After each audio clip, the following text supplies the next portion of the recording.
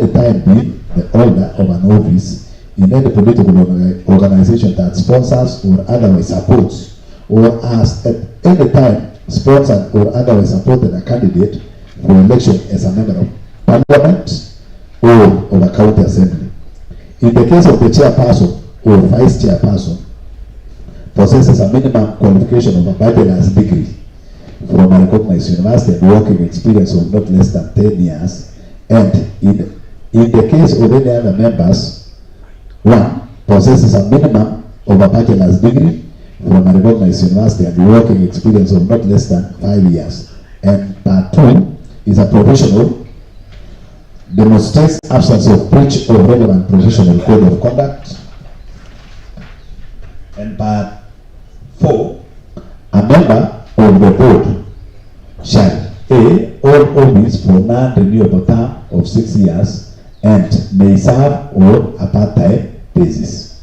5, the members of the board may only be removed from office A, on grounds set out for the removal of members of a constitutional commission and Article 251(1) of the Constitution, and B, by a vote of not less than 75% of all the members of the county assembly.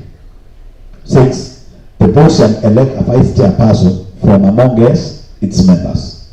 And 7, the chairperson and vice chairperson shall be of opposite gender. Section 58A, procedure of nomination and appointment of the members of the board.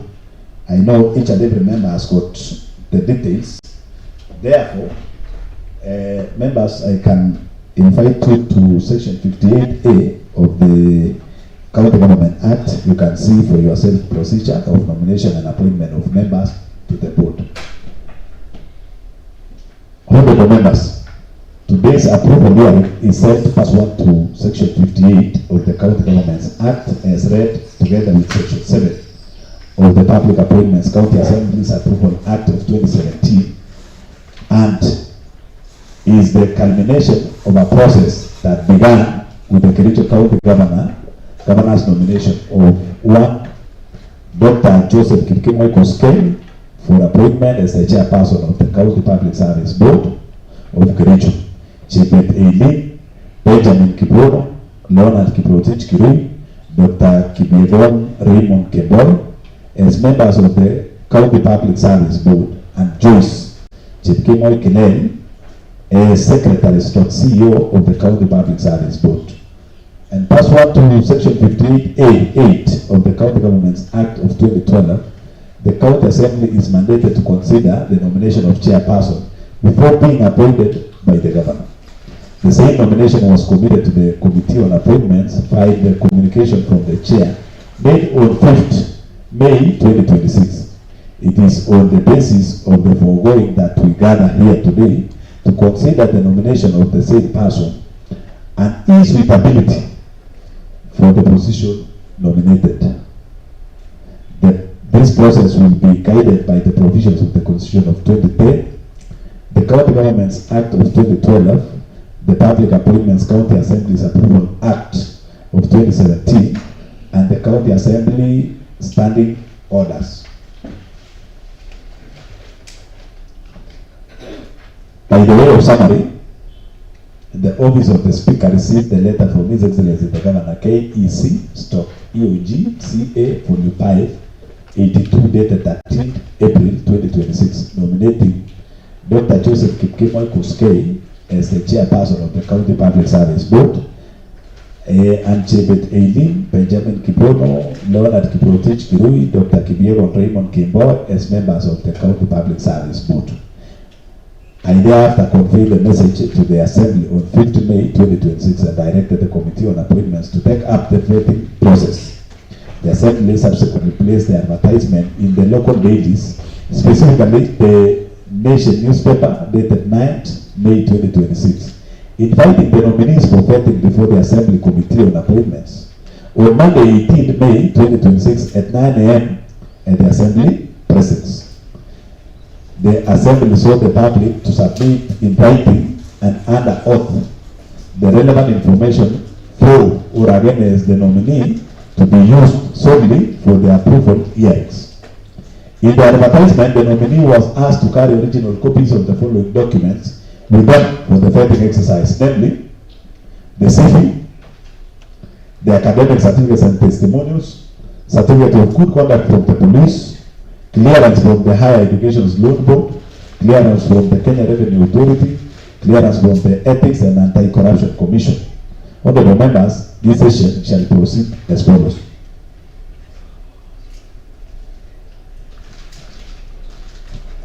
Honorable members, the session shall proceed as follows. The nominee will first take now, we've reached where we wanted. Now maybe the legal team can now proceed to administer the oath. I think the nominee has taken note of how we are going to proceed. And you must ask him, we don't know whether he's a Christian, so make sure you use the right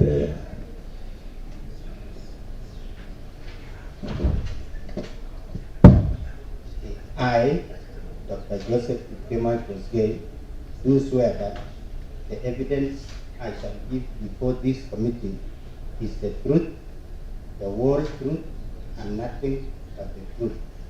So help me God.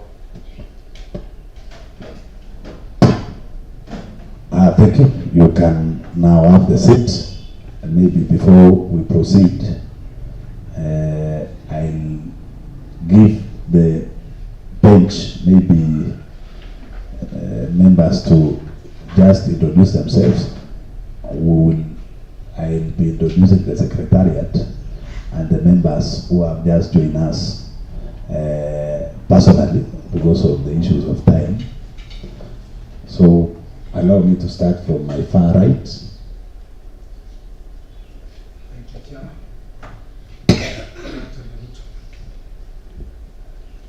Member to this committee. Thank you. Maybe Anthony Ruto, you can as well declare the interest if you think you have an interest with the nominee before us.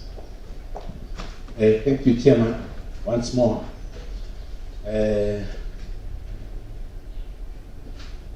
Daktari, let me take this opportunity first to congratulate you for being nominated as the chair for public service.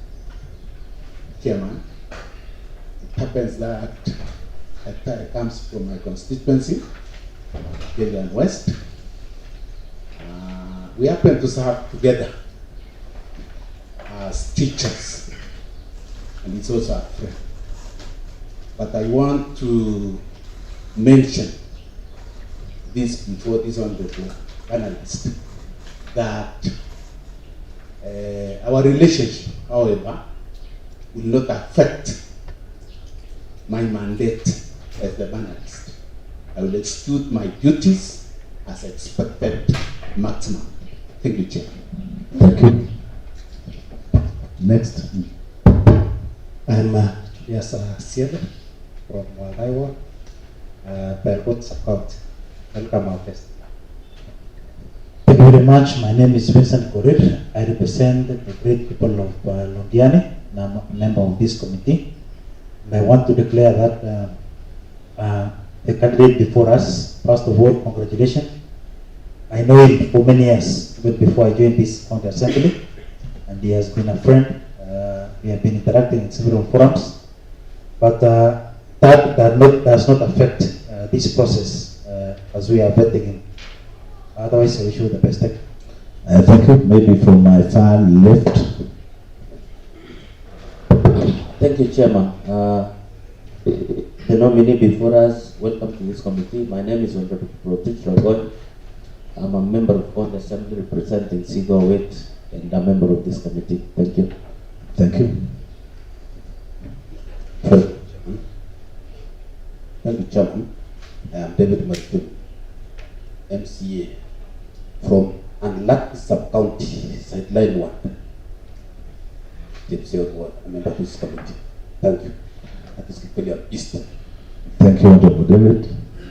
Thank you, Chair. My name is Betcheria. I represent a ward called Inamoy, and I double serve as the Deputy Speaker. Chair, I did not have any. I think the only time we met the nominee is during the 2022 election, where the nominee was battling it out with the Honorable Hezron, the majority leaders emeritus. I went there on a function and we just met with the nominee. Of course, I was supporting the Honorable Hezron. I think that is the only time we met, but that will never interfere with my work as a member of this committee. I wish you well.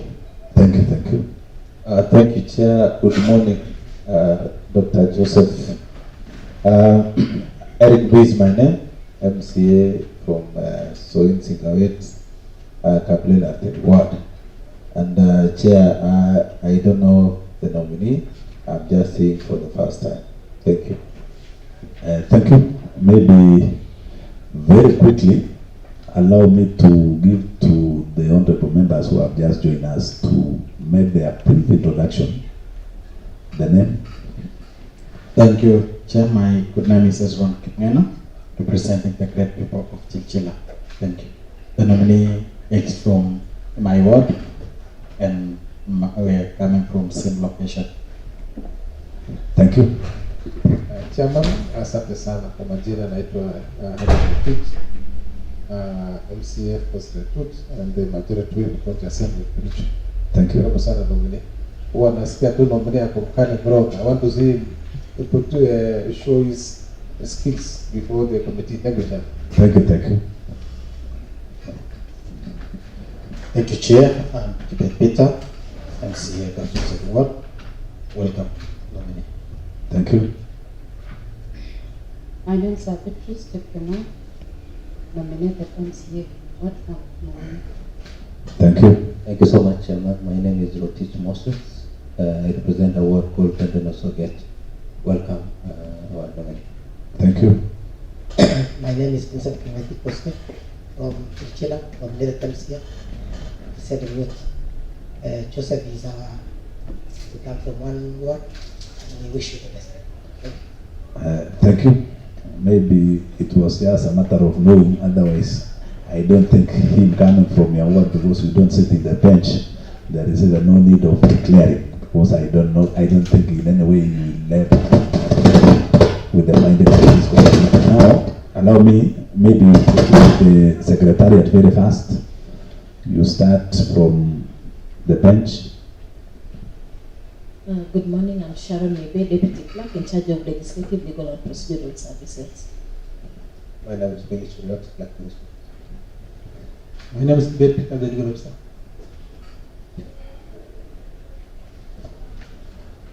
I am Brian Langat, Legislative Services. Welcome, my name is Abraham Langat, Deputy Clerk Administrative Services. My name is David Tiamo, the Hansard Editor. Thank you. Gilbert Kiroi, Federal Attorney. Patrick Orir, Pierre. Thank you. Maybe to our nominee, Philip Road. I'm the first chair of the committee, but currently sitting in for the chairperson who is on his way coming. I'm the MCA representing Kamashan Ward in Kipkelian West constituency. I'm also the leader of Majority County Assembly of Kericho. Maybe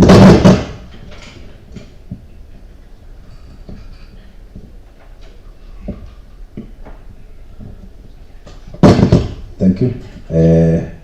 I'm the leader of Majority County Assembly of Kericho, and in this case, I'll be chairing this session as we will be joined in by the chair shortly. I come from Kipkelian West, where the nominee is coming from, but I also want to declare that I'll be very objective in my work, and knowing the candidate will not be in any way affecting my duties in this committee. Now, Joseph, I'll give you the opportunity to introduce yourself, but I like that you introduce yourself conclusively from the date you were born to date. So I'll give you the opportunity, but before I give you the opportunity, I've just been joined in by the chairperson of Labor and Governance. Let me give him the opportunity to introduce himself, then I'll give you the opportunity to proceed. Welcome. Thank you, Chairman. Sorry for coming late. Matthew, MCHI Board, member to the Committee on Labor and Governance. Thank you. That is a chairperson that will be working with you in case this committee finds you fit to serve as the chairperson of the County Public Service Board. You will be directly oversighted by the same person. So I saw it good for you to know him. Now, I'm giving you the opportunity to introduce yourself extensively. Then I'll guide on the next step. So we wish you the best and welcome to the committee. Thank you.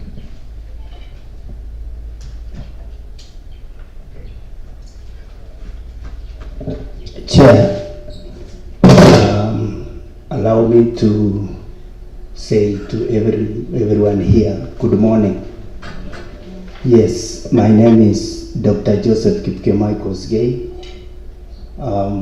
born in 1971 in Burutu village, Kokwet location, Chilchila ward, Kipkelion sub-county, Kericho county.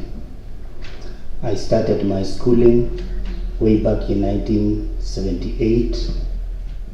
Sorry for cutting you short. I don't know whether you've submitted your testimonials to the secretariat. We need to be going through whatever you are talking. Then make sure you give all the originals, documents, together with that other documents that you ask, maybe you bring during this vetting, including the Chapter 6 documents. Yeah, they are all there. Thank you. If you submitted them, you can just proceed. You proceed with introduction now. Okay, Chair, if you can allow me also, my CV can be shared to the members. Yes. I have the copies. Copies of the CV. Yes. You can, I think we have your CV. Maybe you can just give it out to the secretariat. Particularly since you've prepared, you can just circulate. Maybe the secretariat can circulate to the honorable members. Then you can proceed, Honorable Dr. Koske. Okay. Thank you, Chair. I will start once more that I am Dr. Joseph Kipkemai Kosgei, born in 1971 in Burutu village, Kokwet location, Chilchila ward, Kipkelion sub-county, Kericho county. I started my schooling way back 1978 at Kokwet Primary School, and complete 8-year course, being the pioneers of 844. I completed in 1985 and joined Kokwet Secondary School 1986 to 1989. After that, I hustled within the coffee farms, and in 1993, I joined Kamwanja Teachers College, where I trained as a P1 teacher, successfully graduated in 1995, and I was posted to Kamua Primary School to teach. I started teaching in 1995, September 25th, in Kamua Primary School, and within a bracket of 5 years, I was promoted as a head of the institution, and my full work, I stayed there for 14 years. Having successfully guide the learners through the curriculum. I successfully managed to manage the school with a lot of competencies which I had trained for, and the passion of my work. And the school had very good results during those days, where there was healthy competition in terms of mean scores and in terms of learners joining high school.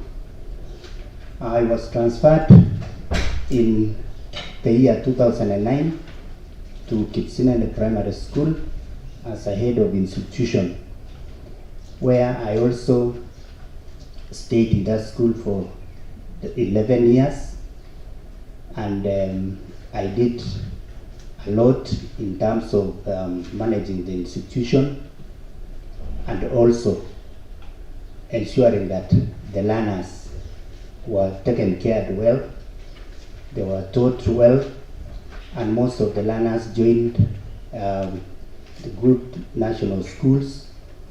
And within that area again, I also managed to liaise and assist the learners who are not privileged to get the wings to fly. And I managed to link about 17 learners to qualify for scholarship after they succeed in class 8. And most of those learners now are working in various institutions in this country.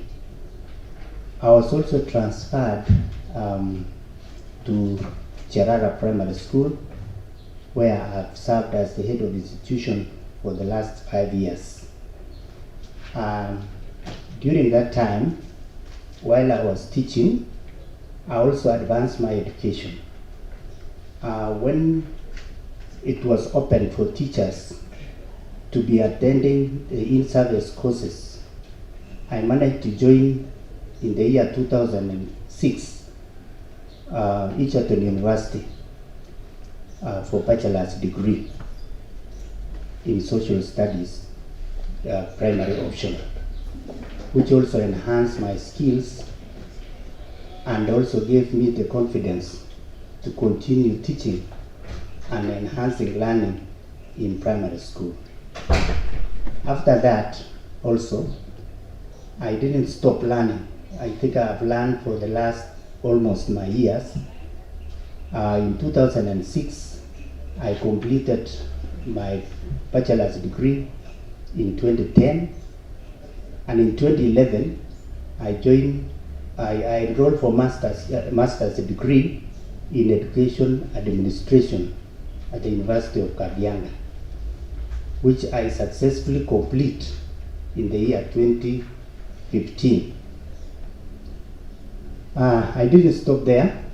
I was teaching as well as attending a school-based program, and I enrolled for my BAd program in 2016, and I was enrolled BAd in educational management. So I'm a manager of education, and I have been managing education for that length of time, and I graduated my BAd in 2022. Through chair, I've also involved myself, apart from education, I've involved myself in agriculture. I've been chairing the cooperative societies, a cooperative society at home, and also I'm a coffee farmer, I myself, and through that, I managed to have organized all the cooperative societies within our region in 2009, and we formed Kipkelion District Cooperative Union, which is a mother of Kipkelion Coffee Mills. Through my leadership, I was given the chairmanship, and we managed to organize ourselves and bought the mill, which is operational, in Kipkelion West. Before that, these skills I got when I was appointed the director of Coffee Board of Kenya, which is a regulatory body of coffee, and I was elected 2 times, that is the 2003, 2005 to 2007. Now the law changed at that time in coffee leadership, and it was that for you to be a board member of Coffee Board of Kenya, you were supposed to be appointed by the Minister for Agriculture. I was lucky in 2007, I was given that opportunity to be a director of Coffee Board of Kenya, representing Rift Valley. Rift Valley means all cooperatives within the Rift Valley. So I represented well the Rift Valley cooperatives in terms of coffee management, coffee marketing, and all other aspects in coffee. Now that our mill was operational, it was also a success story to unite all the cooperatives within, especially Kericho, Baringo, and Nandi, to do milling together for economic gains, which we have already succeeded. Over that, again, within that period, I managed, because there was a huge debt in our union, I managed through lobbying and advocacy skills which I had, we managed to have negotiated for a waiver of 57 million by the government by that time. And I found it to be a success because it was a burden to the union. Over that again, we managed through that time, because there were a lot of issues in coffee subsector. In 2016, the then President of the Republic of Kenya appointed a presidential task force to look into issues in coffee subsector.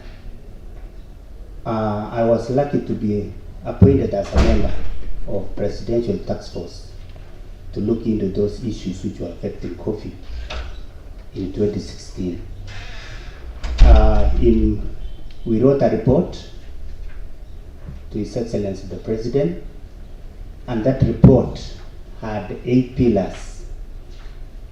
One of the pillars is that there was to be a subsidy for coffee farmers.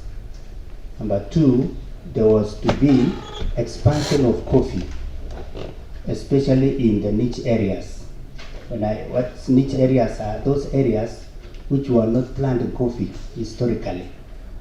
And that is why you find the same document now is being used by the Department of Agriculture to give out seedlings, coffee seedlings to farmers, because of that report, because the issue of coffee was declining in the central region due to population, and then also due to change of land use, because they are building houses and we have expansive land. So there was a need to expand coffee growing. Another one was also to look at the management of coffee auction. Chairman. Yes. Just an interjection, Chair. I think the nominee is giving us his experience in the coffee industry. I thought he was supposed to introduce himself, probably in line with the position that he has been nominated to. Thank you, Honorable Cheria Pate, for the interjection. But let's give this nominee all the time. I think you are going through the vetting tool, so that whenever I typed, then we will not be going back maybe to the vetting tool. But now, because of time, we'll just be very precise and relate Okay. almost the whole of your experience to now the docket. Thank you.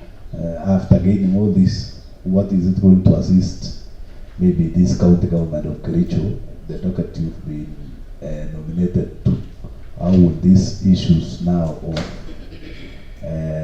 your experience assist the people of Kericho? Thank you. Thank you, Chair. Thank you, Chair.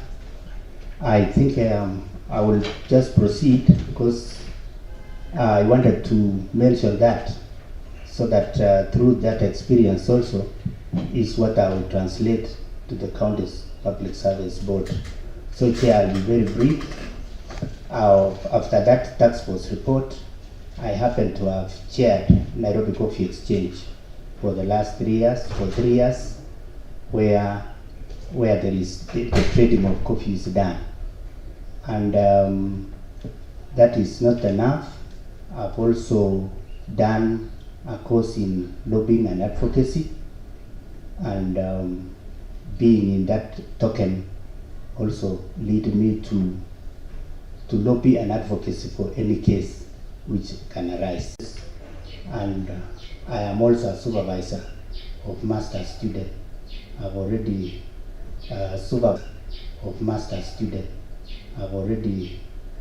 supervised 2 and they have graduated, and currently I have 5 to supervise. Thank you, Chair. Thank you. Maybe the person we are affected, we don't know whether you are, you not mention about your family. Are you married? You are single? You are, maybe it's for the consumption of the committee. Maybe that is the thing you've not typed, but it doesn't in any way maybe affect these issues. Now, have you ever been honored? You've explained yourself, you've introduced yourself. Have you ever been honored maybe for doing extremely good in these sectors that you've mentioned? Thank you, Chair.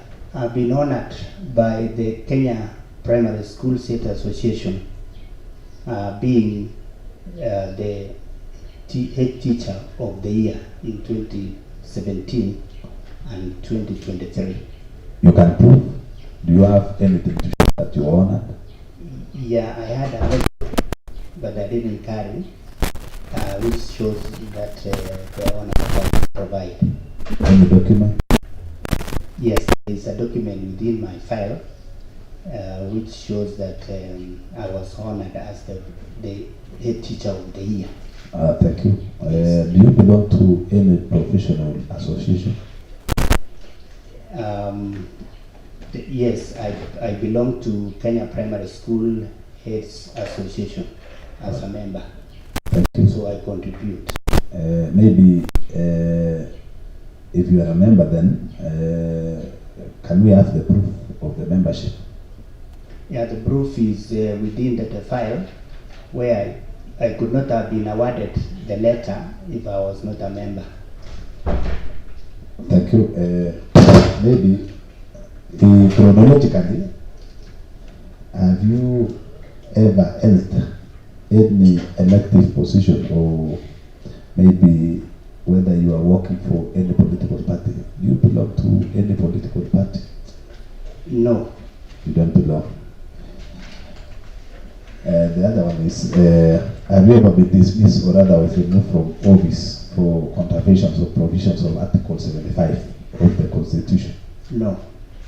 Have you ever been adversely associated with practices that depict bias, favoritism, or nepotism in the discharge of your public duties? No. For the past 5 years, have you held office or stood for election as a member of parliament or of county assembly, or a member governing body of a political party? It's only that I didn't go for election, but I participated in nomination in 2022. Are you a likely candidate for election as a member of parliament or county assembly? No. maybe on pro bono charity works. Do you normally do these charity works from where you come from? Yes, I do charity works, and especially for the needy children, because I deal with these children in school. So I always organize them and ensure that they participate, or they participate in school like any other learners. Maybe have you ever published any article or books or any editorial pieces or published materials? Have you ever authored any? Yes, Chair, I've ordered in most of my master's degree and BAd degree. I've published 6 articles or 6 journals, and if you can Google my title in the BAd, that is relationship between the head teachers' managerial competencies. Relationship between head teachers' managerial competencies and effective school management. If you Google that, I've already shared my knowledge with the public, and I have 2 copies of my publications here, which are at the Thank you. domain of Can the you public. submit maybe those publications to the clerk? Then now you are coming to deal with the people, more so employments of the people. What will you do in case now of a conflict? Assuming one of your kids, or maybe kidsmen or people, you said you once ran for, though you didn't reach the end.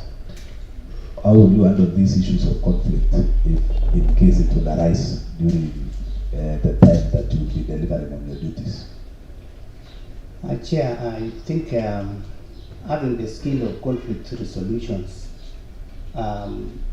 as stated by the values, I always declare my interest if there is anybody who is related with me, so that the others can do. But as long as the person qualified is allowed to be interviewed. Maybe one final one before I open the floor to the honorable members. This is a very unfamiliar question. Can you maybe, you see, you'll be in charge of recruiting the people, and in most cases, you know, we are oversighted by several bodies, and the ones need to declare the wealth while joining the job. Maybe if this county assembly finds you fit to serve as the chair of the board, what is your current net worth?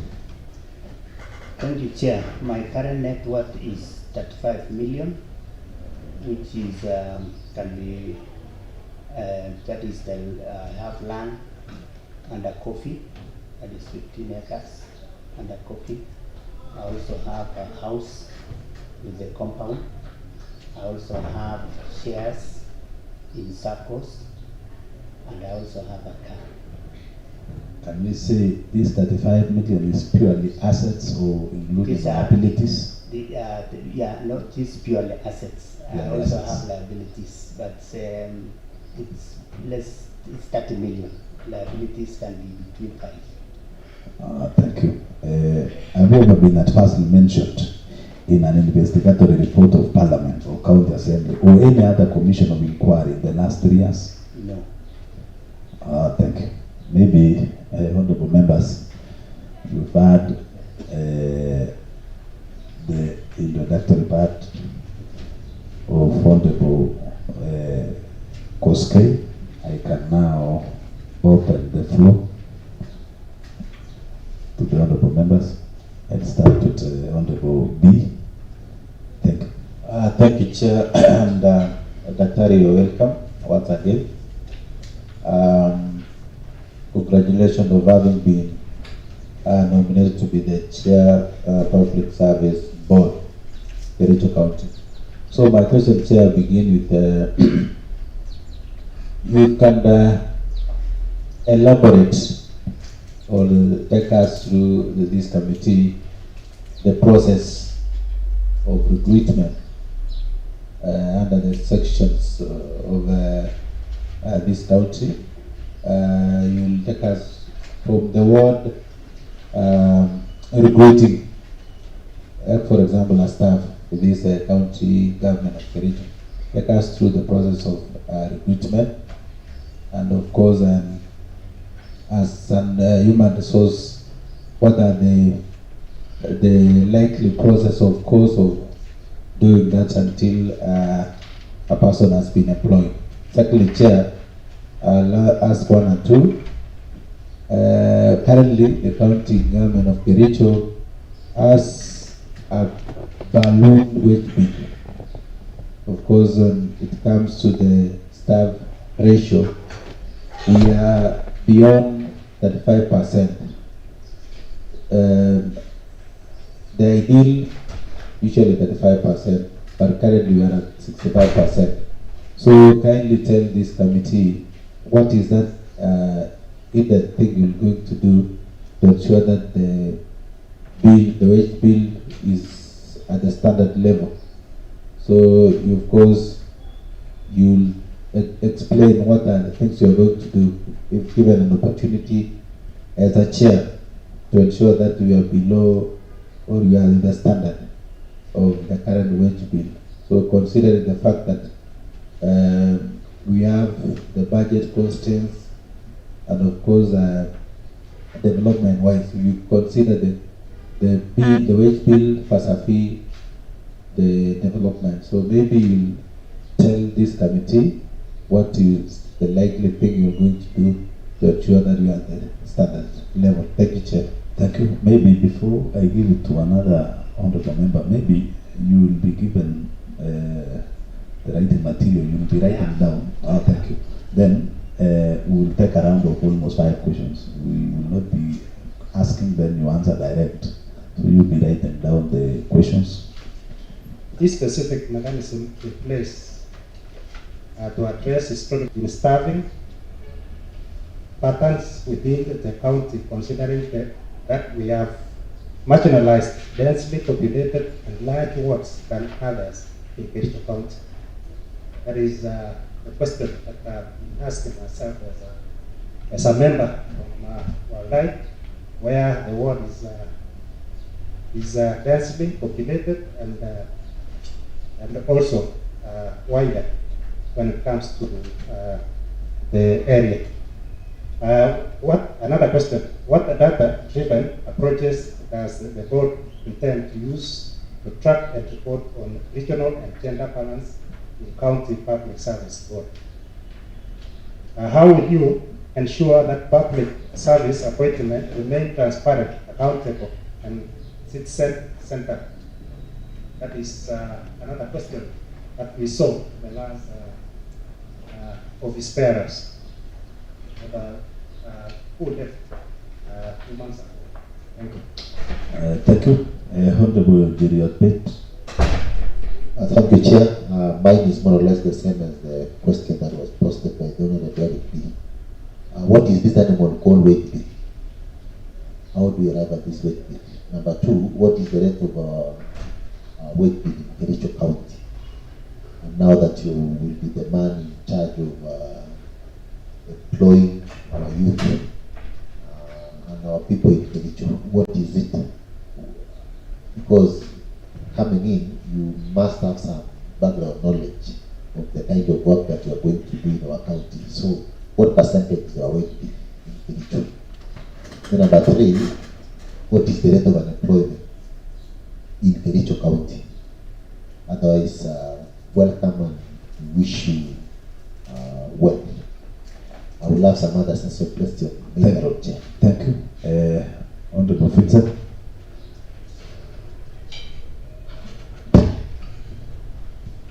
Thank you, Chair.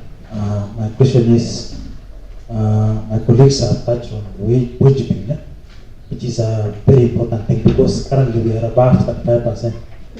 But you still find in other departments that they don't have employees, and we still complain of wage bill.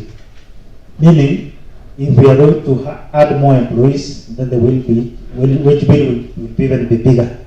Now, what will you do so that the staff that appears to be idle maybe gets to perform better and reduce the wage bill at the same time? And also, what if the wage bill goes down? What will help? Will it benefit the public service board in a way? Or is there any way that will benefit the county? Maybe you can give us that scenario. Another thing is the issue of inclusivity, because some parts of this county have marginalized communities and then people who are with disability and the rest. What do you do as a board to ensure that there is inclusivity? Thank you. Thank you. Maybe before we take another round, you can try to answer the questions. Okay, thank you, Chair. On the issue or the question of Honorable Member B, on the progress of recruitment and how to recruit, that is how to recruit in simple terms, I believe, and I have been involved in recruitment of staff in my institution. I've been involved in recruitment of staff in the sectors I've been working with. But the first thing is to identify the need for hiring staff. That is need analysis. You do need analysis within the organization, and you look at if there is really need for employment. So that is the first assignment. And if there is need for employment, you look at the budget, whether the budget for recruitment or employment is there within that specific period. And if the budget is there within the specific department, you do announcement, or you make you involve the public through different means of communication, so that the candidates apply, or those who are interested to apply. And once they have applied, there is what we call shortlisting, because during the advert there is a specific number that is required. So shortlisting is done, and majorly it is done on merit and following the intent of the advert, so that we don't miss the objective of recruitment. After shortlisting, the organization of the process of interview is done, and once the interviews are over, the candidates are informed of their performance, and those who are successful are informed through right letter vacancy.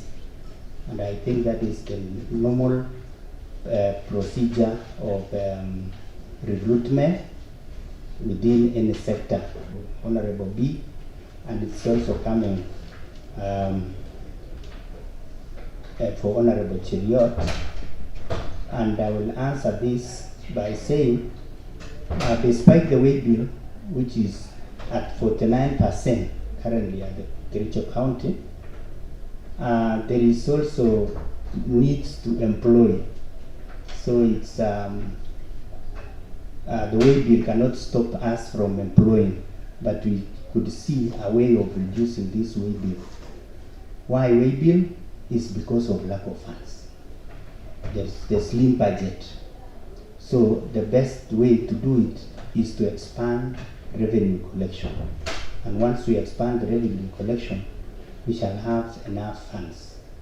And I believe Kericho is rich. We need to collect revenue.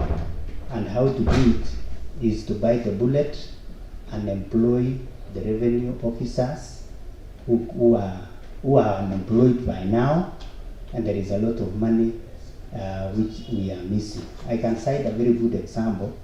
In my area, where we come from, there is a lot of revenue, especially in the museum, which is at in our place. People are coming to visit the museum, and none is collecting the revenue. We also have a hot water spring in a place called Majimoto. One of the days, there was a team from Western Kenya. They wanted to visit there, and they were asking, where do we pay the money to visit this place? Nobody is collecting those funds. So what we are going to do to reduce the way bill, we need to employ the revenue officers and also the enforcement officers, because there is a lot of laxity, especially in the field currently. Thank you. Oh, that is for the two questions. There is this regional balance, the question on regional balance, and how do we go about, and especially in employment.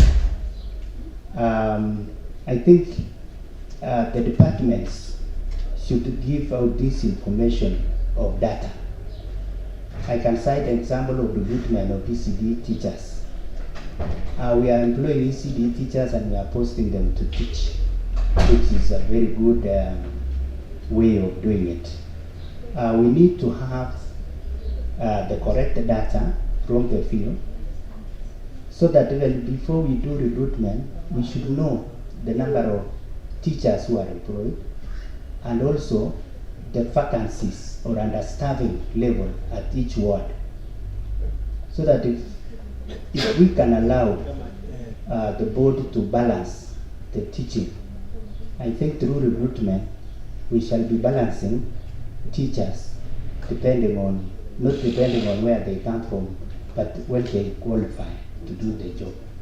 So the data is supposed to be provided, but we can as well collect the data, because that is also the function of the board, so that we know how many teachers are required, how many staff are required in every department, so that when we are employing, we know what we are going to do. Transparency in employment, this one is not something negotiable.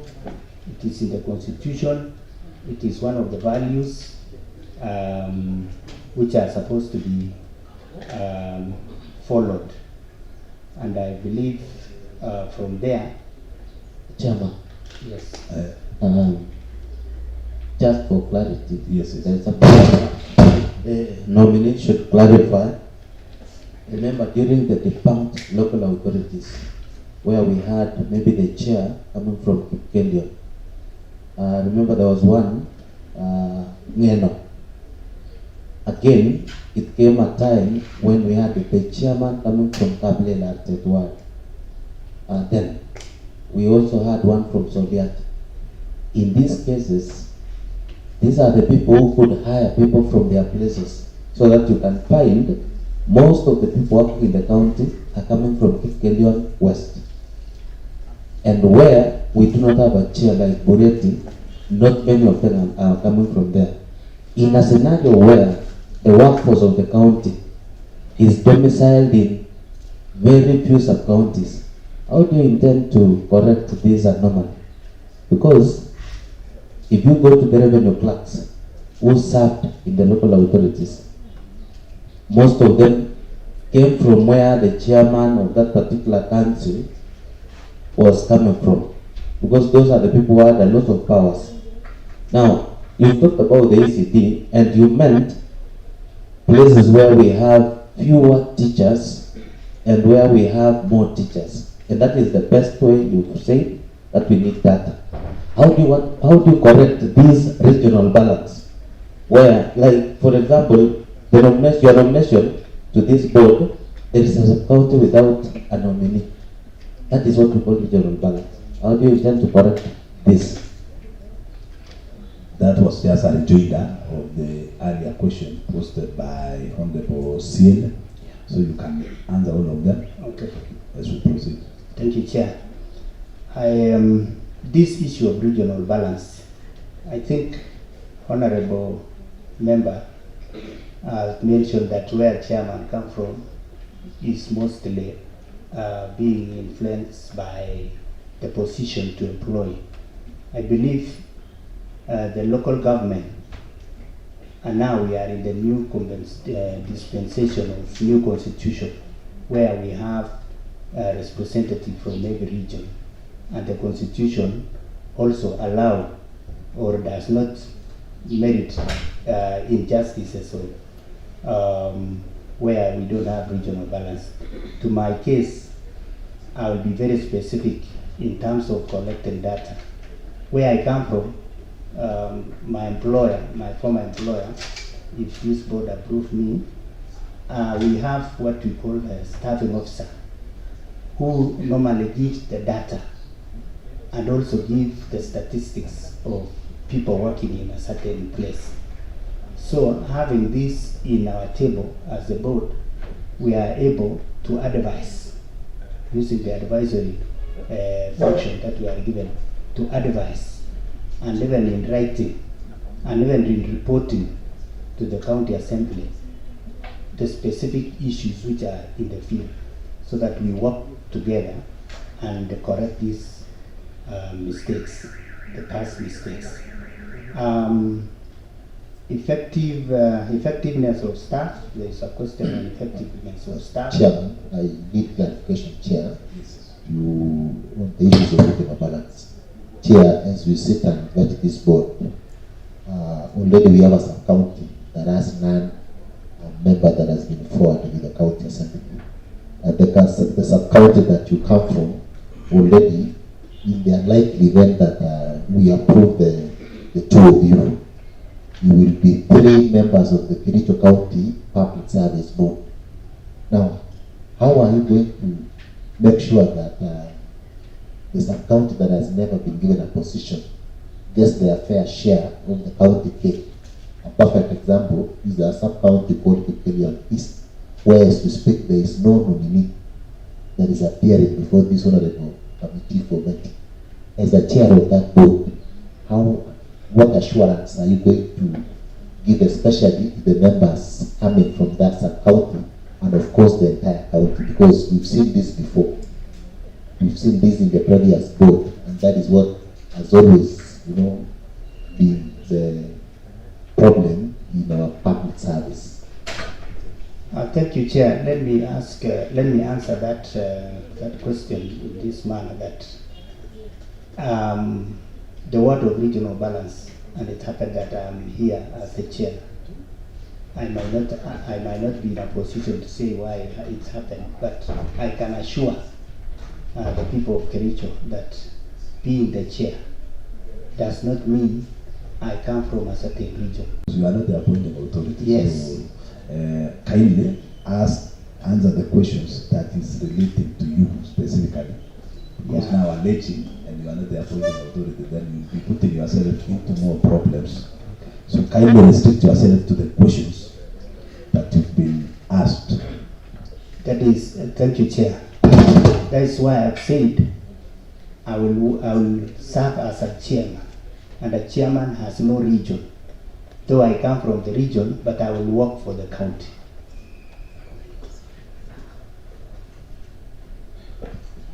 I don't know whether you've exhausted the questions that is. There was one question remaining.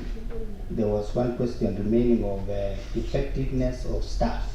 Yes, can you deal with that one? Yes, I believe. Thank you, Chair. The effectiveness of staff here is, I think, the situation of having the staff to be supervised. Once we supervise the staff in terms of punctuality, in terms of integrity, digital kind of supervision in staff, the staff will work effectively. And once the staff have worked effectively, we shall get enough revenues, and then we use the other revenue for development. Thank you.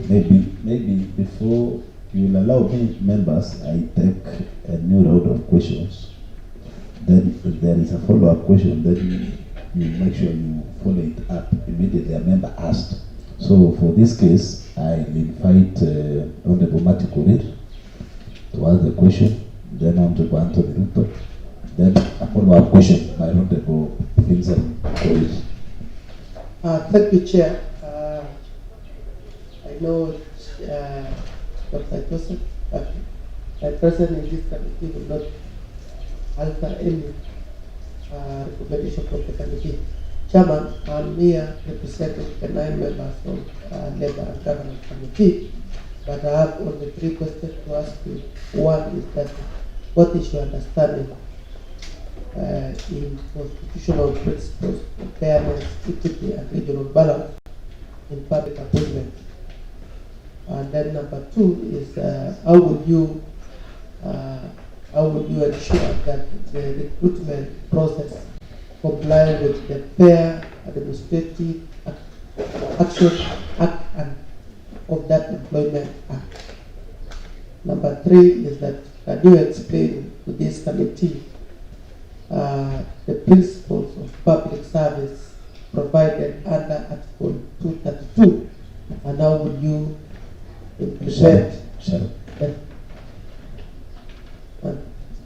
And I want also to know from your end, how will you work with the Committee on Labour and Governance, since that the former board members will not even have a meeting with the members of this committee? I want to know, how will you try to work with them so that in case of anything, that the members of this honorable house will be getting that communication and fair information from the public service board? Thank you. Thank you. Anthony.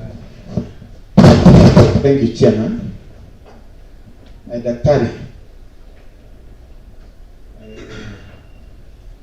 when you were explaining about yourself, you were able to enumerate several responsibilities that you are doing currently. I've already mentioned that you're having part-time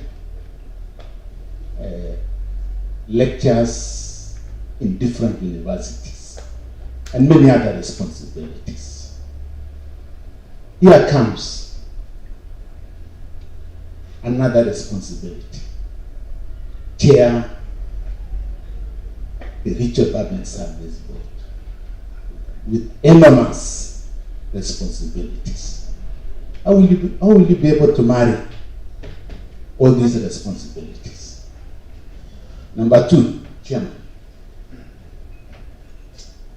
one of the primary roles and responsibilities of Public Service Board is establishment and abolition of offices. My question is, what necessitates establishment or abolition of an office? Number 3. I think you can restrict yourself to those 2. Because of time, I know we still have. That's really, Honorable Chair. Yes. Promotion among our county employees. In fact, when you go to records, most of our county employees have stagnated in the same job group for many years. What mechanisms are you going to put in place to make sure that these people are promoted, bearing in mind that our budget cannot accommodate the same, or is not able to accommodate the same? The last one, Honorable Chair. Thank you. The last one, please. Public Service Board is expected to be independent, so that at the end of the day it can be able to safeguard its integrity. But that time, what mechanisms are you going to put in place so that the same cannot be compromised, especially from external influence? Here is a case whereby ECD teachers are not fairly distributed among our wards. In fact, when you go to the records, some words already have overstaffed ECD teachers, while other words do not even, ECD centers do not have even teachers that have been employed by the county. In near future, recruitment will be taking place. How will you be able to balance the two? Because even though some words are already overstaffed in terms of ECD teachers, how will you be able to balance the same? Because MCAs are advocating that we share whenever recruitment comes, we share the teachers equal. Maybe you will not preempt that the MCAs, I think you'll be mentioning them in a very wrong way because they are not the recruiting officers. So you restrict yourself to the questions that you think in your own analysis fits the county public service. Because we are just dealing with the county public service board. So you will answer those questions, then I'll give it to Honorable David, and you will allow me, Honorable members, I close from there because I think we still have only 5 minutes to go. Yeah, Chair, there is one follow-up. It will come as part of the closing remarks. Can you kindly answer those ones first, then we will take a question from Honorable David. Chair, when you just ask, then you answer all of them. Chairman, mine is just like questions to Chairman. I want to ask Dari, how many ward administrators do we have working now in the field in this county? Come again? Ward administrators in the field at now, how many? That's a more direct question. I may not have the correct statistic for now, but I will still find out. But you have done your homework, Zachary. You told us our weight bill is 49%. Okay, that's homework for you. Okay, I'll do it. Do you know we have what we call ECD supervisors in our wards? Yes, I am aware because that is. How many are in the field? That is, we have 30 wards, but we don't have. How many are in the field now?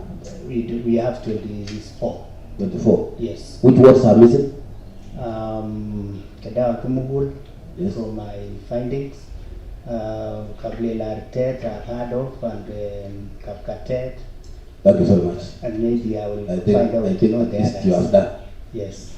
For now, the governor is walking around the county telling us we have replacement of 480 workers.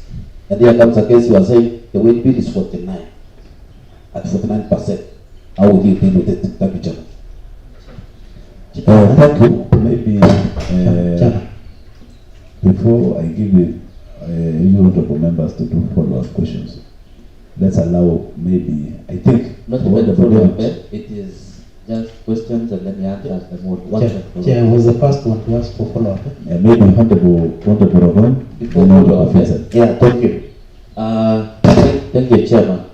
Mine is also very straight. Should this committee approve your nomination, of course you'll be the chairman, County Public Service Board. We have what is called ghost workers, which is rampant in public service. How do you intend to correct that anomaly where county governments and public service use that opportunity to steal from the public? Then number two, given chance within 100 days, what should this committee approve your nomination? And then lastly, the appointing authority is ever making perennial pedestrian appointment. You know, the governor goes to make the public opinion, says I've hired this one, but remember you are the only person who is mandated by law to hire. How do you intend to handle the governor who is ever recruiting in public? Honorable Rogon, you will not ask. You see, the nominee doesn't know what is in the mind of the government. Let's restrict ourselves to the duties of the chairperson. I know, yes, there is what we call external influence, and I think that question had been posed by Honorable Anthony Ruto, that how are you going to handle this external influence? External influence includes the government, if you answer it very well, but restrict yourself, don't answer the issues that is in the mind of another person that is not appearing before us now. I think you stand guided. Yeah. You can answer the questions. Yeah. Let me give me the chance to. I'll give you the opportunity. You can answer those questions first. Okay.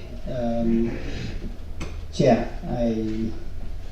I believe and I trust that this committee, after giving me the chance, there was issue of fairness, which I think is rotating. In our duties, we shall be strictly to the law, so that it allows recruitment to be done fairly in County Public Service Board, and the requirement of recruitment. Honorable Matthew had asked about how do we go about the recruitment. I believe there are guidelines which is guiding the board in recruitment, and the principles of Article 232, which are talking about the values which we need to adhere to whenever we are doing recruitment, and in terms of handling the human resource. How we are going to relate with the Labour Committee, given a chance as a chair. In fact, I want to say that we shall liaise with the relevant committee, and especially the Labour, so that we come up with a conclusive agreement. And if possible, the chair, if this committee approve my chairmanship, I'll have a retreat with the Labour Committee so that we understand the issues which are affecting the labour force in this county. In terms of Honorable Ruto had asked me that in my presentation I'm doing a lot, and one of the reasons why I applied for this job is that I really wanted a more challenging job than the one I'm doing. I have enough muscles to handle a more challenging job than the one I was doing. So I will suspend the teaching, obviously. Having been teaching for the last 31 years, I've been in the field for the last 31 years, and I feel that now I'm saturated. So I need another more challenging job like this one, so that I can exercise my skills. So the issue of part-time lecturing, I'll also suspend, but I'll be doing my work effectively, and maybe that one of supervision of students, that is a job that I can do as a part-time. There was also a question on establishment of offices and abolishing of offices. This one will be depending on the type of work which is available at that time, because there are some work which are no longer meaningful to the county, and I think through that we shall also follow the procedures of establishing work. On the promotion is one of the So what direct to the questions? Okay, direct to the question. On the County Public Service Board independence, I will adhere to this rule, and there is also a leeway that we liaise with the relevant offices, where we liaise with the executive, and also the coast workers, how to deal with the coast workers. This one, and my team We shall work on the statistics, and even do the head count of workers. If possible, every department to give us the correct statistics, and we also do our own findings, and even do the biometric kind of statistics so that we have. On the 100 days in the office, that is, I think it is rapid initiative. Honorable Ogonya had asked, what will you do? First is to bring the sanity in the county public service board, so that whatever was there initially to be seen as a good change, and work with all the relevant stakeholders so that we move our county forward. You will see transparency, advertisements, recruitment, openness, and even the honest in terms of our members. The test run appointment, I cannot answer that. There are so many, but we only believe in what is in the Constitution. Thank you, Chair. Thank you. Maybe Honorable Vincent, you will just give your comment and closing remarks at the same time. Thank you. I wanted to ask a question, but let me put it as a take home. And if you are approved successfully, the issue of wage bill, because I wanted to ask a question about wage bill, is we have a huge number of staff, and mostly half of the staff are within the county, within Kericho County. Now, these staff are supposed to serve the people on the grassroots. For example, the extension officers are not supposed to be in town because we don't have farmers here. They are supposed to be in the ground. Now, what you need to do is maybe if you are successfully approved, the structure of the departments and also reorganizing so that they can easily be devolved. Maybe what we need is to have the staff serving the people at the ground. And when you go to the sub-county offices, you will not also find people there. So as a county public service board, if you are successfully approved, then you need to look at that. Again, the revenue collection is only domiciled at PSM where it's controlling the staff, and they are deployed to finance. So managing it is a bit difficult. So you need to also take it home as a question. We have a motion already which I tabled concerning reorganization and the structuring of staff, so that the already existing staff are able to serve well and work with the people as required. Thank you. Thank you. Maybe final remarks from Honorable. Thank you, Chair. Thank you, Chair. Thank you very much, Chair. My closing remarks are, I have seen the nominee was a head teacher for a very long time. He was in Cherara Primary School from 2020, I think, to 2025. I don't know whether he's still a head teacher in any of the schools, now that the law requires that you, as a chair, you need not to hold any other state office or public office. What are you intending to do? Will you keep on serving as a chair, or you made up your mind to serve the great people of Kericho as a chair in the new position in this committee? Gives you a green light. Then finally, what is that one thing that after the 6 years being the chair, this county will remember you for? What is that unique thing that as a chair of that board, the third generation board, what is that thing that you want the Kericho County residents to remember you for as a chair? Because we've already had 2 chairs.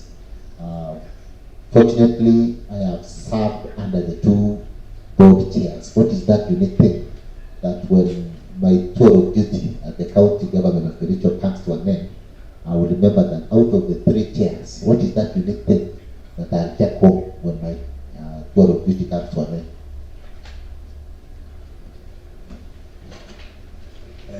Thank you. Now, maybe the nominee, you can just answer the questions before I guide on the next step.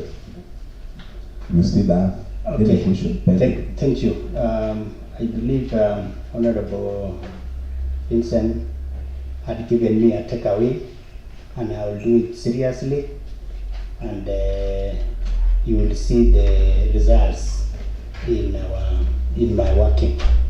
And on this key question of Honorable Chiliabet, I want to assure you that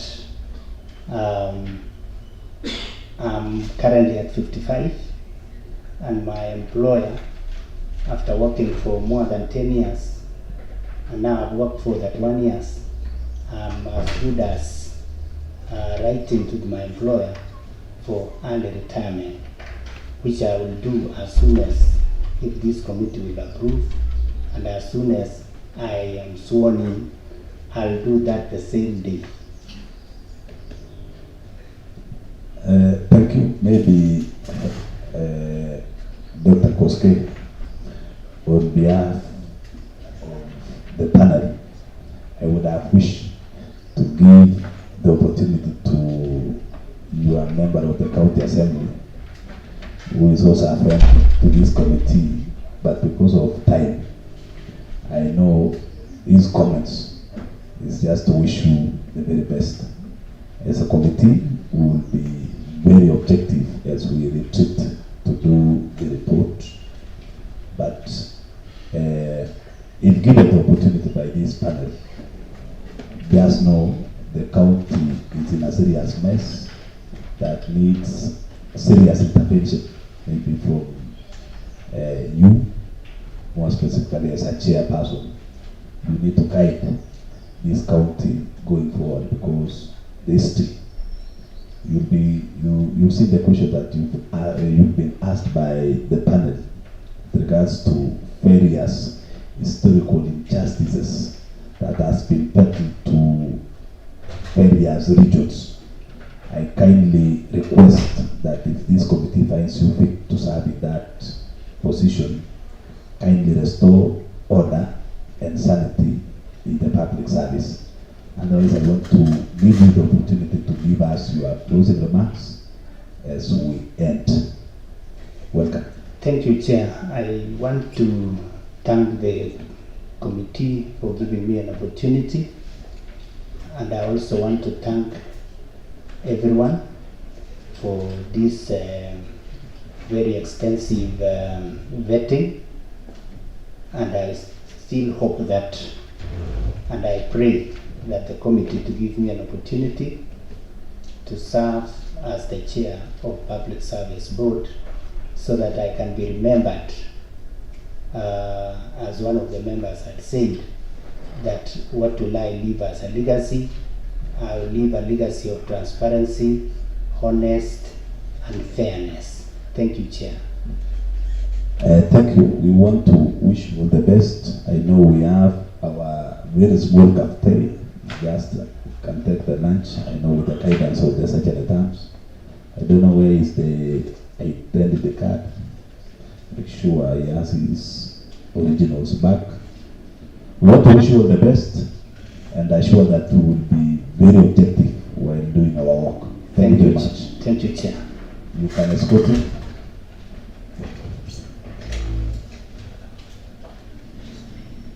Members in the gallery, you can leave at a time immediately, maybe the nominee left.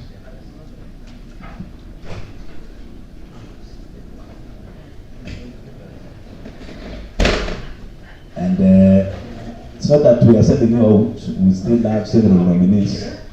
Now, members, we proceed directly without breaking.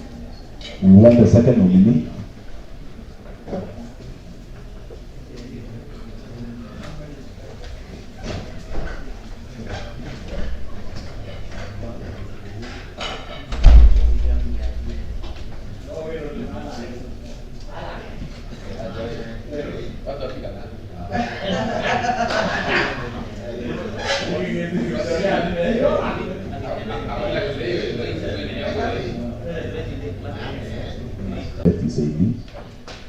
They've called for it. Honorable members, you just wait. The document is coming. maybe your original documents. I know in the Gazette notice you saw what you are supposed to bring to this committee, the documents of the Chapter 6 of the Constitution. We have your originals, your identity card, and other very important documents that you asked to come with. If you can confirm she is the same person, the legal officer, then we can proceed. And you will allow me. You restrict the movements to the county assembly chambers. You want to pray? Let's all go down for a word of prayer. Almighty God, who in your wisdom and goodness has appointed the offices of leaders at the county assembly for the welfare of society and the just government of the people. We beseech you to behold with your abundant favor as your servants, whom you have been pleased to call to the performance of important tasks in this republic. Let your blessings descend upon us here assembled, and grant that we treat and consider all matters that we have come under our deliberation in so just and faithful a manner as to promote your honor and glory, and to advance the peace, prosperity, and welfare of our county and of those whose interests you've committed to our church. Amen.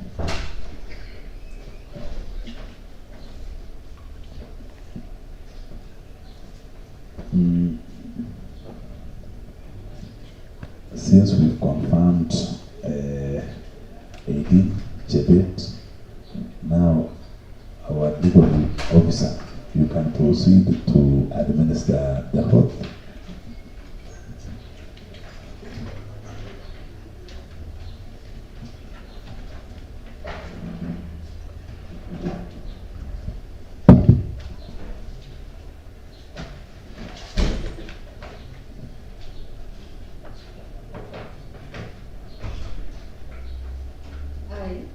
I, Chebet Aideen, do swear that the evidence I shall give before this committee is the truth and the whole truth and nothing but the truth. So help me God.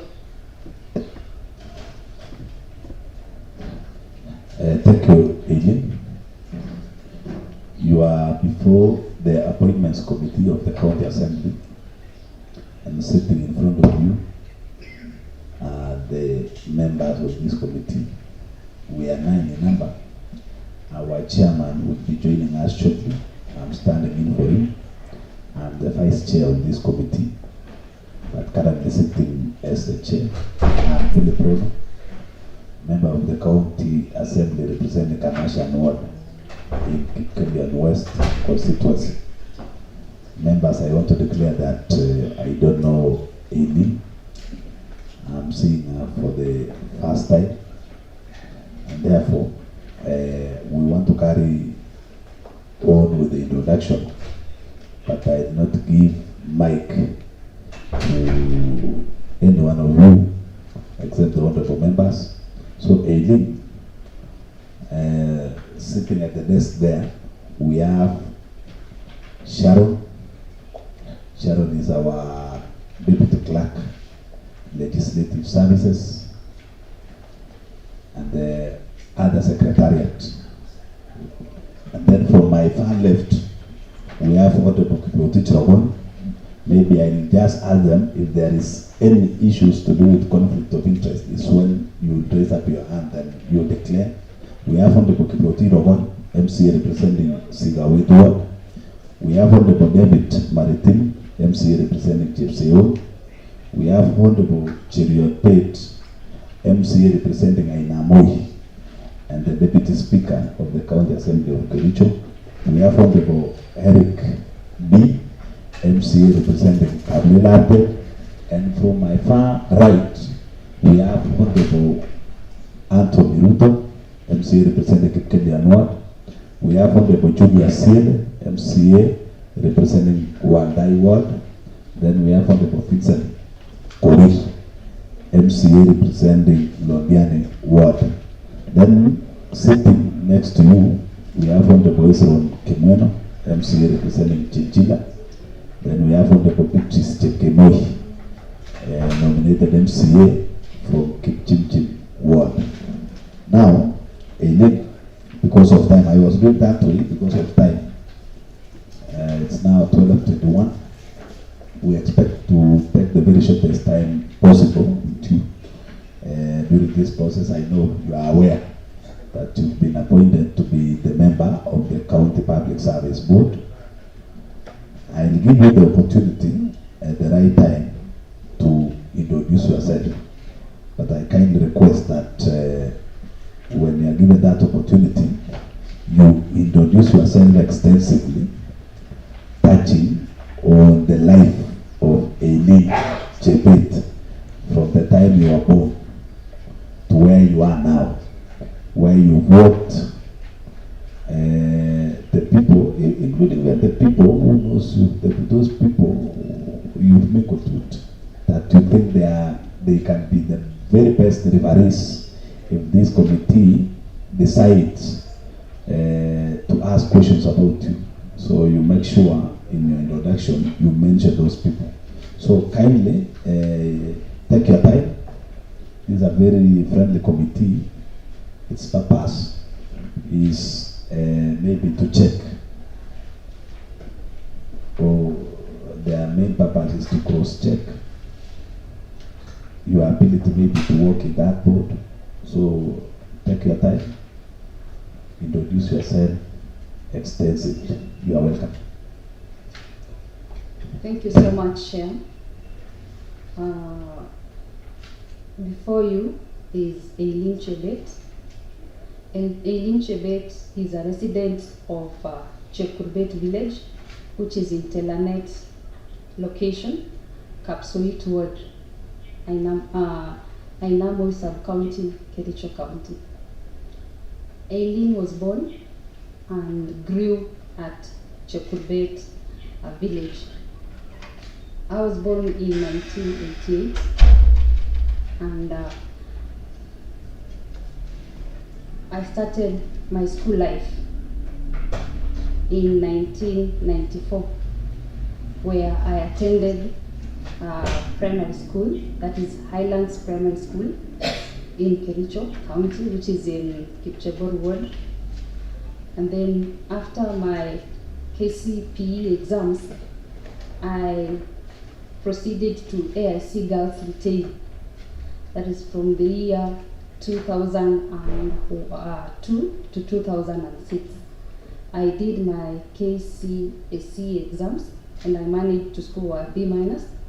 I was admitted to Moi University, the then University of Kabianga, but at that time it was Moi University Kabianga campus, which was the Kericho campus by then, where I pursued my degree, a bachelor's degree in education, that is education arts, combination Kiswahili history. Up to that time, until that time, in the university I acquired the second class honors upper division, and I graduated in 2012. After graduating in 2012, I secured a BOM teaching opportunity at Kabianga High School, where I taught Kiswahili and history until 2013, where I applied for the TSC employment. I was picked. By then the interviews were done. Joint interview for the county were done, and they were held at Kapsuit Secondary. I was picked and went to teach at Ngeny Koiborot Secondary School. My letter of appointment began on January. I started teaching on January 7th, 2014 at Ngeny Koiborot, and I was teaching history Kiswahili. Up to date, I'm teaching the same station as a Kiswahili history teacher. Apart from that, I started a master's program at Mount Kenya University, a master's program in economics and planning on human resource, option human resource management. That is a course that I took it beginning this January 2026. Something else about me is that when I was in high school, that is at Litain Girls, I became a leader, being a captain, dome captain, and that is how my leadership began. When I proceeded to the university, I was elected the vice chair in the 4th Student Governing Council from 2011 to 2012. That is at the current University of Kabianga. While in the University of Kabianga, I managed to do some programs like braille transcribing. I also managed to do leadership training course, which was offered in the university by virtue of having been elected. I also managed to be a welfare representative in the academic board, where I would present the issues of the students at that level. At the university, I graduated and I've done programs like computer packages. Yes, you proceed. Yes, I did computer packages still at Kabianga University. Then I now moved to my professional life, where I stated earlier that I was employed under TSC from 7th of January 2014. That is at Ng'eny Koiborot. The school is at Soin Sigowet sub-county. And I've been teaching Kiswahili history. And immediately in 2014, I was picked as the assistant HOD games, where I was given some responsibilities like checking on the welfare of the learners, moving with them from the sub-county level to the county, from the school to the zonals, sub-county to the county. And then in the same 2014 again, by virtue of I was the only Kiswahili history teacher, I was given the chance to be the HOD languages. Until 2017, I relinquished it because we now had another teacher teaching Kiswahili and other subjects. In the same sporting field, I became the deputy or assistant HOD games until 2019, where I was given the responsibility fully to be the HOD games. That is in my school. Colleagues in the field of teaching who are with me in games also elected me from 2015 to be the Assistant Executive Secretary, Soin Sigowit Sub-County, which I was tasked with being in charge of documents of all the learners in the sub-county, communicating the venues of events, organizing events from the sub-county, and even facilitating the movements of the learners from the sub-county to the county. I did that task for 5 years, and I was also re-elected in 2020, where I retained the same position because I also vied for the same position in 2020, and I was also doing the same roles. I've been the Assistant Executive Secretary from 2015 to May, when our term was ending, that is 2026 May. Elections were done last week, and I was not interested because so far I had served for 2 consecutive terms. Something else again when I was in the teaching field is that in 2016, when I reported at Ng'eny Koiborot, it is a hardship zone, and the place in itself, learners would come today and the next day would not come. I took it as an initiative as a teacher and asked them what were some of the issues. We finally identified the common issues, social issues, like family conflicts and all that. We managed to rally, organize meetings with the parents, and challenge the parents to facilitate their learners to come to school. We also organized a program in 2016, which is an organization in Soin called, with the partnership of officials by then of Soin, called Professional Exchange Team, where by then I was the vice chair. in this professional exchange team, I requested them that we even don't have revision books. Fine, the learners have come to school, but we have very little or few books in our bookstore by then. We managed to organize for the fund drive and for accountability. Personally, I wanted to ensure that whatever we were collecting was purposely for books. We invited Bethany Bookshop to come to our school, and they brought books. And whatever we were collecting from the parents, from the well-wishers and the professional exchange team, we would directly take it to the Bethany Bookshop, which was assigned on that day, and pick the books equivalent to that, because the subject teachers would say we are in demand of this.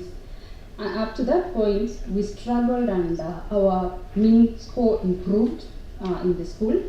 And my principal by then saw the need on the effort that I had put in making sure that learners are in school and they have enough resources. He gave me the opportunity to be the director of studies. I became the director of studies with the exit of our deputy in 2021 to 2023, where in 2021 our mean score was 4.19. We worked together with the learners and other colleagues to ensure that our mean score improved, and we improved our mean score from 4.19 to 4.53. In that line again, we've actually managed or struggled to ensure that our school mean is at that position of 4 and 4.9, 4.5. Up to now, as we speak, our school mean stands at 4. That is the much I've done as a POS, as a HOD language, HOD games. Yes, thank you so much. Thank you, Eileen. As we proceed, I know you must have revised very well on the rules of the member of the county public service board before you join this committee today. I want to take the honorable members together with the nominee to section 58A on procedures for nomination and appointment of honorable board members. But that one, I will not go through everything because you are just a member of the county public service board. Maybe section 58(4). A member of the board shall hold office for an unrenewable term of 6 years and may serve on part-time basis. The members of the board may only be removed from office on grounds set out for the removal of members of the Constitutional Commission under Article 251(1) of the Constitution, and by a vote of not less than 75% of all the members of the county assembly. The board shall elect a vice chairperson from among its members. The chairperson and vice chairperson shall be of opposite gender. We have I think that is enough for the consumption of all of us. Now, Eileen, I know you've introduced yourself extensively. You've told us about yourself, where you work, where you study. Now, can you kindly link your experience now in terms of teaching, sports, and all those other things that you've mentioned to the portfolio now that you've been nominated to? How do you think the experience that you have in the field, in that field that you've mentioned, will help in the process of steering now the board, county public service board that you've been nominated to? Can you link the two? Thank you so much, Chair. You can pull down the microphone so that we hear you very well. It is a very flexible microphone. Yes, thank you. Allow me to say that I can link the experience that I've acquired from the teaching Not field. only experience, together with the education. Okay. I know you know the roles of the county public service board member. Yes, Chair. You know the roles. Yes. Or I can equally ask you now, you enumerate the roles of county public service board member, then immediately you enumerate the same, then you link together with your education and your working experience to the portfolio now that you've been appointed. Thank you so much. Let me first enumerate the roles of a member of Public Service Board. The first one is to establish and abolish county public offices. The second one is to appoint people or persons to act and hold offices on county public service. The third one is to exercise disciplinary on the same county public service officers, and then to promote values, ensure that values and principles of good governance are adhered to by the county public officers.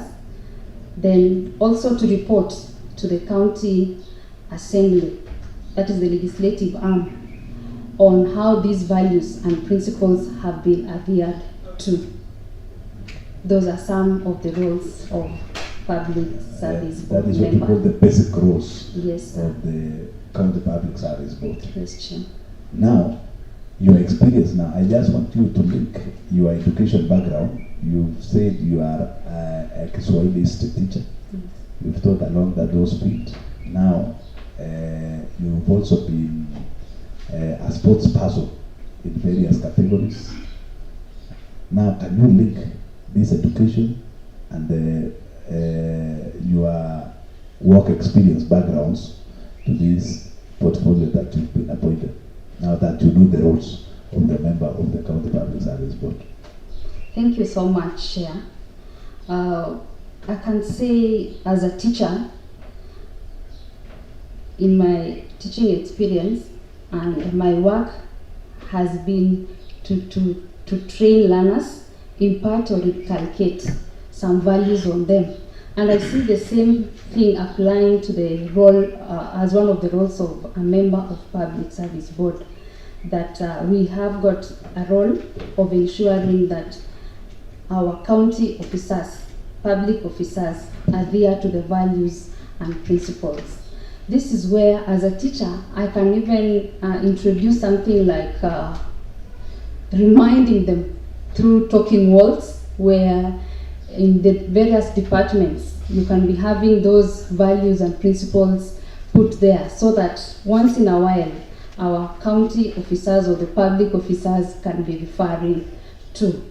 Secondly, we have the issue on assessment of the same values and principles.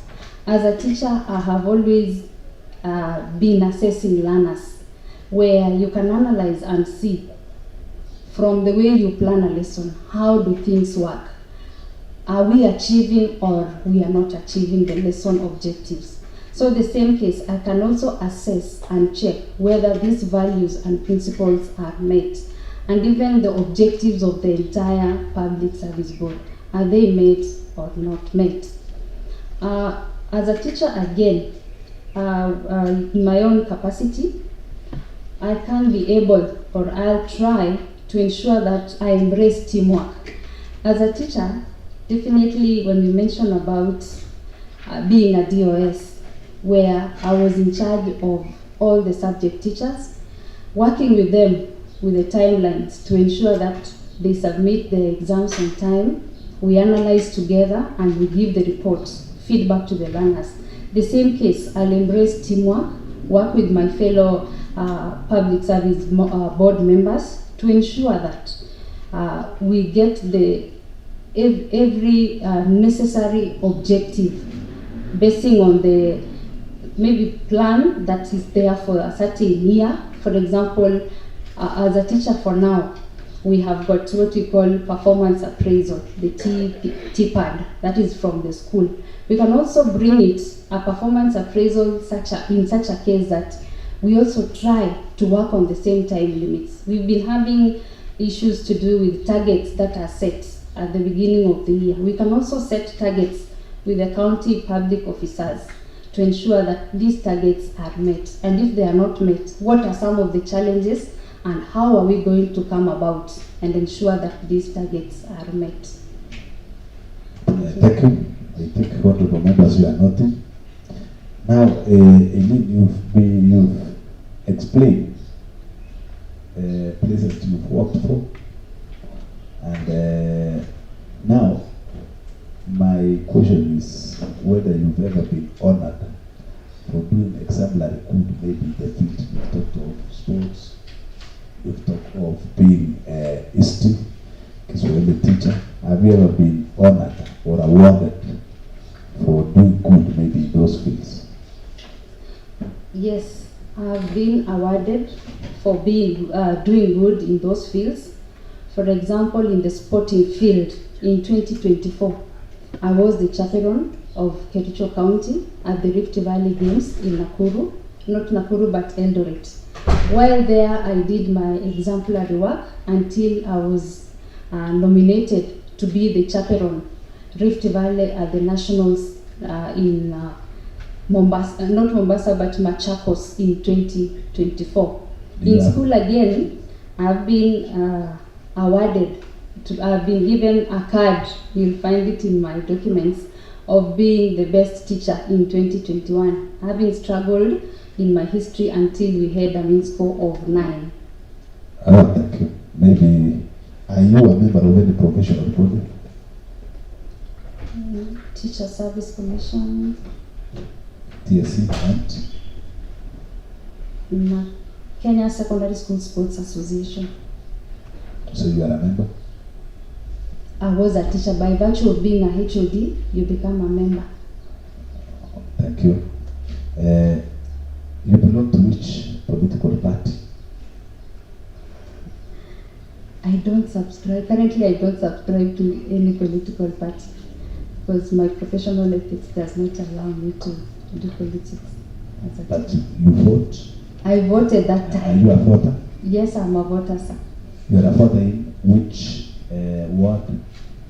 I'm a voter in a polling station called Chekurbet Polling Station, Kapsoit Ward. Thank you.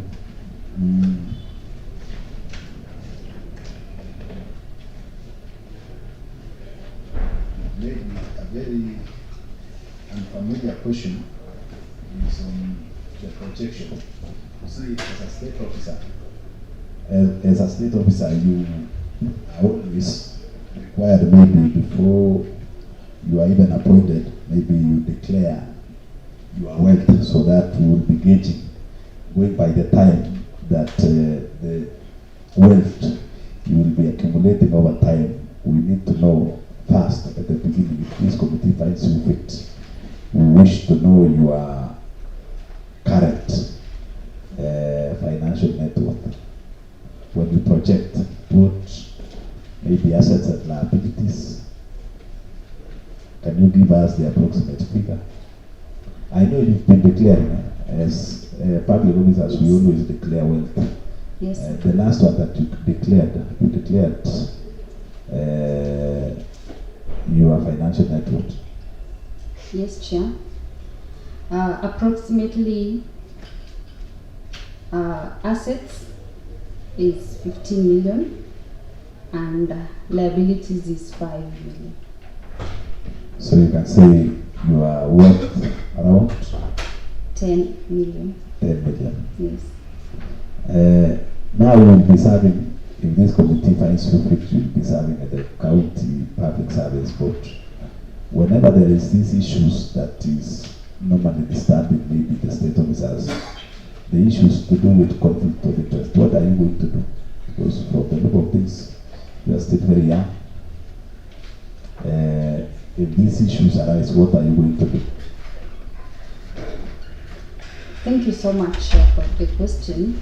In the case of conflict of interest, mainly it occurs during employment. Maybe you are there and you can be having a relative who is applying for a certain job, has been shortlisted for the same job, and you are interviewing. What I'll personally do, given the chance, I'll declare my interest that this is a relative, and it will be in record that I've stated it, and I step out for other people to conduct the exercise. Thank you. Have you ever published in writing? No, Chair. So you don't have any publication under your name? Yes. Good. Have you ever been charged in a court of law, maybe in the last 3 years? No, Chair. Have you ever been adversely mentioned in an investigatory report of Parliament, County Assembly, or any other commission of inquiry in the last 3 years? No, Chair. Maybe now in the process, I don't know what you do. You say you are just a teacher. There is this thing of deferred income, the income that you expect apart from what you've declared.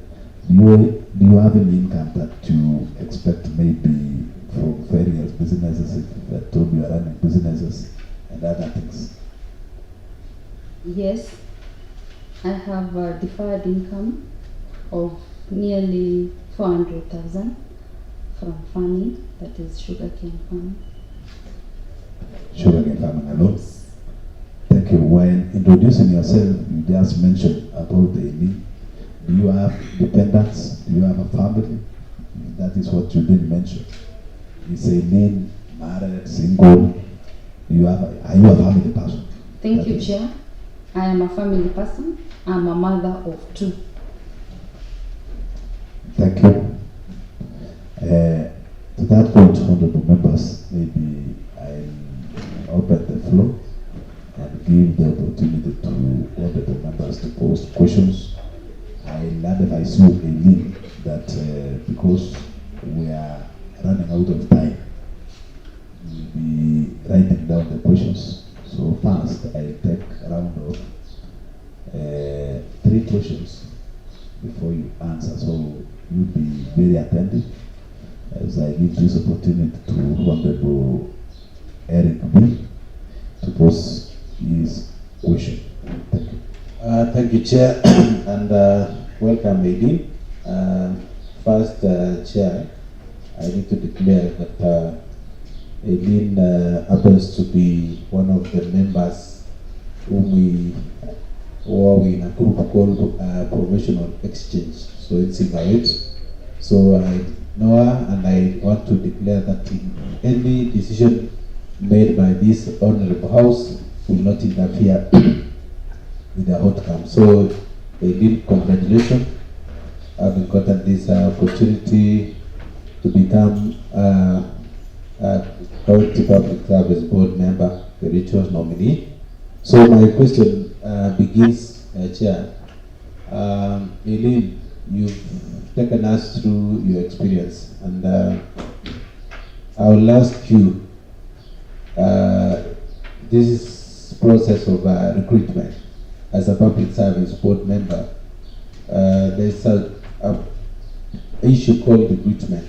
So kindly take us through the process of recruitment from the start to the end until a person has been placed to serve. So that is my first question. Secondly, Chair, you are aware, I know you have taken your background check concerning the county government of Kericho in terms of employment. There's an issue of wage bill. The current wage bill in our county, Eileen, is above 35%, and the normal standard in every county or even national government should be below 35%. What is happening, and what is that thing you do to ensure that we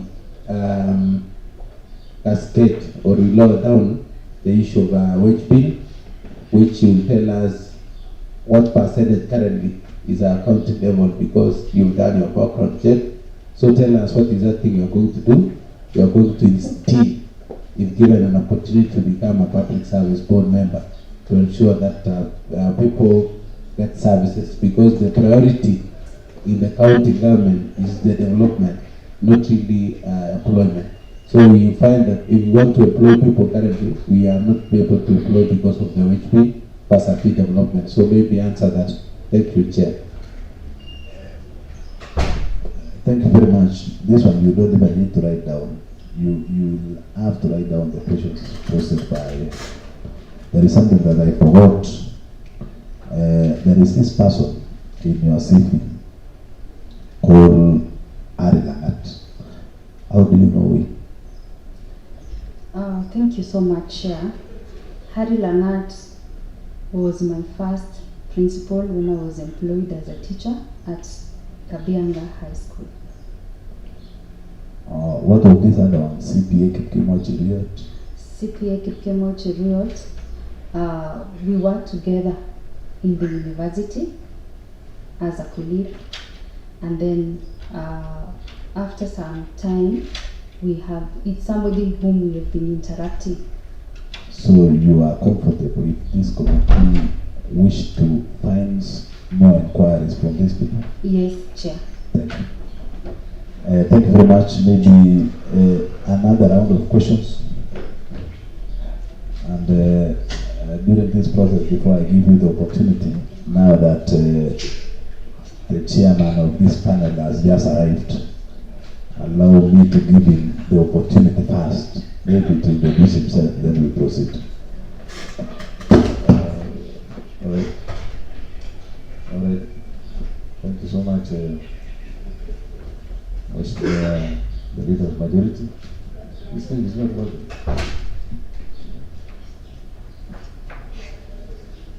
Okay. All right. Thank you. My name is Dr. Patrick Mutai, and I'm the chairperson of appointment, the committee on appointment. Welcome, leader of majority. I have not even said, I don't even know who is sitting with your committee. So I guess the nominee is you? Who are you? Oh, okay. So welcome. And the leader of majority, just continue. Thank you very much, Chairman. Currently now, we are taking a round of questions from the honorable members. Let me give this opportunity to Honorable Vincent Korir to pose his questions. Then we proceed. Thank you, Chairman. Aileen, we would like to know that what approaches are you going to use so that you get the information about the recruitment of employees. Number two, it's a direct question, who controls the board? Thank you.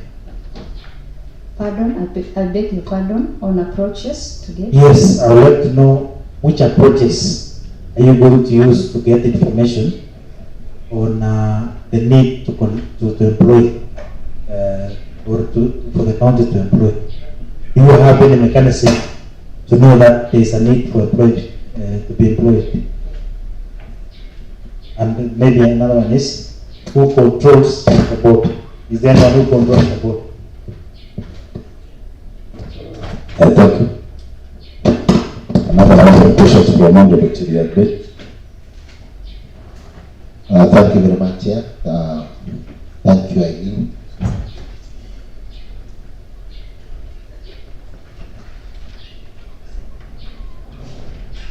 Thank you, Chair. Mine is very simple. One, concerning the issue of the wage bill, I didn't hear your response on the current percentage on the wage bill in our county. You've heard it is above 35.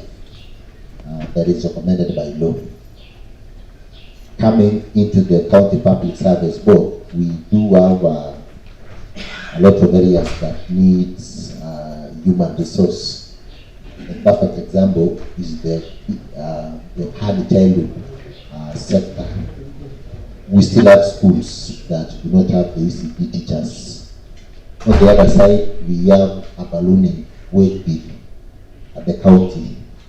If this committee gives you a green light, how are you going to balance between the wage bill on this other side and the request from the departments on the employees of their department? Number two, how many wards do we have in the Namoi constituency?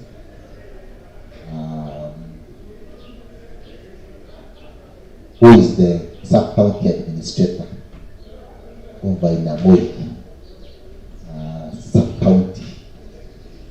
And probably the rate of employment in our county, because if we give you an opportunity, you would be among the board members that are going to do the employment in the county government of Kericho. Then number four, so that I will not have an opportunity later on, is that you are a teacher by profession. You've given us the school meal. What was your subject meal in the last KCSE? Kiswahili, probably if you were teaching for the subject that you were teaching for, if it was Kiswahili or CRE or history. You, going by your identity card, you are 38 years old, employed by the Teacher Service Commission, a prime position. Currently they are sending letters like no one's business, want to get an employment. You are 38 years old.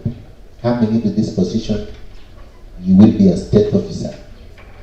The law requires that if one must not be a state officer or a public servant, are you ready to resign? Because you can never hold the position, given you've only been working from 2014 to 2026. That is 12 years in service. Number 6, we have a lot of unemployed people in our county. If I give you my shoes to wear, you are already employed. The rate of unemployment that I'm still waiting for an answer from you has skyrocketed in our county. You already have a job and you are seeking an extra job. How do you feel? How do the other people feel, especially those that are seeking for such position? Thank you, Chair. Thank you. Maybe another round of questions. If there are none, then you can proceed to answer. Yes, Anton.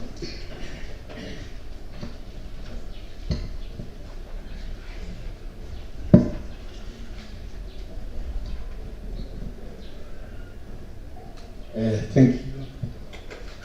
Achibet, congratulations for being nominated, for being a nominee, be one of the members of the Public Service Board of Kericho. Achibet, one of the primary roles of a public service board is to promote values and principles. How will you make sure that the same are safeguarded, so that at the end of the day, your mandate is not compromised? Number 2,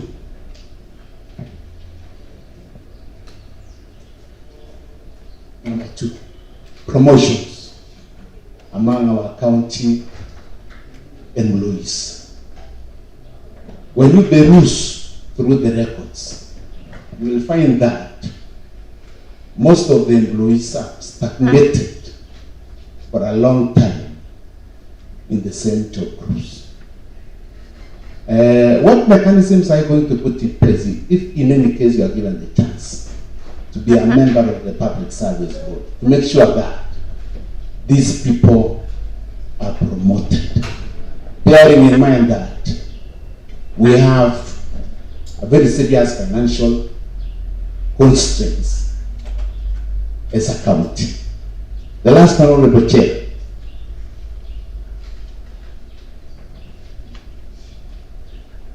Tibet, Public Service Board is expected to be independent when discharging its mandate. What mechanisms are you going to put in place so that at the end of the day, your work cannot be interfered from any external influence? Thank you, Honorable Chair. Let me continue because they are busy. Another question. Another question. And maybe you try to The last Honorable Chair.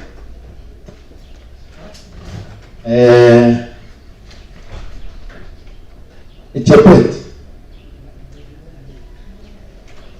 Very soon, immediately we establish or we put in place Public Service Board. The recruitment of ECD teachers is expected to be done. When you look at the data, some words are understood, while others are overstated. What are you going to do to make sure that the balancing of ECD teachers is done so that at the end of the day, all our words have got a fairly distributed number of staff, so that at the end of the day, some ECD centers are not disadvantaged. Thank you. Putting in mind that we have our own political interests. Maybe at times we, as political leaders, if a number of ECD teachers to be employed is given out, we always say that we want to share them equally. But at the end of the day, when this issue of equality is put in place, meaning that the issue of understanding will continue, and understanding also will continue. How will you start the balance? Thank you, Chair, Honorable Chair. Thank you. Maybe as you answer, try to align yourself to the rules. Don't talk about this political interference from the honorable members that is talking about, because we've never, in this house, we've never dictated the County Public Service Board on how they should carry out their mandates. So kindly answer directly to the questions and be precise as much as possible because of time. Thank you. Thank you so much, Chair and honorable members. The first question was on the process of recruitment. Allow me to answer the honorable member through the Chair that the process of recruitment begins at the departmental level, where the chief officer of a certain department states if they have a deficit or a need to employ the county officers. Then from there, he or she also will cite if there is revenue. And as a work of the County Public Service Board, we do the due diligence to check whether there is adequate revenue.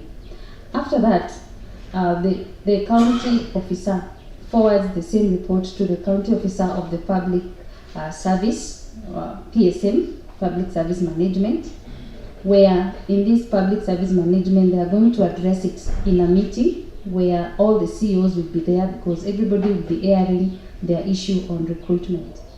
That is the meeting that is called the County Human Resource Advisory Council, which is headed by the county secretary. In the same meeting, they will discuss again of the same issue, and then it will be forwarded to to the Public Service Board. Now, when it is forwarded to the Public Service Board, the Public Service Board now can do their due diligence on checking on the budget of that specific department, and then they now begin the process of recruitment, where they can now advertise. They advertise the vacant position. After advertising the vacant position, now it is made public for 14 to 21 days, where people who meet the criteria or the criteria of that position apply. After they now advertise for 14 to 21 days, they can now sit down and do the long listing. Then further they do the short listing. After they do the short listing, they can now communicate to the people who meet the qualifications as per the advertisement, and they communicate to them within 7 days. They are now invited for the interview. After they are invited for the interview, if someone meets the qualifications, the basic qualifications as per the advertisement, then, and maybe the experience, the stipulated qualifications, then a person who qualifies is employed. And this person is employed by being given a letter, a written letter by the County Public Service Board. Another question from Honorable Member on the issue on wage bill, that it should be 35%. Currently in Kericho County, the wage bill is at 47%.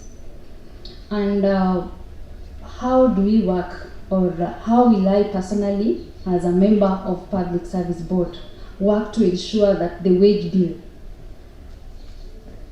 slightly comes down, or trying to achieve the 35% is actually promoting some of the issues. For example, increasing the on-source revenue, where if we increase the on-source revenue, this will help automatically when we have enough money to pay. When we have enough money to pay the county public service workers, then it will be easier and the wage bill definitely will come down. And how will we increase this on-source revenue is by motivating the revenue officers to ensure that they work within the timelines. You can sit down personally as a member, and other members, we can sit down and see what are some of the challenges they face, and we motivate them. For example, putting or giving them an allowance. The revenue collectors be given allowance that will, at the end of the day, motivate them. We can also check on our employees, that we don't just employ as a department because it has been mentioned or stated by a CEO of county departments, but we only employ when serious need arises. Another thing is that you can also harmonize allowances, because when you talk of harmonization of allowances, as a teacher, of course, I've been seeing people in some job groups having a certain, for example, leave allowance, the annual leave allowance. People from maybe job group C2, for our case, C2, C3, they are having similar allowance. The same case can also be encouraged, where we harmonize these allowance and we make them understand on the issues on wage bill. The last bit is that the question on recruitment, where I've said it begins at the departmental level, where the CEO states again at the CHR mark meetings, the presence of the CS, and then until the last bit of employing and giving a letter to the person who qualifies. There is another question by Honorable Member on the approaches to get information. sorry, Elena. I just want to chip in on the issue surrounding the wage bill. Of course, listening to your explanation, it seems that you are very much aware that you say that the county is at 47%, whereas the desirable percentage is 35% of the total revenue. Now that the board, as you know, is that should you be, of course, successful in this position, the County Public Service Board is a body corporate, which means it is independent, working independently, and not taking instructions from the executive nor the county assembly. It's interesting. I really want to maybe ask you, because you'll be part of those who will be sitting there, and already we are at 35%. I know you live in this county. You have had very influential individuals pronouncing that soon when the board will be in place, we shall be employing over 680 employees. I don't know whether you have heard about it before, or that the main reason why there have not been recruitment, I'm not talking about promotion and so, is because the board is not there. But now we are at 35%. So as you will sit in your meeting, for instance, will you still recommend for further recruitment now that you are already past 35%? That is number one. Number two, the aspect of revenue collection that you have talked about. You are aware that, of course, the board has a very limited role in ensuring that the workforce revenue, of course, is enhanced, or perhaps we collect more as a county government. I find out that the linkage of your response in terms of revenue to the 35% rate is not satisfactory, in my opinion, considering factors already on the table. But maybe you should just tell this committee that now that is the true position where we are. We're supposed to be at 35%, and there are regulations approved by this House. There are also regulations approved by the National Assembly, the Public Financial Management Regulations, I think of 2015, which is in place, that tells us that as a county government, we should not be exceeding 35% of the total revenues. And remember, this total revenues implies whatever we collect plus the equitable share. It doesn't even capture the donor funds and all those things. But now, as a member of the board, will you still recommend for more recruitment now that we are past 35%? Should you succeed to be appointed to this position? It's an interesting question that needs to be probably deliberated upon. But now that given a chance, you are privileged that you serve as a member of this county public service board. Now the pressure from the members of the county assembly, pressure from the executive that you've got to recruit, whereas already you have exceeded 35%. What can you tell us as this committee so that we can move to the other question? Thank you so much, Chair. Basically, it is actually a challenge. The first bit on the promises that many people are going to be employed is one of the challenge that as a board member we expect, that there is high expectation from the people of Kericho that the moment the new public service board is going to be inaugurated, many people are going to be employed. However, being a teacher of history, I have been teaching a challenge facing county government. And the main challenge is where you see the issue of maybe inadequate finances. You even have the issue on this wage bill as a problem facing county governments. Now, as an individual at my level, we won't stop employing people because of our wage bill, because we now look at employing public officers in places or in situations where they are mostly needed.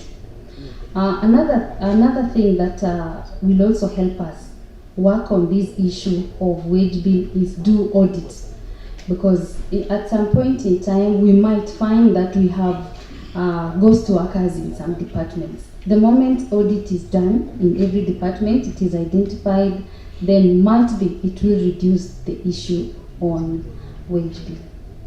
And then the last bit is, however, that these challenges exist, as Public Service Board member, given the chance, we will work with other departments.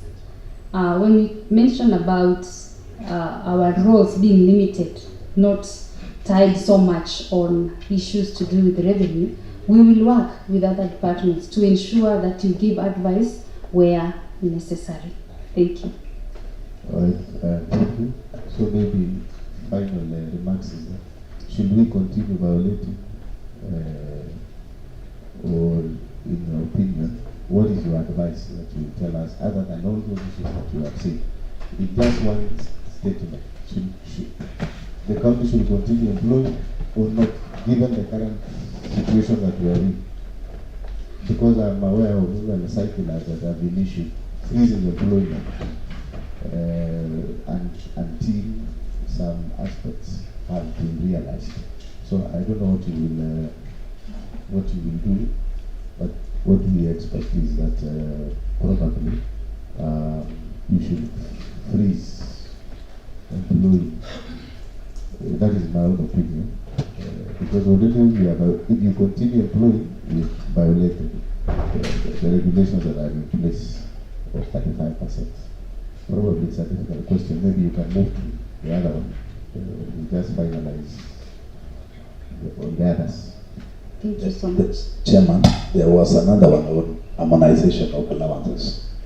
I don't know whether the nominee is aware or who regulates and who harmonizes and who gives the guidelines on the allowances and salaries of these public servants. Is it the role of the board to harmonize these allowances in order maybe to cap the issues of growing wage bill, or there is another body? If there is another body, which body is this? And how are you going to maneuver now? Because you said you will be harmonizing the salaries maybe in various job groups.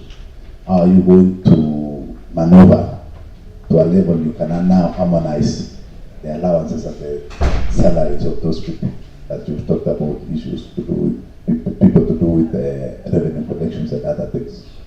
Because you are the one who has just stated that you will harmonize Thank you so much. the allowances. I don't know whether you think it's the board that has the mandate to harmonize the allowances in various job groups, or there is another body that regulates. Thank you so much, Honorable Member. On the issue on harmonization of allowances, I read it as one of the recommendations from the SRC, where most of the county governments were recommended to, that was one of the policy where it was stated that these allowances are going to be harmonized. As an individual, at my capacity, if given the chance, we will, on harmonization, we will participate in different meetings, mainly communicate through the county assembly. Also, when there is a governors meeting, we send representation of the same, and at the end of the day, it will bring the harmonization. It won't be a departmental thing, but it is a large and a wider perspective.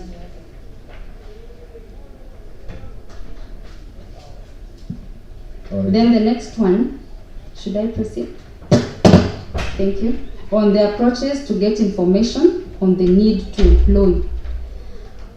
The mechanism is basically, as I was looking at the County Government Act, the approach on the ways or the mechanisms is that beginning from the departmental level, then there rises now the need in case a certain department is running short and the interests of the public is not met, then they make the requisition on these employment to be carried out. And then you check on the ability of that department to sustain the employment or the number of people to be employed. The next question is who controls the board? For this case, nobody controls the board. The board is headed by the County Public Service Board chair. He or she does not control the board, but he or she heads the board. The next one is on the wage bill, which is a question passed by Honorable Member. The percentage stated it is 47. And then on the question of how many wards are there in Ainamoi, we have 6 wards in Ainamoi. We have Kapsoit, we have Kapkugerwet, we have Ainamoi, we have Kipchimchim, we have Kapsaos, yes, and Kipchebor. Those are 6 wards. And then the rate of unemployment is so high, as we can see when we get online. Even now when we were live and following the previous proceeding, you hear Kericho people writing issues on the rate of unemployment that is so high. There is that high expectation of employment. That is actually a challenge that it is the main challenge that we will be facing as a board. But considering there was a previous board, there are some of their policies they ended up making during their previous time. We'll sit down and read and go through them and consider where necessary. And then on subject mean to Honorable Member, last year I was teaching history and my subject mean was 5.9. And then on understanding of my job that I've worked for 12 years and the TSC, I greatly understand that as a Kenyan citizen with a lot of integrity, I will not draw salary from 2 sources. I will ensure that I work on smooth transition if given the chance from my previous employer and to the current employer or to the county government. And then what made me apply for this position? What do you mean when you say smooth transition? The question was, you are now, this one is a 6-year term, non-renewable, given that you are 38 years, and the public servants retired 60. They are saying now, the question was, are you going to resign from the Teacher Service Commission and doing a 6-year term, non-renewable employment? Yes, sir. Thank you. And then Yeah, proceed. yes. Proceed to respond to the questions. Some of the values that thank you so much. Allow me to answer to the Honorable Member through the chair on the values and principles. How am I going to ensure that they are safeguarded? As I mentioned earlier, that on these values and principles, as a teacher, I will ensure that we have the talking walls to keep reminding these county public officers on the values and principles that are that governs their works and then also adhering to the constitution in most of the things, as some of the members are personally being a member, if given a chance, I will adhere to the constitution to ensure that these values and principles are upheld. And then another question was on promotion and stagnation.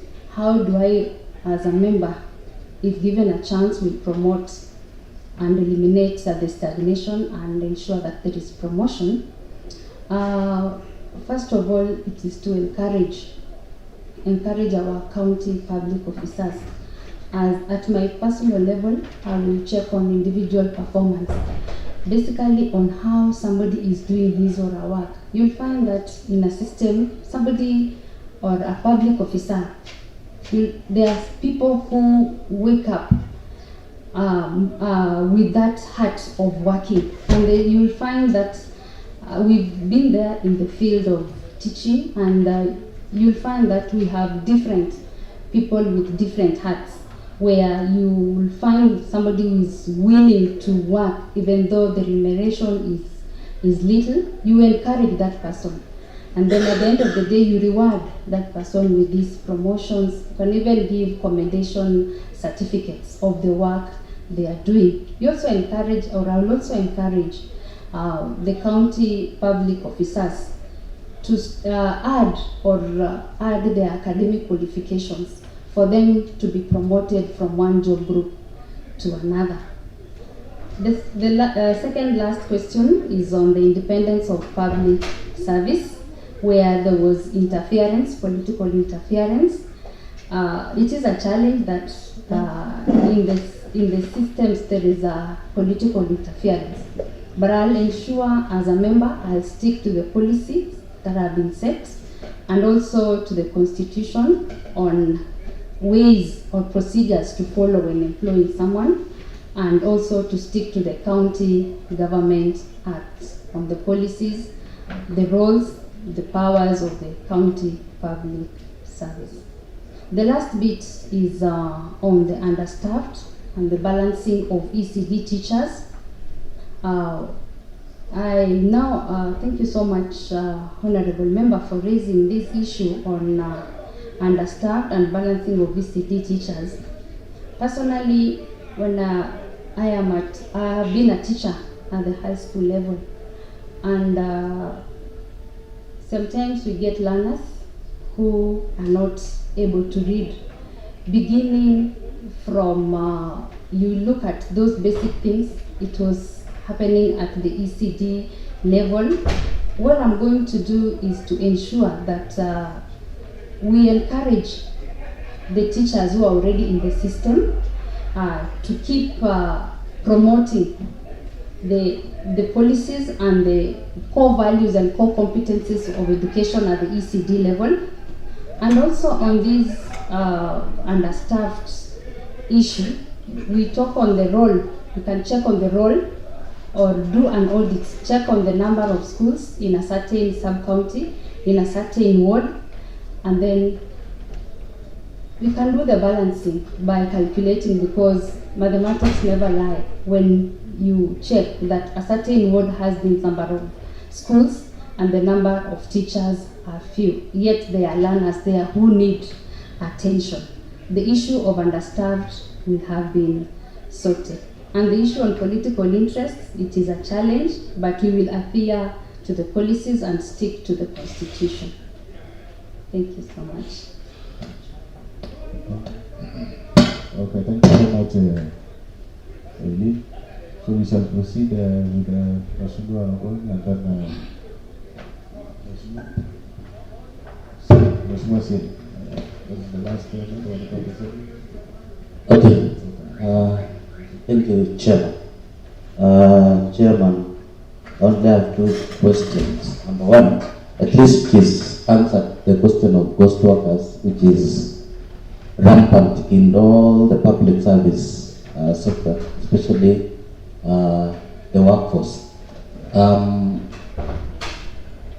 Nominee, that is Aileen Chebet, we had, we had the enforcement officers who served in this county from I don't know, 2018. It's around 7 years.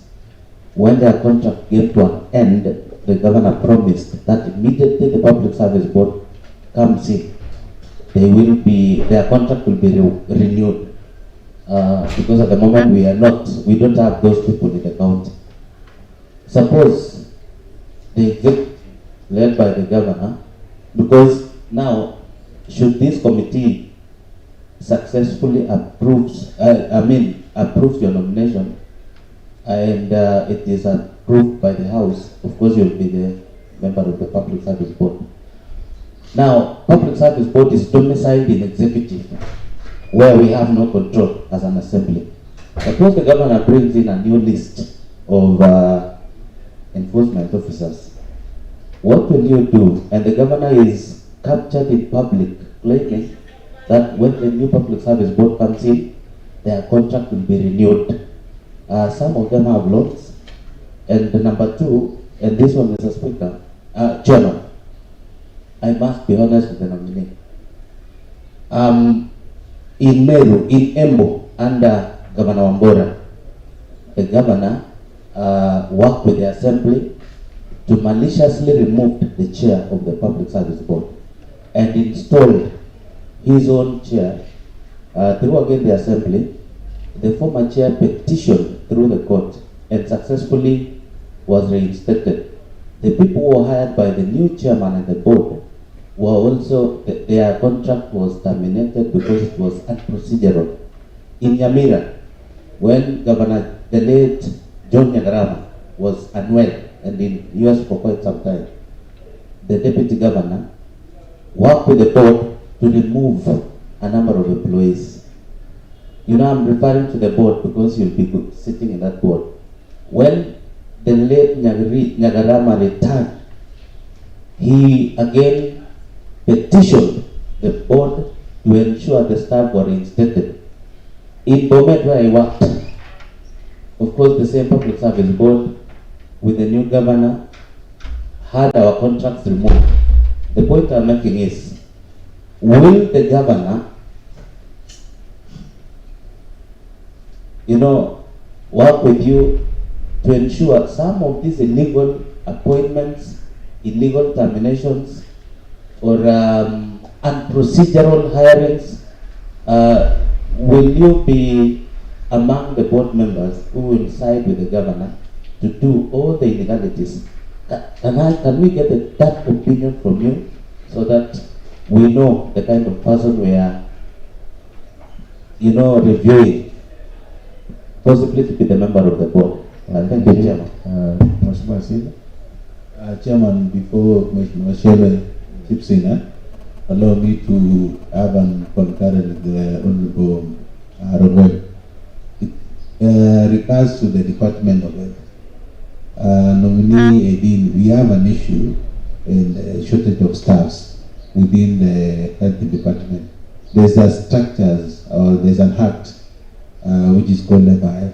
They are collecting a good number of revenue, but now the decision from the act was to allow the department have the same recruitment 3 months contract to cap the shortage of staff. So I don't know what is your opinion with regards to that act, because the previous board never allowed the Department of Health to be able to have their staffing.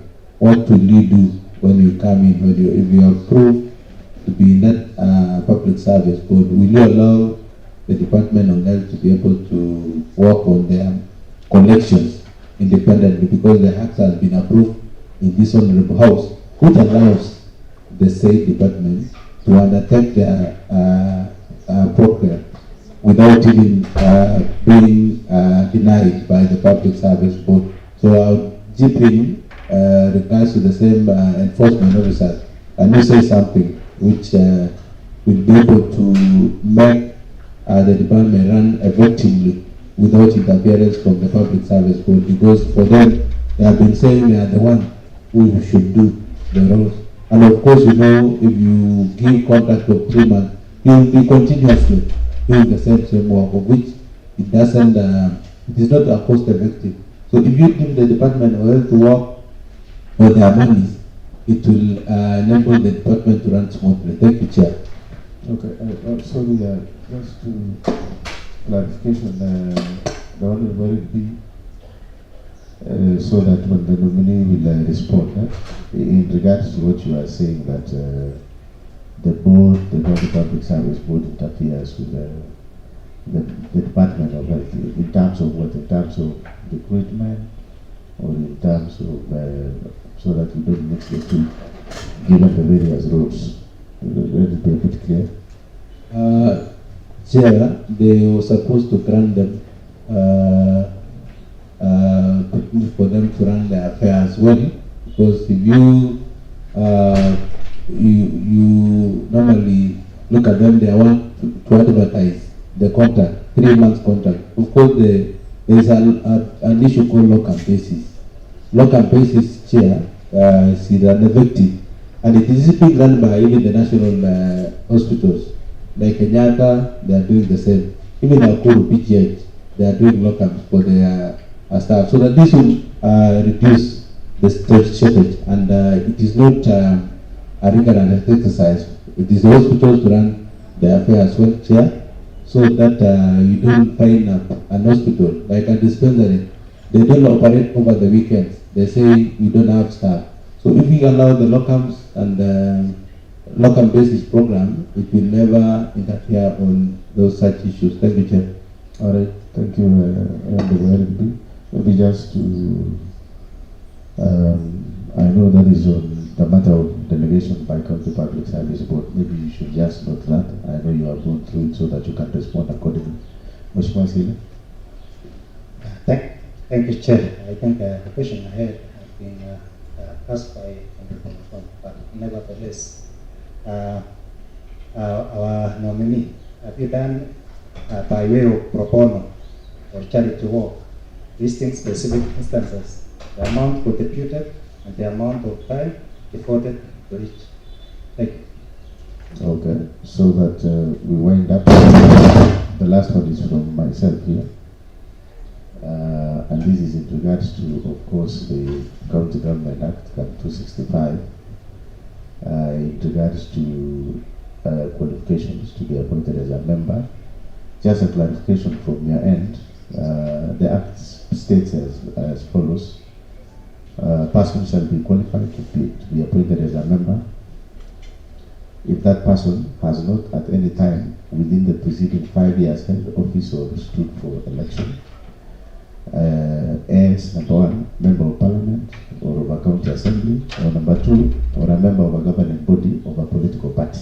I'll be more interested. I'm not so sure whether you have offered yourself before to buy as a member of parliament or as a member of the county assembly, but a member of the governing body of a political party is or has any time been a candidate for election as a member of parliament or as of a county assembly, is or has at any time been the holder of an office in any political organization that sponsors or otherwise supports, or has at any time sponsored or otherwise supported a candidate for election as a member of parliament or a county assembly.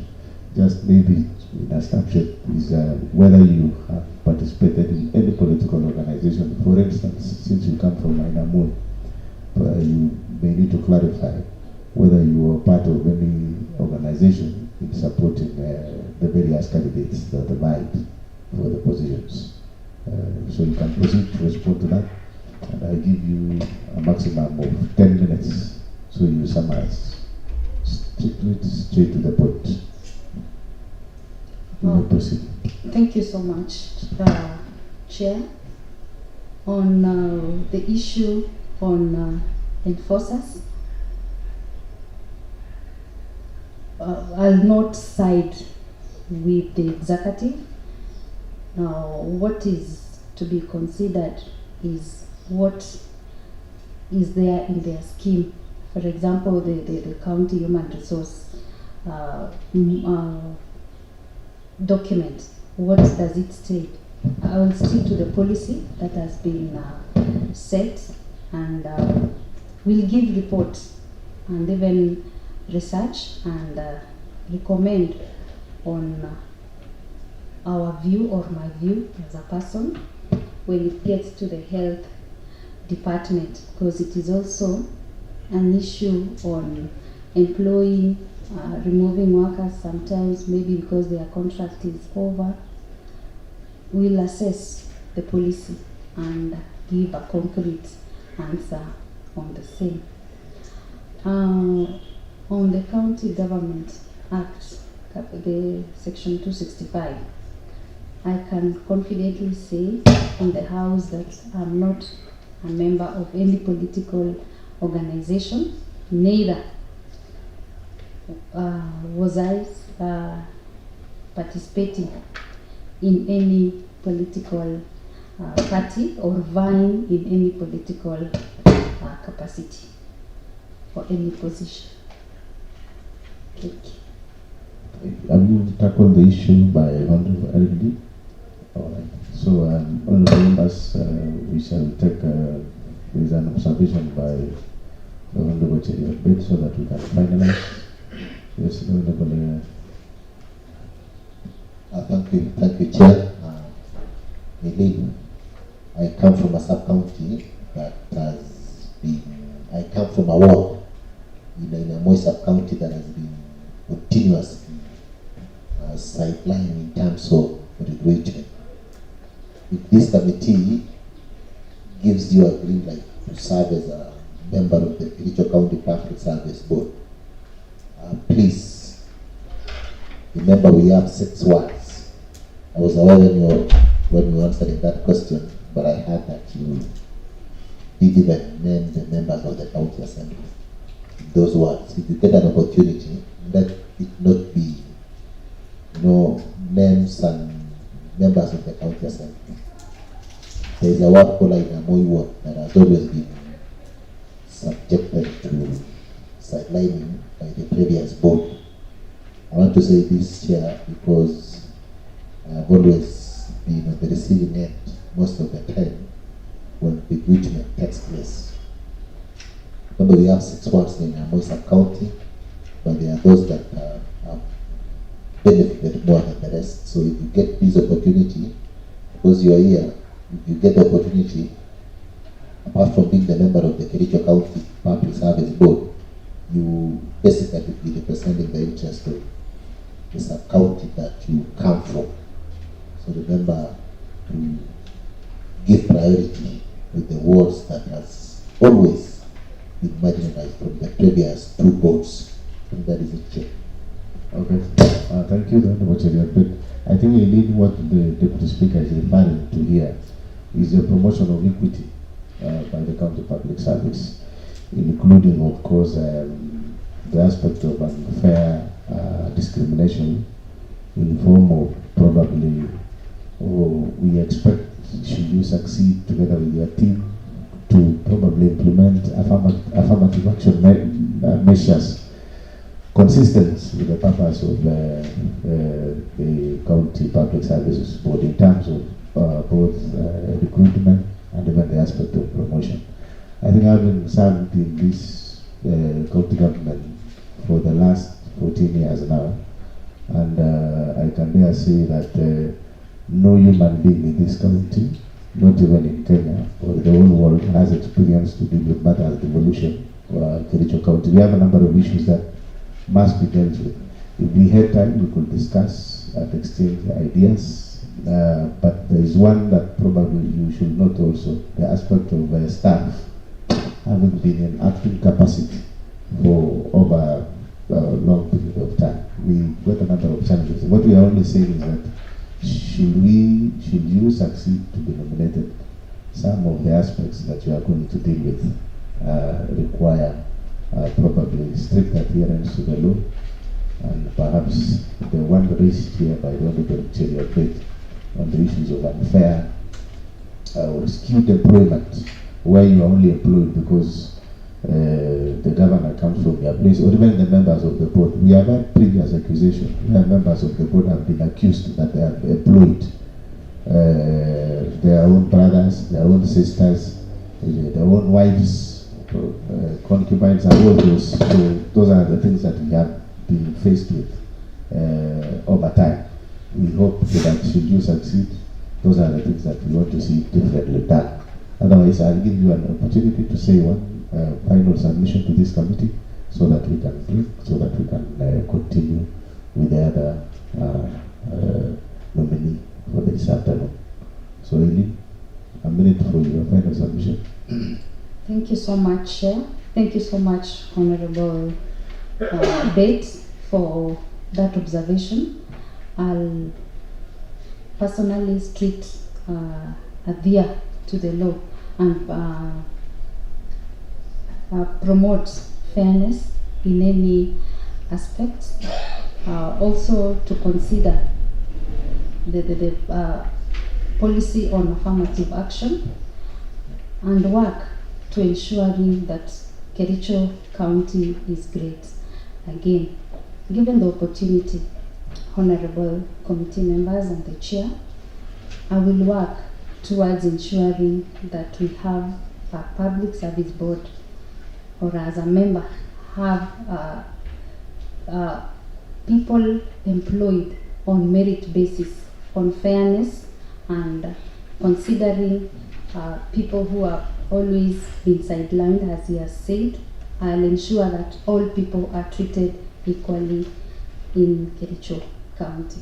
Thank you so much. It's my prayer that you consider me for a member of County Public Service Board. Thank you. All right, thank you, Eileen. Thank you for your time. And once more, congratulations for being nominated to be a member of the County Public Service Board. Now the committee will, of course, after this vetting exercise, of course, will retreat and now to come up with a report on suitability as the other members, of course, that we shall be vetting this afternoon, and even the ones that have been done have been vetted this morning. So we continue to wish you all the best, and because I can see our time is 1 hour, 1:50. So implying that I've been informed that there is lunch being served somewhere. So I don't know whether the Secretariat, you will ensure that the nominee, of course, is served with lunch, so that she can go probably happy that the County Assembly has provided lunch for her. So thank you so much, Eli, and we wish you all the best. With me here, I have your ID and your documents. The Secretariat, you can collect them so that you can give it to her. Honorable members, because we are done with the second nominee, there is a proposal that we adjourn until 2:15 for us, so that we can start. We can have our lunch and then we'll be here by 2:10, so that we can start at 2:15 with the next nominee. Thank you, and God bless you.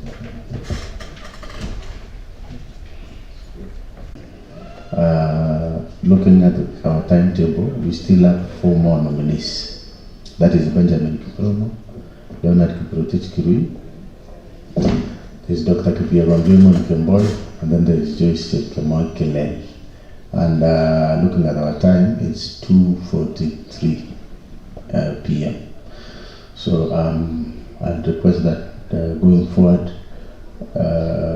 honorable members, when we are engaging the nominees, probably we don't repeat what the other honorable member has already said, and we shall be restricting ourselves to perhaps 1 round of set of questions. So please, honorable members, if you have forgotten anything, and then you may have to ask the next nominee. In any case, we are getting members of the Public Service Board who, if they are successful, they shall be working as a team. So I'll request that we proceed in that manner. So now, clerk, you will bring the next nominee.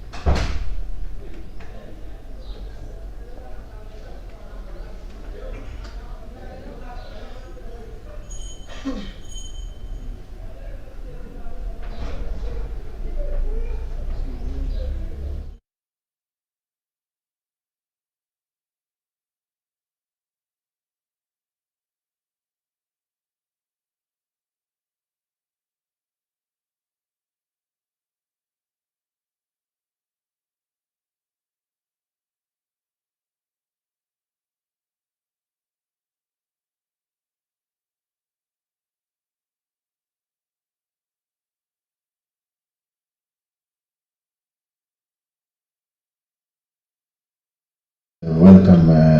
I guess you are Benjamin Kiprono. Or where is your documents together with your ID, secretariat?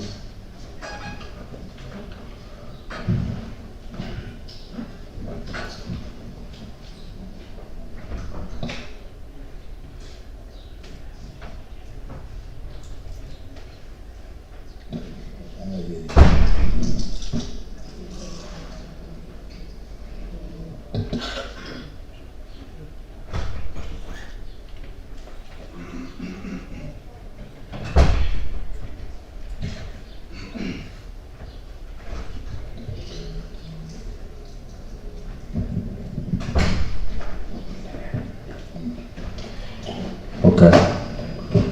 Thank you so much, honorable members. Before us is one Benjamin Kiprono of ID number 250-33372 from Belwood constituency. That is the case.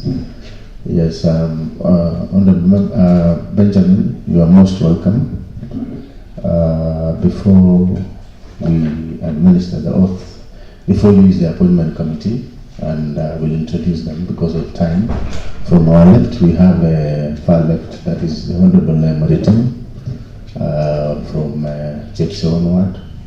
We have the Honorable Kiboti Chiraban from Sigawit Ward. We have Honorable Eric B from Kaplela Ward. We have our leader of majority, the Honorable Philip Rono. And we have the Honorable Vincent Korir from Londiani, Honorable Julius Hiele representing the great people of Bandai, and we have Honorable Matthew Korir, who is the chairperson, Governance Committee and Labor. In front of us there we have our members of the County Assembly who are friends of this committee. There is Ezra Kipngeno from Chichila, and the Honorable Chief Whip, the Honorable Harold Rotich from Seretet Ward. We have our secretariat, we have secretariat here who will be helping us. So we shall be proceeding. Clerk, can you please administer the oath to Benjamin?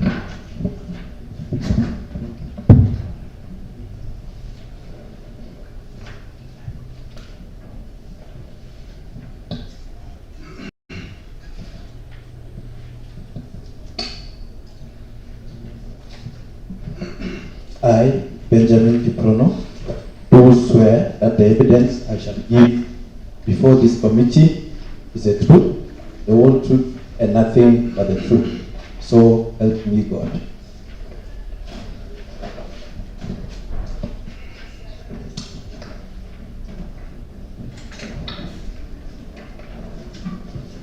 Okay, thank you so much, Benjamin Kiprono.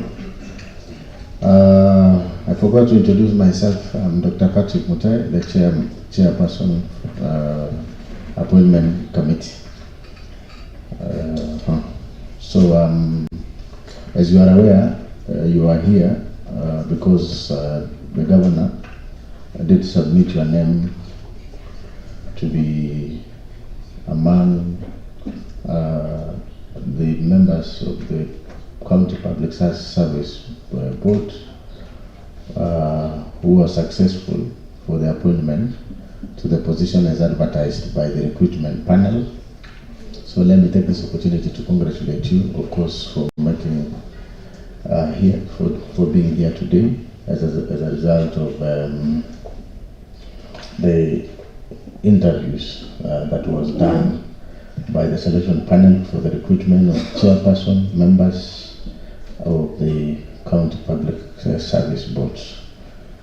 And you are here before us so that we can vet you to establish whether you are suitable for the position.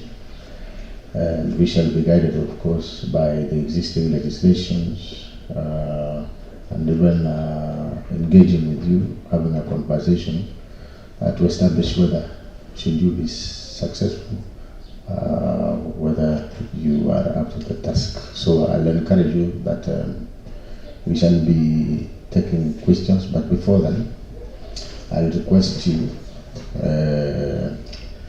to to make a comprehensive statement, introduction about yourself, your opening statements.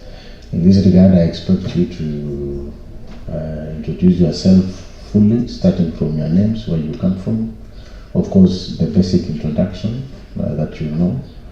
I hope you will note it down, because we have a vetting tool that we are using it to perhaps check your suitability. That is called when you are presenting yourself, as I've said, your name, your background, your employment, that is work experience. Probably you will also touch on if you are any member of professional associations or association. Again, whether you have been awarded before with honors and awards.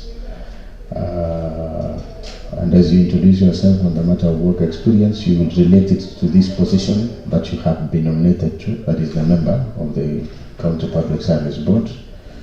You will also tell us whether you have participated in what we call the pro bono or charity works or donations, if any. And also you will also touch about your educational and training background relevant to this position of being a member of the County Public Service Board. As you continue to introduce yourself, we also expect you to inform this committee whether you have any published writings, and if any, you can list them, you don't have to explain. Probably also as you introduce yourself, we expect that you will demonstrate in the course of your introduction the interests and knowledge relating to the position of the County Public Service Board member, which I think that is very critical to us. You'll also mention to us your statement of net worth. I know by now you know that is a standard practice in public service. Of course, you will be telling us whether it is net of assets and liabilities or assets and liabilities differently, depending on how you want to take it. We shall be interested in your own net worth, not family net worth. Again, in your introduction, we also expect you to mention whether in the last 3 years you have been charged in a court of law or not.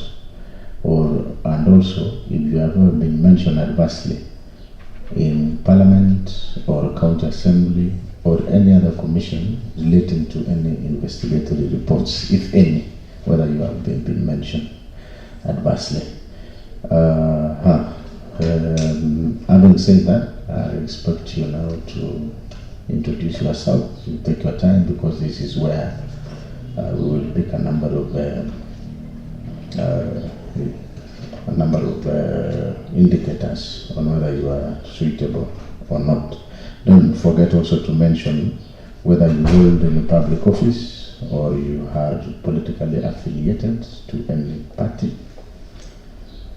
Given that you know being a member of the County Public Service Board, there are specific acts that guide us on the same. I know you are aware that the criteria for you to qualify is that in the preceding 5 years you didn't engage in any political activity, including being a candidate for being a member of Parliament or a County Assembly. Lastly, maybe you may mention on the matter of conflict of interest. Should you be successful and this House approves you that to be a member of the County Public Service Board, if there are issues of conflict of interest that you anticipate, if there are issues of conflict of interest, how will you deal with them should you succeed? Should you be vetted and be found suitable for this position? I think I've mentioned nearly everything. Honorable members, so as the nominee introduces himself comprehensively, perhaps you can, of course, go through your vetting tool so that you can note your comments.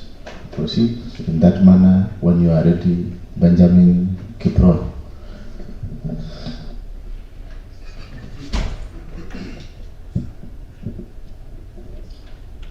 Thank you. Thank you so much for the opportunity. I'm Dr. Benjamin Kipron.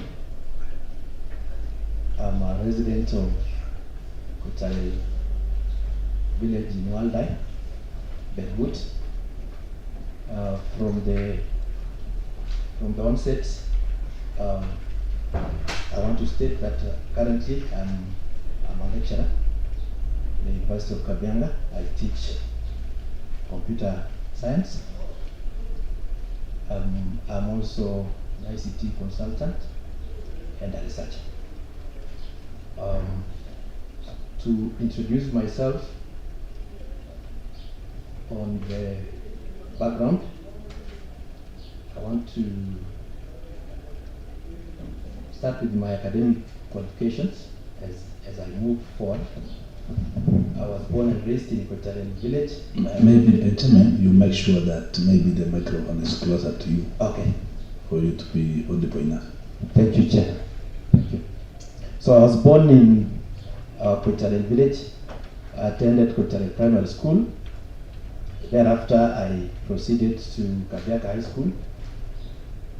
From there, I did my undergraduate degree, Bachelor of Science in Computer Science, from Masinde Muliro University of Science and Technology, where I graduated in the year 2010.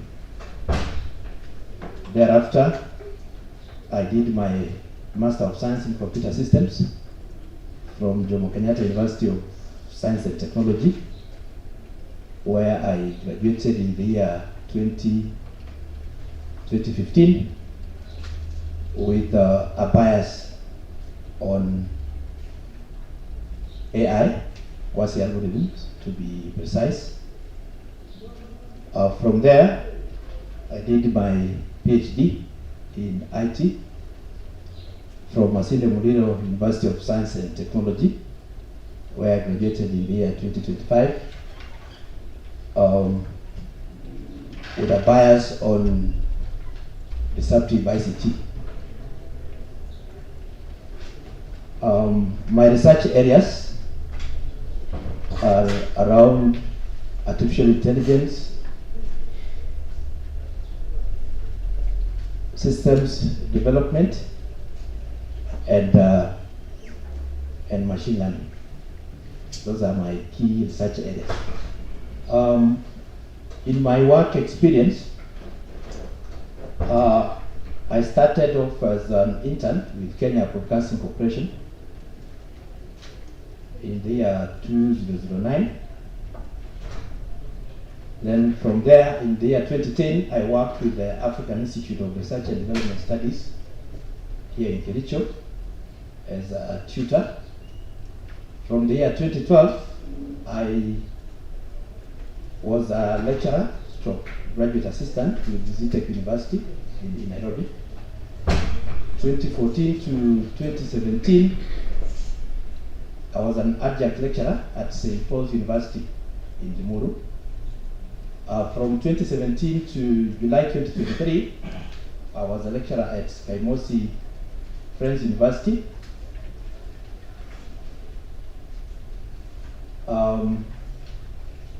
Where I also rose the ranks. I began with being the head of department in IT, where I was the head of department and a member of the Senate. I foresaw a number of staff, teaching and non-teaching in that section. Thereafter, still in Kaimosi, I was appointed the director of ICT, where I was in charge of ICT systems. It was a young university, and I came up with systems, ERPs, data centers, and many others. I was able to sit at the university management board, which is the highest decision-making organ in the university. So I foresaw number of projects, number of people, among others. So I also sat in various committees in the university. I'm a trained QMS auditor. I've also trained in risk management in the process of being a director. I've trained in risk management, among others. So after I stayed in Kaimosi I left Kaimosi in 2023, where I joined the University of Kabianga as a lecturer, where I am to this point. I want to mention that in terms of professional association, I'm registered with, I'm CCNA certified, that is Cisco Certified Network Administration, admin. I'm also certified with Huawei as a network engineer and an AI expert. In terms of affiliation, I am affiliated with IEEE, that is the Institute of Electrical and Electronic Engineers, where I'm an active member. Those are the professional bodies and the qualifications that I subscribe to. I've published a number of articles. I've listed them on my CV for members. I don't know if I should enumerate, but there are quite a number. Being a scholar, I have these are 8 articles. I've written a book on machine learning. It's called Machine Learning with Quasi Algorithm. I've been in different conference papers. I've presented conference papers in different conferences. So that would explain that.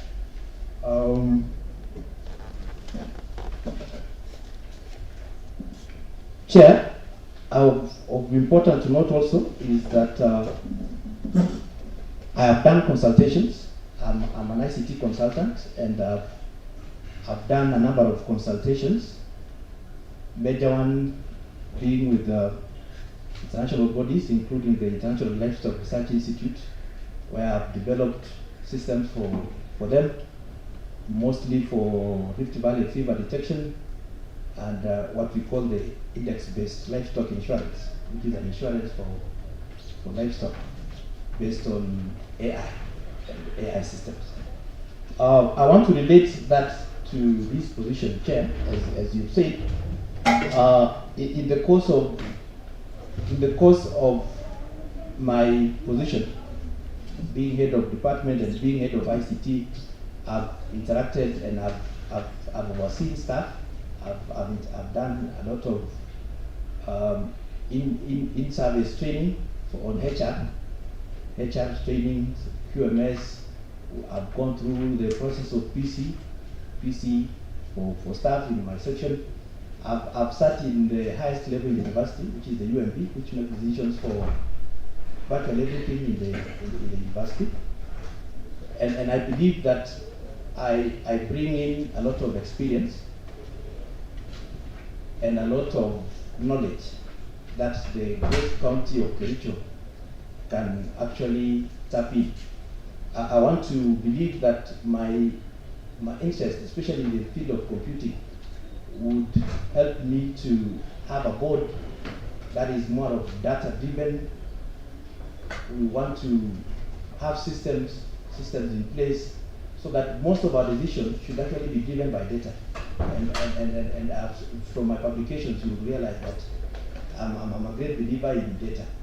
So I want every step that we make, we ensure that it's a decision that is based on data. It's not just a decision that we are arriving from an adult point of view. I would also want to have systems and one of the things for me is to have maybe like a database for our applicants, and if it's allowed at some point, We may even want to have a central repository that can be held in trust by the board, so that we can have a clear picture of our workforce, and even those who will intend to work with us. We have a picture of the youth and all the qualifications. We can have them on a database, and then that will really help us. So I want to bring in my experience in management, my experience in computing, infuse them together and see if it can be a plus to the county of Kericho. I think I've done the experience.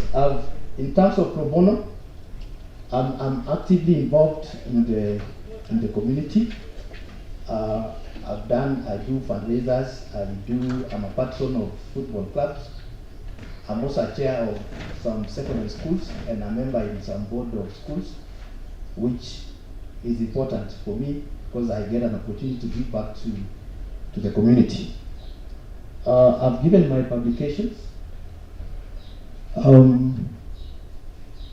Chair, in terms of my net worth,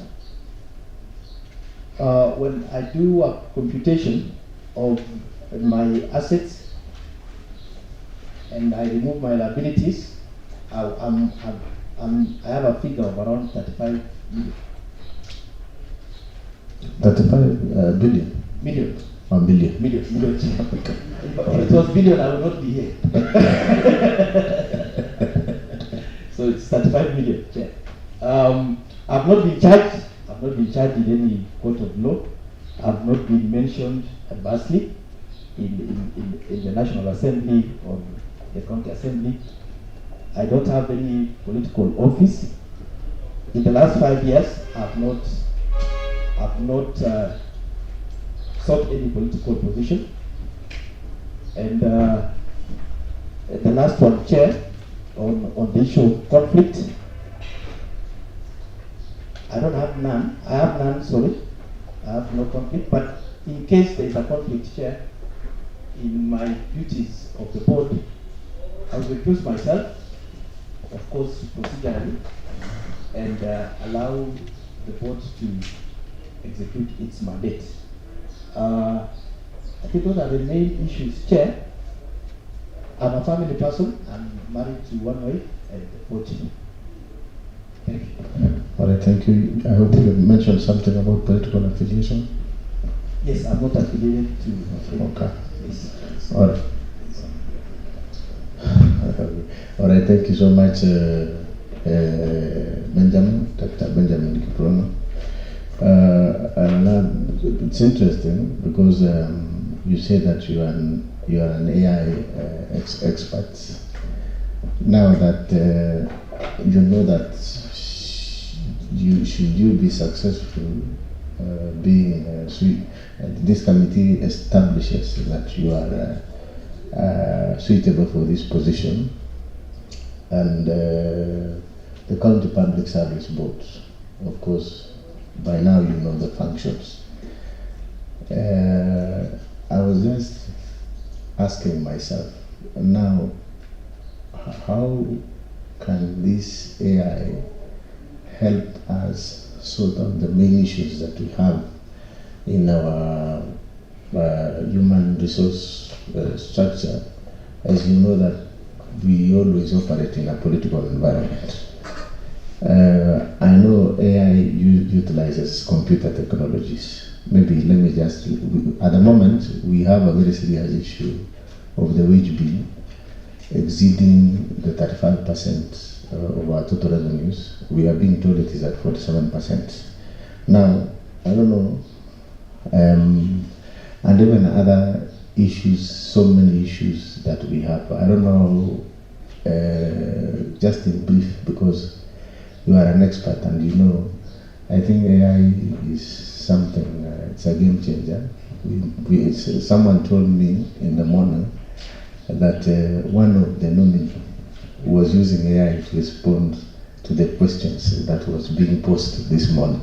But I'm just wondering now, Dr., since you are an AI expert, can this AI benefit us as a county when you become a member of the County Public Service Board? That will be my submission. and then we take one from Honorable Eric B. So you note that so that you can respond. Yes, Honorable Eric B. Thank you, Chair, and welcome, Dr. Congratulations, first of all, for your nomination. Sorry, Honorable Eric B. The Honorable Leader of Majority will be chairing the next few minutes. We expect you to be done by 3:30. The Leader of the Majority, you can take over. Thank you. All right. As the Chair leaves, then my question comes this way, Dr. I've heard you well from your presentation, and you've talked very well concerning the issue of data. So, as an expert, how is your experience in terms of data will allow the process of capping the issue of coastal workers?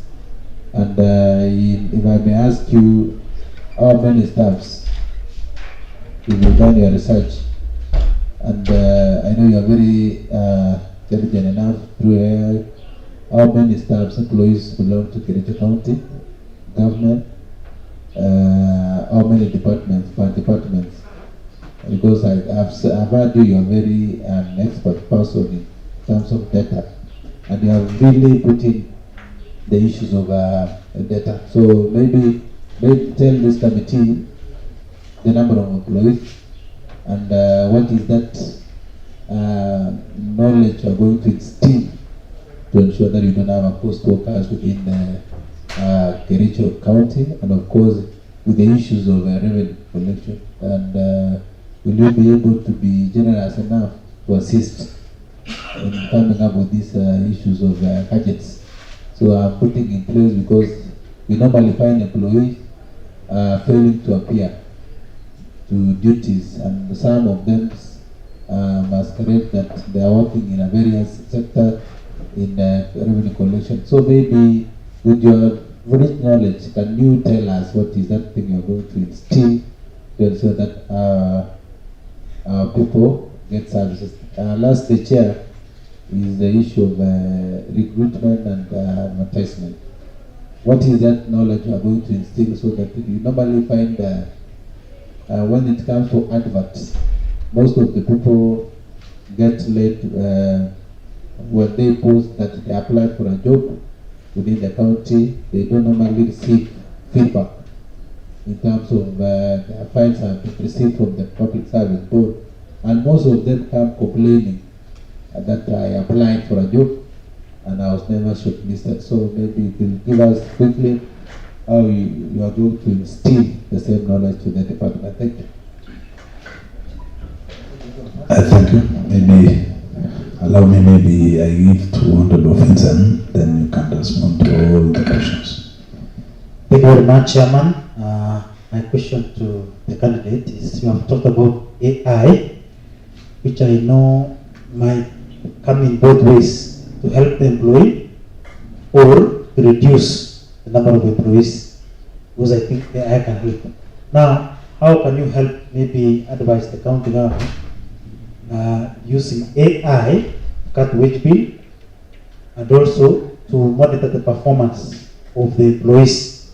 Because you see, most of the employees, not specifically AI, but technology, so that we can be able to track and monitor the employees wherever they are. Again, to do data collection, because we need to get information on how much employees do we have, where are they, what are they doing, and their performance overall. How will you integrate now, because we are in an era of technology, the skills of technology to cut wage bill and also to monitor employees and performance? Maybe that technology we need to see how we integrate. Again, maybe even revenue collection, all those sectors. Give us an insight of what we can do to help build in the technology. Thank you.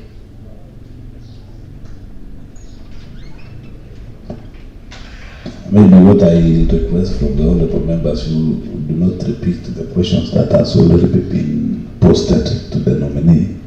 If you think the questions are the same, you will wait for answers, then maybe maybe you ask as a rejoinder if maybe the answers are not satisfactory to your levels. Maybe allow us, maybe we give the nominee time to respond to the already posted questions.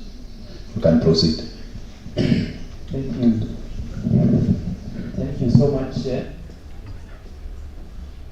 I want to begin from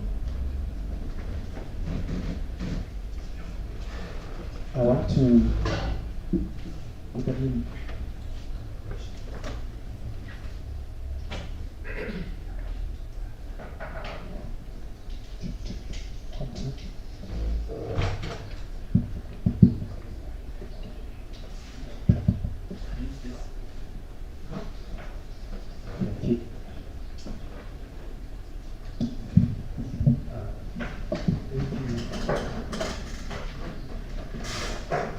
Thank you so much, Chair.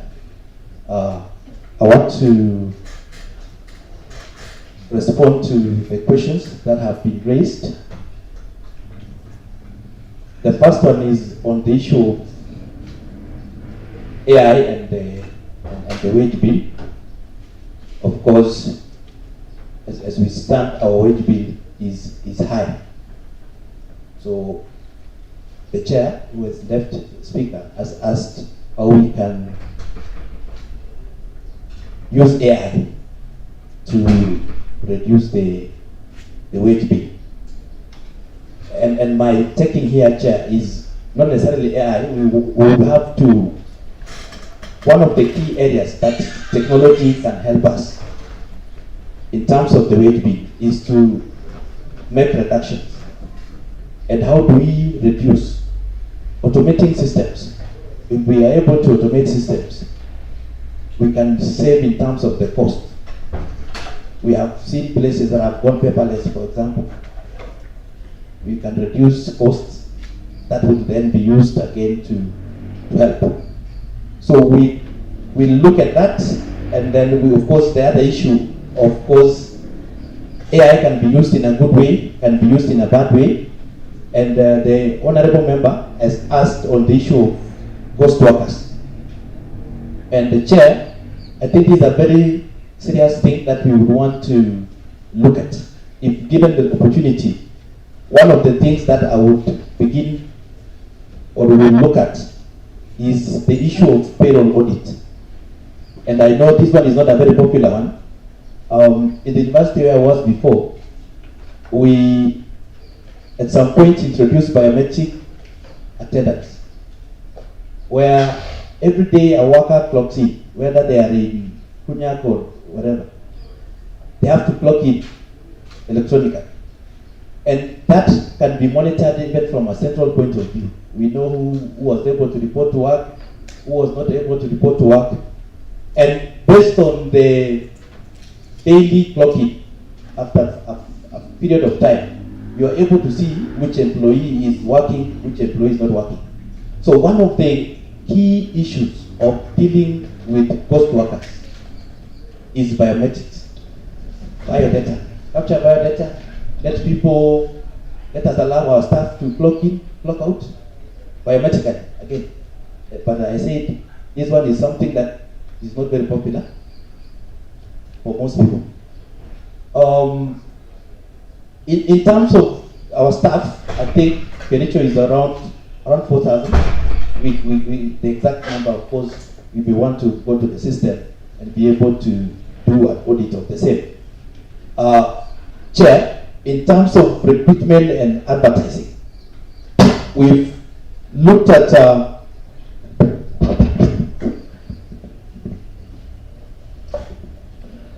thank you so much.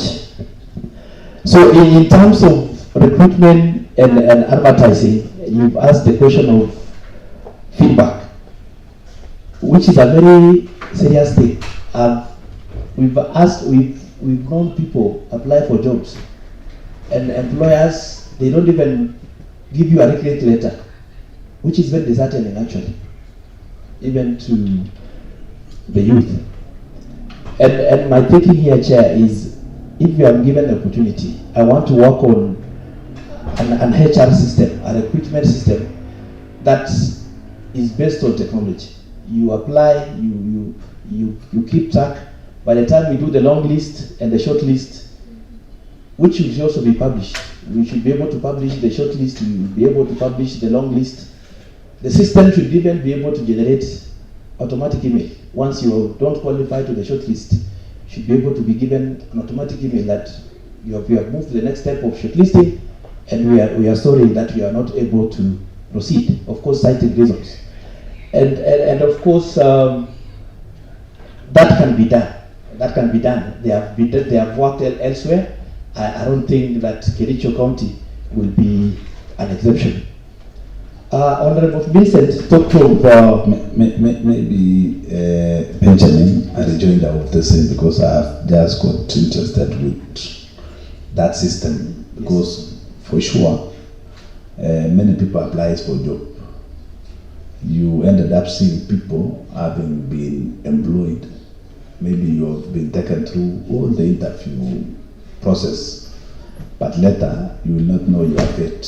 You cannot know where did I fail exactly, because you see, like you, for example, when we invite you for this, though this is not an interview, it is just vetting to see your ability to suitability.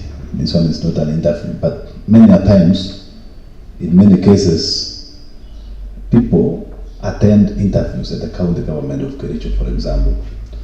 They ended up getting so much disappointed. Maybe there was serious corruptions, other things, and other allegations, because there is no response that you are not you've not succeeded to be recruited because of this and this and this. How much do you think that system will cost the county government of Kericho?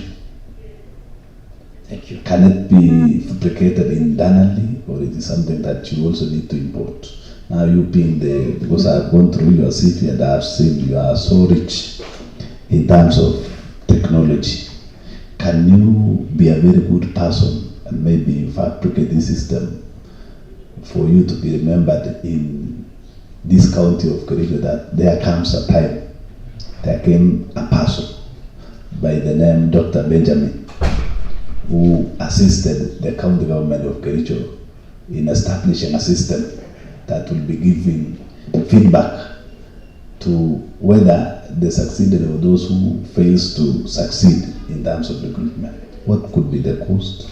Thank you so much, Chair. This is one of the cheapest systems actually you can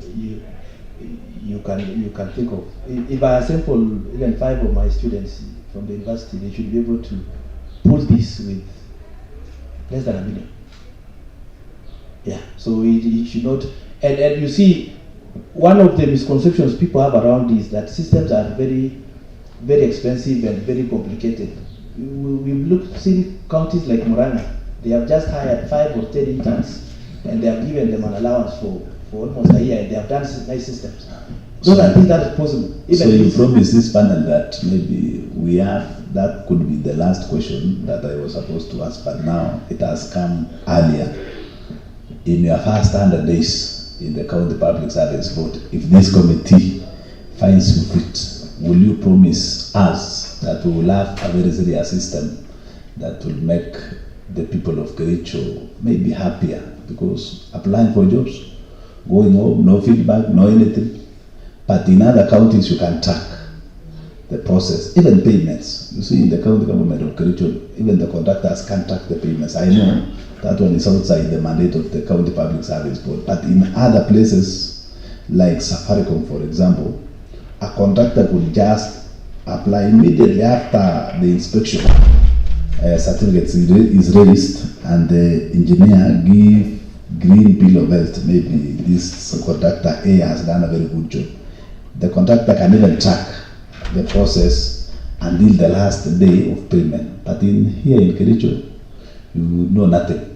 Can you promise that maybe we start with the county public service board, even though this committee finds you fit to serve? Can you promise that in the next 100 days? Yeah, if I get there, Chair, in the next 100 days, we will have a very good system for the public service board. With no cost. Chairman. Yes. Before you promise us, Perhaps you should have given him chance. No. You know, he has a lot of. It was just a question. Wherever you don't have all the powers to invoke. I'm the chair. I was just curious from what I saw in the CV. You see, I have a very serious background related to ICT, and immediately I saw a certified Cisco. This is a request. You know, Chairman, he made a very brilliant point. I wish you allowed him to whine so that you invoke the CV. Because he giving him an example of Murano. 5 interns, 3 of them are intelligence. One of them has designed a system where if you walk into this assembly as an employee and you walk out, automatically the system tells the boss, who is the speaker or the clerk, that you are out of office. This is the man who understands the job. I'm not saying, and but there I have to declare conflict of interest. This is my classmate. In high school, he used to be called. Now, I have known why you are trying to guide the nominee. You ought to declare and step out of the committee. Now that I was just making a point. That one is you didn't give him chance to make a brilliant. Order. The chairman is on the mic. Now you can proceed. Yes, Chair. So I was saying that it's something that's doable. The system can be done, and I was heading to Honorable Vincent's question on the use of AI. He says it can be good, it can be bad, especially on the employees. And I get his point. His fear is that AI can come to make some employees to be redundant. But on the contrary, actually, technology is not meant to make anybody redundant. It's meant to make our work easier and the cost of doing the same work to be cheaper. So we are not bringing in technology to chase people home. We are bringing it to make their life easier, their performance can be tracked and so forth. So which takes me to the next question, which is in terms of, can we use technology, of course, to keep track of performance? This can be linked to the performance contracting, and we can use that. Like the one I gave the example of login. At one point I was able to give an overview. The system can generate who usually comes very early.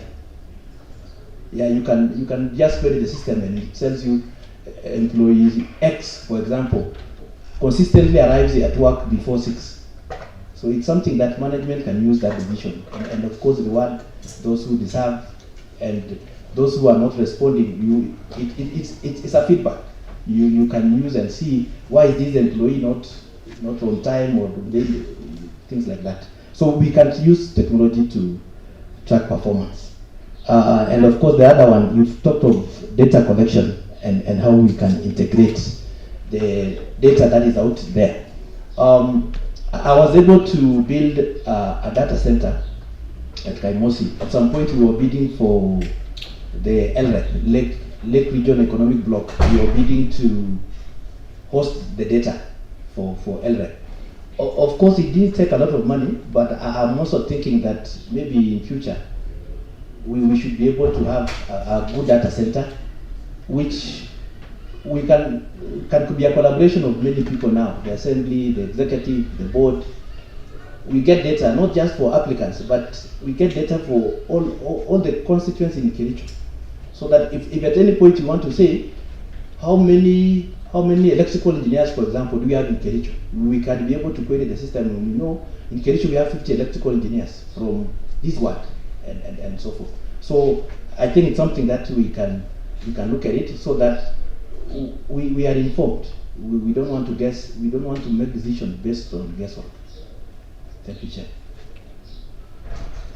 Thank you. Maybe the last 32 questions. Remember again, now that you've declared interest, you have only 2 minutes, then Honorable David Maritim 2 minutes before we wind. We still have another 3 candidates to go. Thank you, Chairman. In fact, mine I was not going to ask anything. Dr. Benjamin, now that I already declared interest, is my alumni in high school and is a personal friend, a close friend. I want to ask something. There is something that is so rampant in public service, where the board becomes a complicit of nepotism. You remember, just the other day, you saw there was a woman who works for another organization as the HR manager, but she ended up hiring her siblings, the kids within the same organization.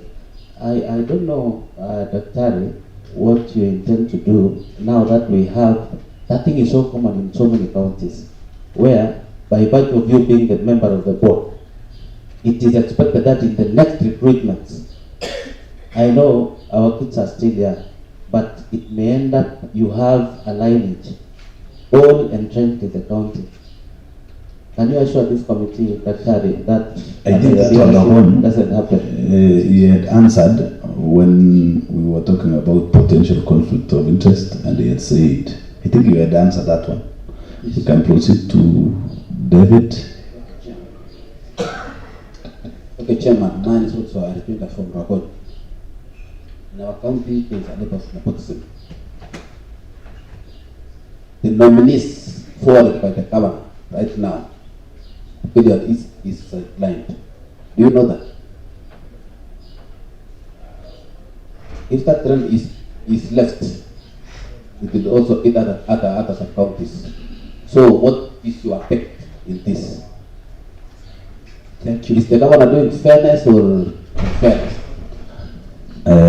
That one, I think that one, I advise you not to answer because you will be in conflict automatically with the appointing authority. I know you did appoint yourself, and for that case, I'll invite you maybe. Chairman, maybe let me just say that I want to believe that once if you allow us to be the board, our interest is to take care of the interest of Kericho County. Once you are in the board, just like it's not to say that if I come from my village, I'm taking care of the interests of my village. We want to take care of interest of everybody. The marginalized, there is also regional balance. The marginalized, the youth, and the regional balance. Yes. What is your take? We will, once we, like when we do recruitment, one of the things that we are sure to give is to give a list and show, because we report to this assembly at almost every year. We will make sure that the recruitments that are there, we will capture, again the data thing I was saying, we will capture and show you the regions where they come from. So that this committee can... My worry, Chairman, is there was a recruitment, medical staff recruitment, the last board. There is somebody who qualified, who graduated in 2014 and another in 2022, same qualifications.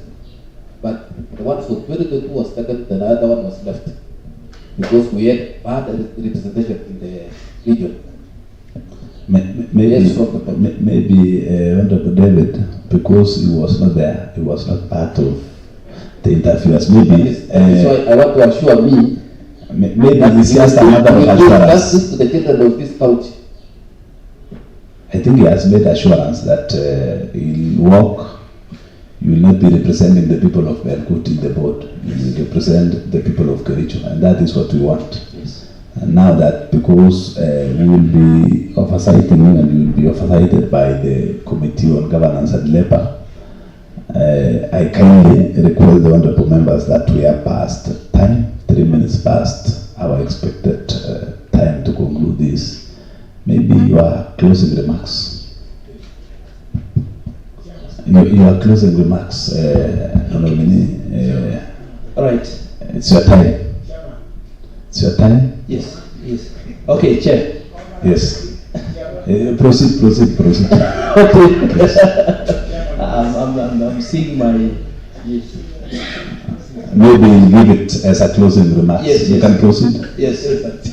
Thank you so much, Chair.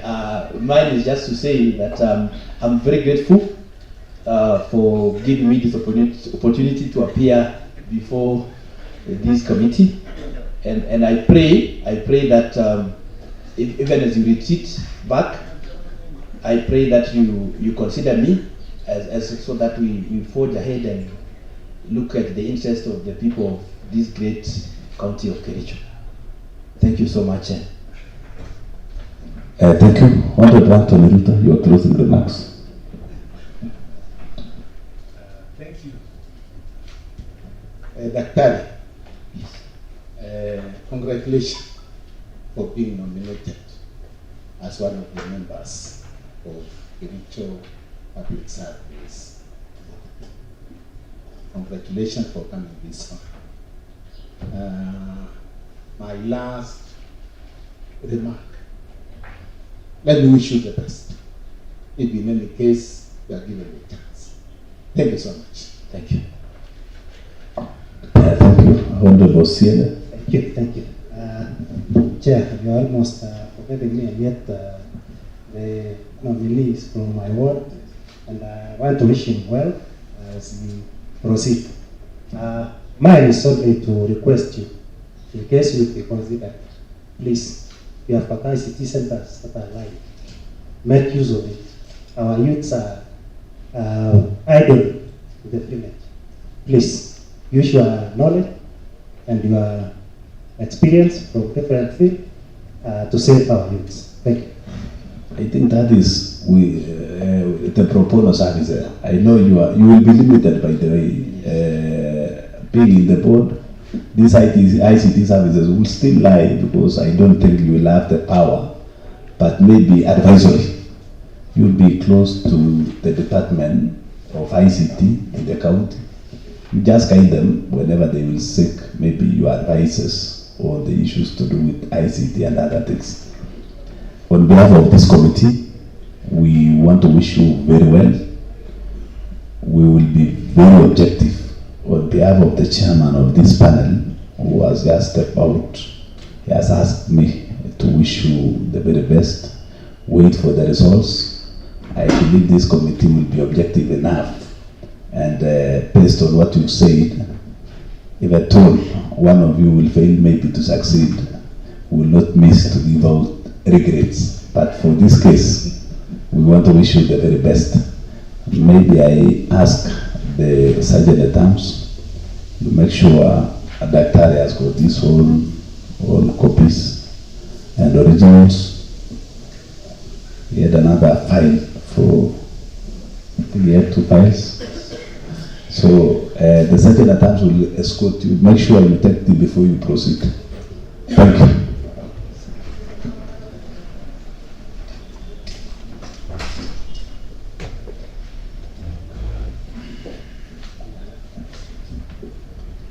And maybe immediately you call in the next nominee.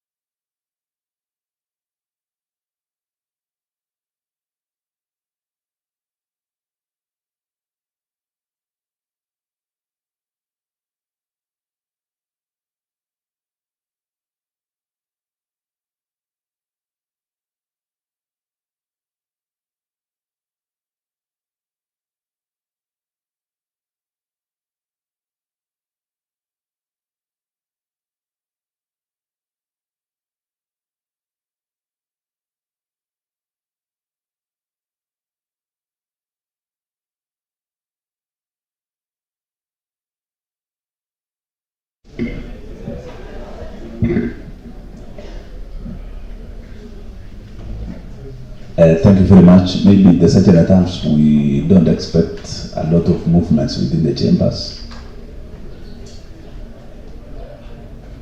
Now,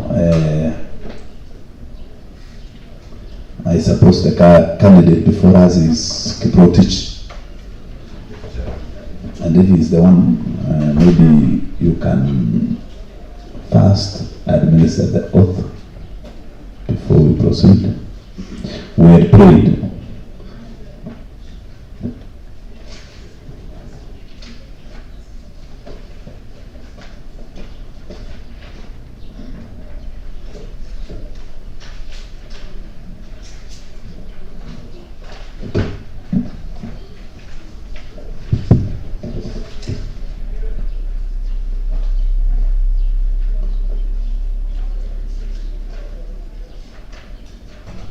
Actually, you hand over your originals, testimonials.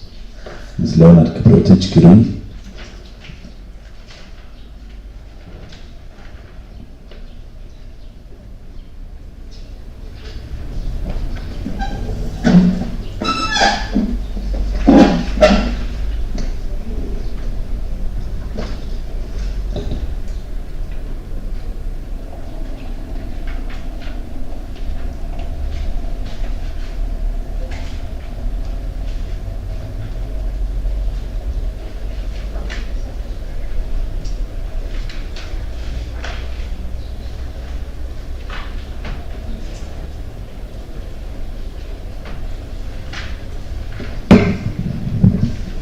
I think if you are ready, are you ready?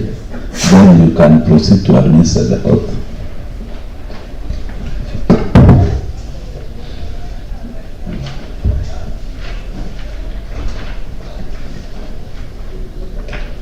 I, Leonard Kiprotich, do swear that the evidence before this committee is the truth, the whole truth, and nothing but the truth. So help me God.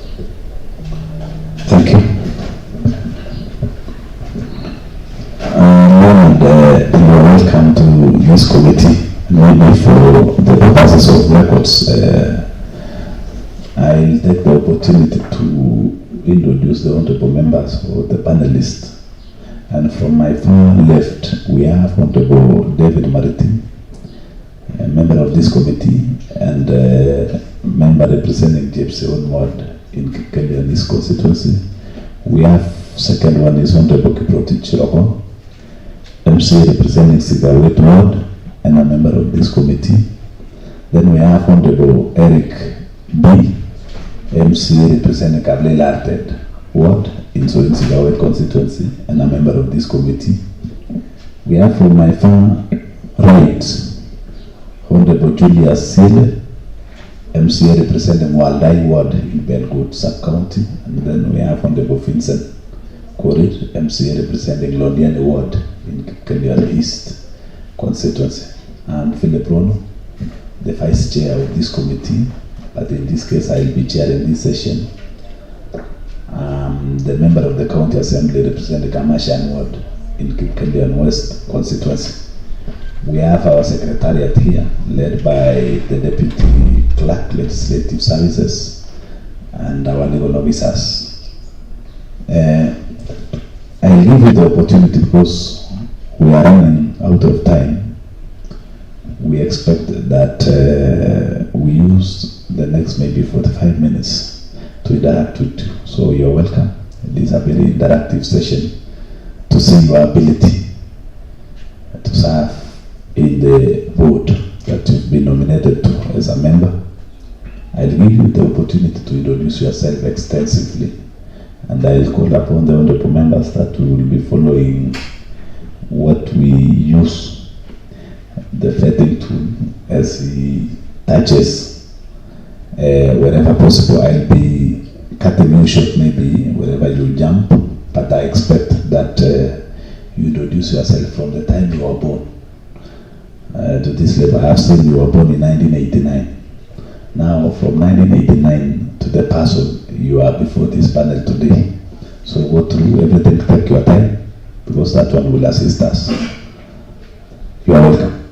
Thank you, Chair. Your microphone is not on. Thank you. Thank you, Chair.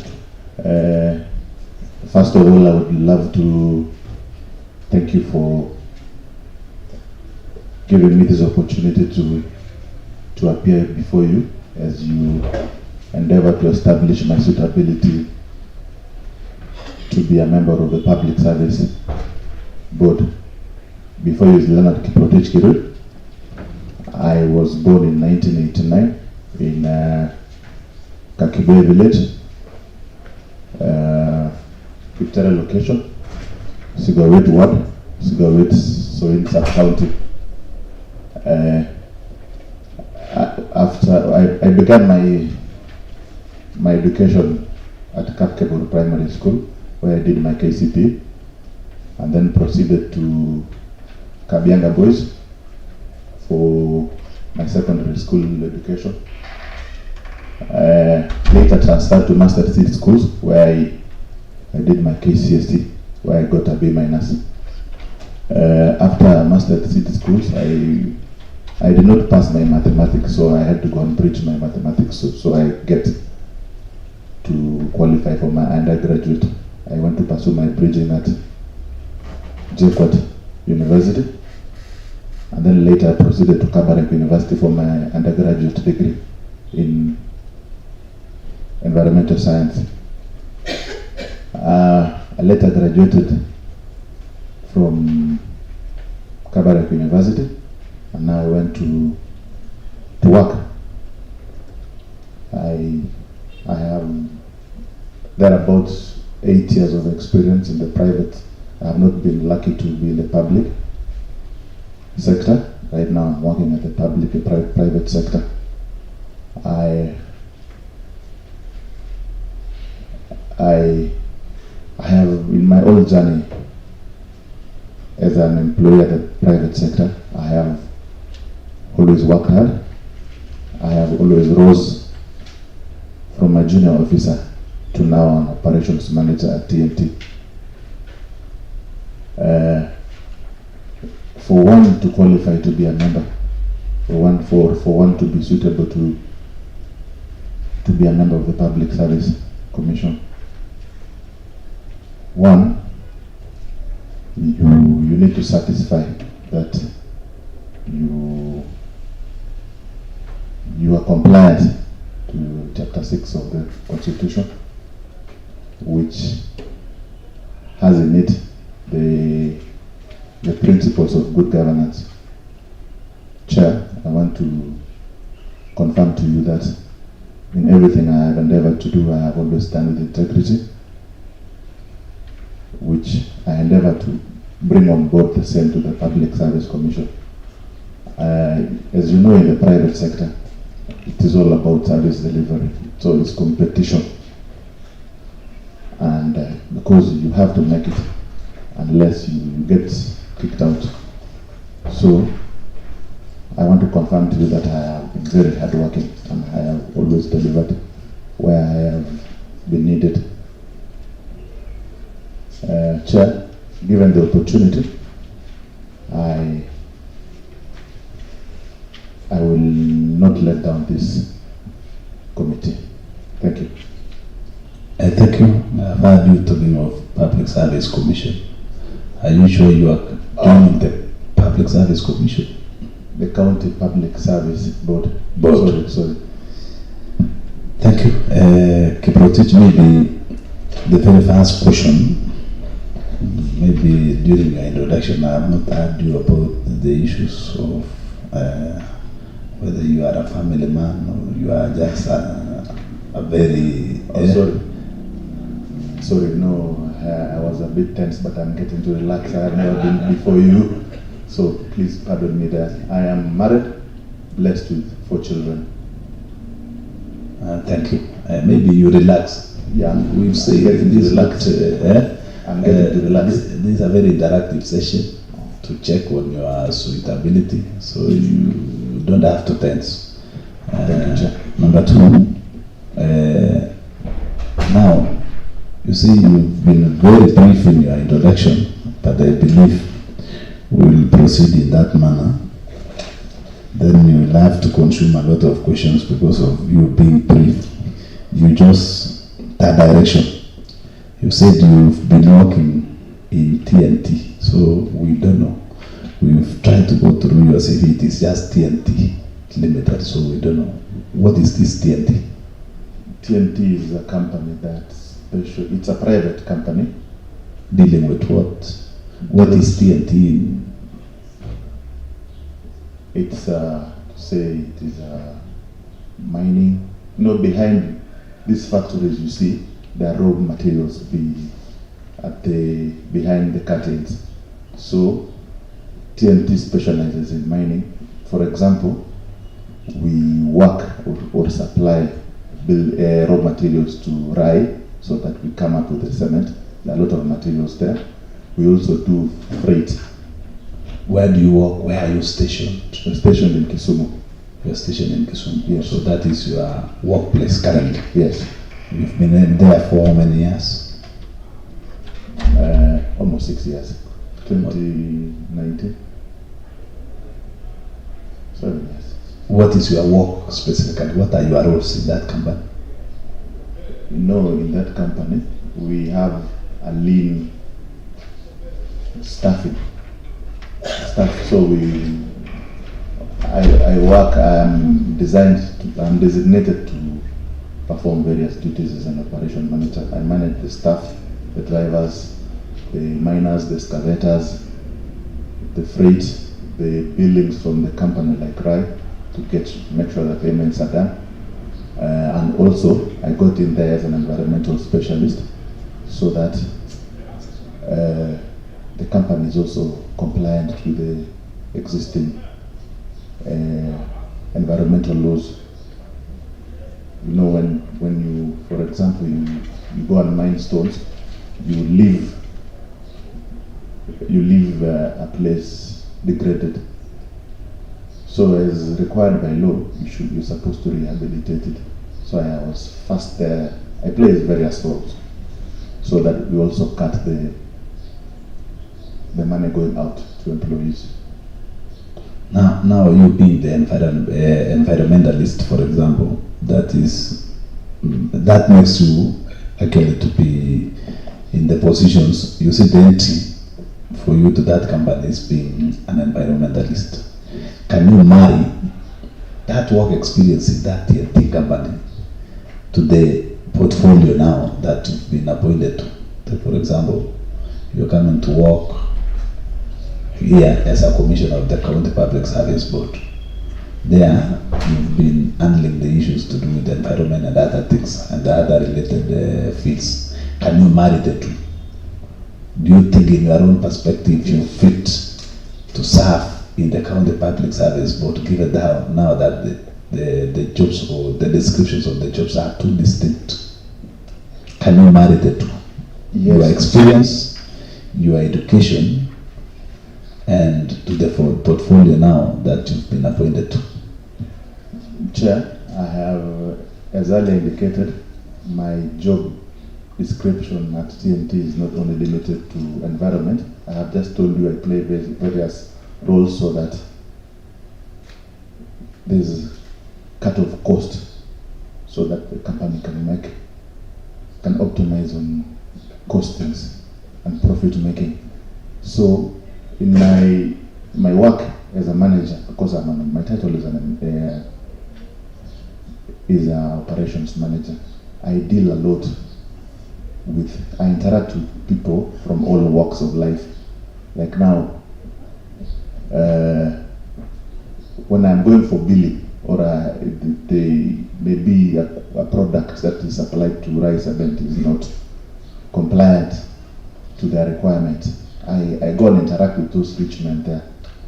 And at the ground as well, there are miners, there are drivers who are transporting this thing. So I have dealt a lot with human resource, which right now I come on board with a lot of experience because I have. Can you now match that experience that you are coming on board to the current portfolio that you've been appointed to? For us to proceed, I don't want you to go to beat around the bush. Just now, take the experience that you already have in your field, being manager, being all those kinds of things that you become. Now, can you marry the two? I know you know the roles of the County Public Service Board, the roles of a member of the County Public Service Board now with the job that you've been doing. Yeah, thank you, Chair. I mark them in a way that while we're getting employees there at TLT, we recruit them, and we have to recruit on merit so that they qualify to come and work. That's the same thing. That's the function, one of the functions of the Public Service Board. Another one is, I have told you, private sector is competitive, and if you're not able to produce results, you're out of business. So that efficiency that I have been able to undertake at TNT, so that we have improved business from down to up, that's the same efficiency I would bring on board to the public service, so that there's no backlog of recruitment, backlog of disciplinary cases. So that efficiency is what I would bring on board. Thank you.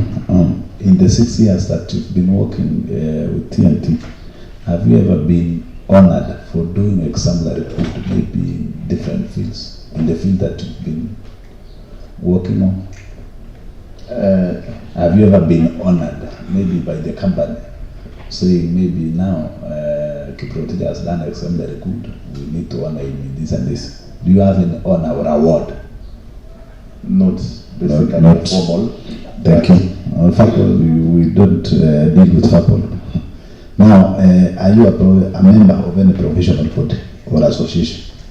Chairman, I thought he said not verbal, he said formal. Formal? No, I'm saying I have been honored, not formally, but formally in form of bonuses. No, when I meet my target, I am honored. Do you have any documents to that effect? Maybe a personal statement. No. So, Robana, I had him very well, so it's only informal. But you see, a better statement, we are not sure, we cannot ascertain. So, not unless there is a document that says you've been awarded, like a certificate, you see. I don't know why everyone is trying to interject so much. I know the nominee comes from your area, but let's be very professional. Number C, are you a member of any professional body or association? Yes, I am a member of the EIA, Environmental Impact Assessment. You have a document? Yes, it's provided to It's provided. the Secretariat. Thank you.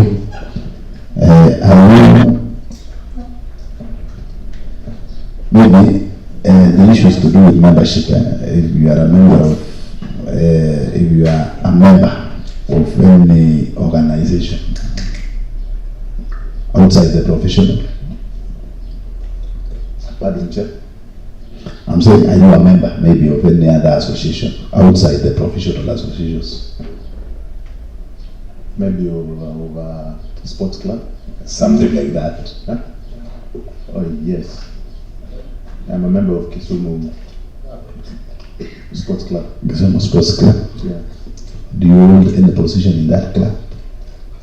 No, just a member. You are just a member.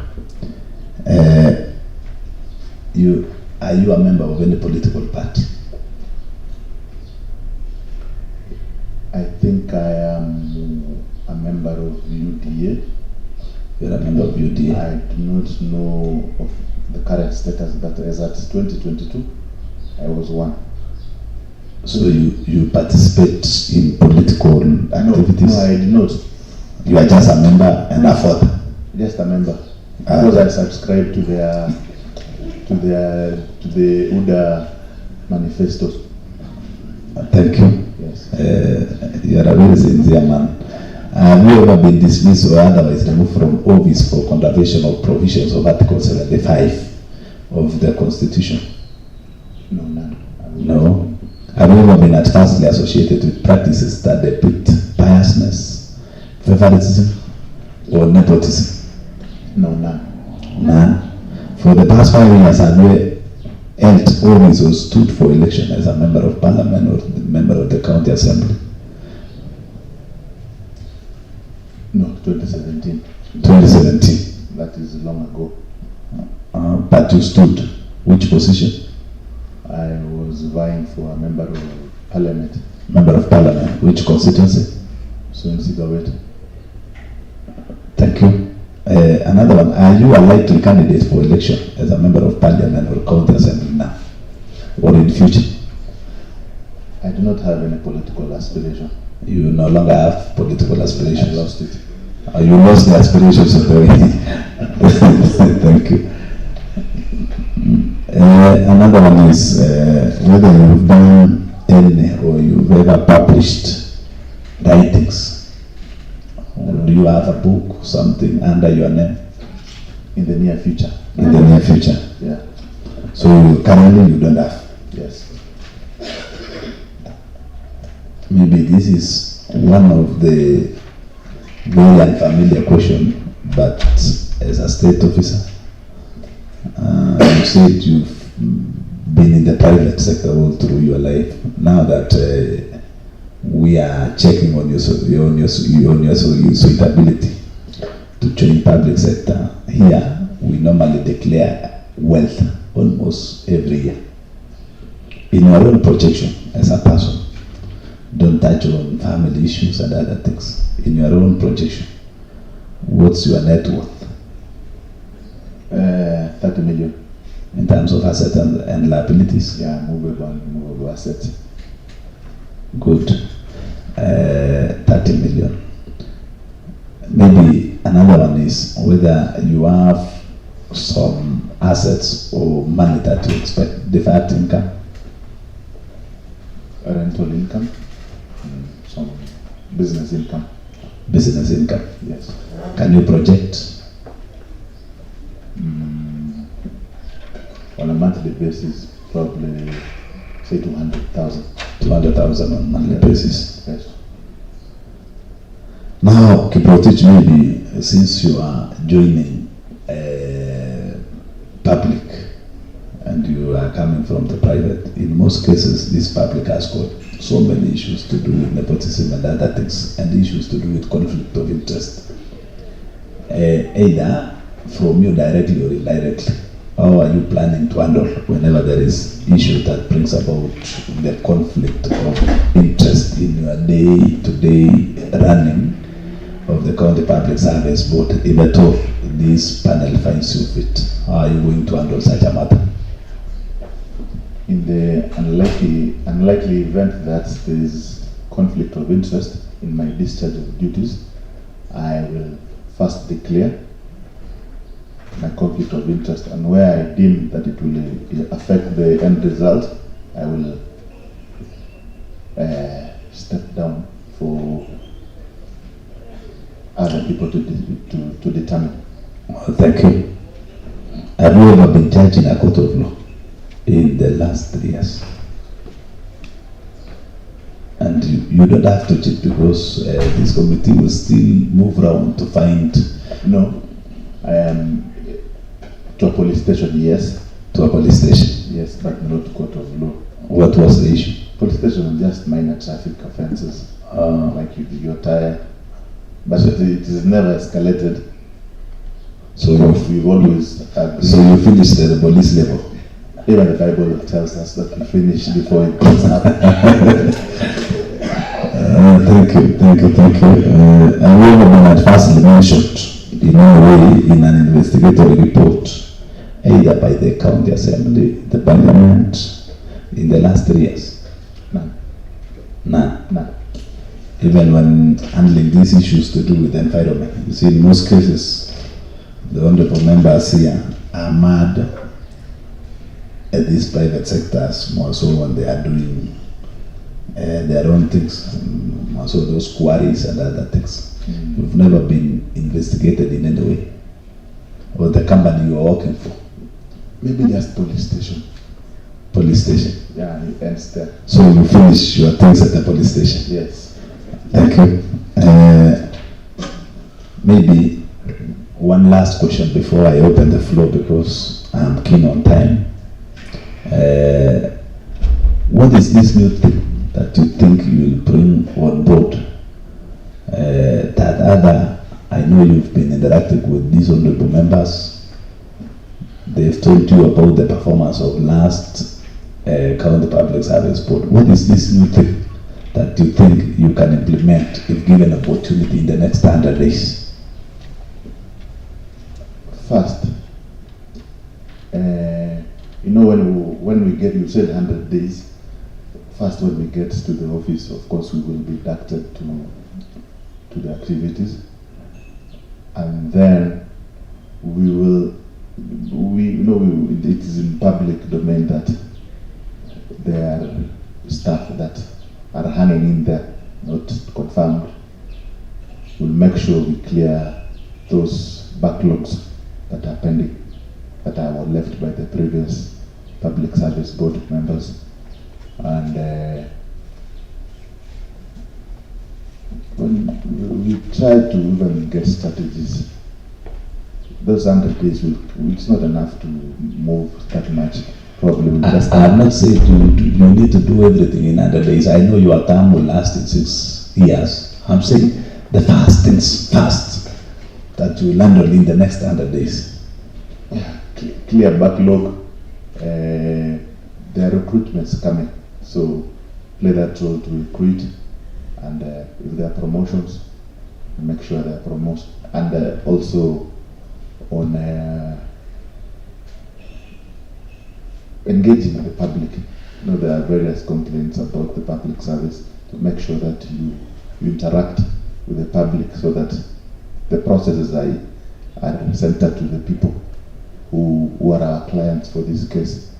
And another issue is probably sitting down with you guys, the MCAs, to have a stakeholder meeting, so that we hear, now we are new, we need to hear your part of the story, so that moving forward, we know what we are expected to do. What is the strength of the county government of Kericho in terms of human resource? How many employees are in Kericho County? I cannot handpick. You don't know? But I can approximate. With the 10 departments, I can give 400 each. Is that too much? You're asking me and I'm asking. No, I said I cannot handpick. I cannot handpick. We'll leave that one if you are not sure. Maybe in terms of wage bill now, percentage. What is the current wage bill of Kericho in terms of percentage? It is way above the required of 35%. It's there about 46, 49. Around 46, 49. Yes. Thank you. And now, honorable members, though the session seemed to be very nice, I think kindly let's allow ourselves, we finish in the next 30 minutes or 20 or so. So restrict yourself. Maybe I expect you, Kiprotich, to be writing down the questions that will be posted by the honorable members. So I'll take a round of 3 questions before you answer. Then I'll take the remaining if at all there is. So you will allow me to start with Honorable Eric B. to pose his first question. Thank you, Chair. Thank you so much, Chair. And I want to congratulate Kiprotich and make a declaration, Chair. Being I know him. He come from where we come from, so it's in the and the immediate termination of this exercise, Chair, it will not interfere. So first of all, Chair, I'll briefly ask you 2 questions. One, Kiprotich. One, hope you made your presentation so good, and I'm very much impressed with your presentation, and I'll ask you to briefly tell us the process of recruitment from the word advert until the head? That is my first question. And of course, you talk of wage bill. You say it's over 35%, 49. What is that thing you're going to do, given an opportunity to become a public service board member? Thank you. Thank you. Any other member? Maybe Honorable Anthony Ruto.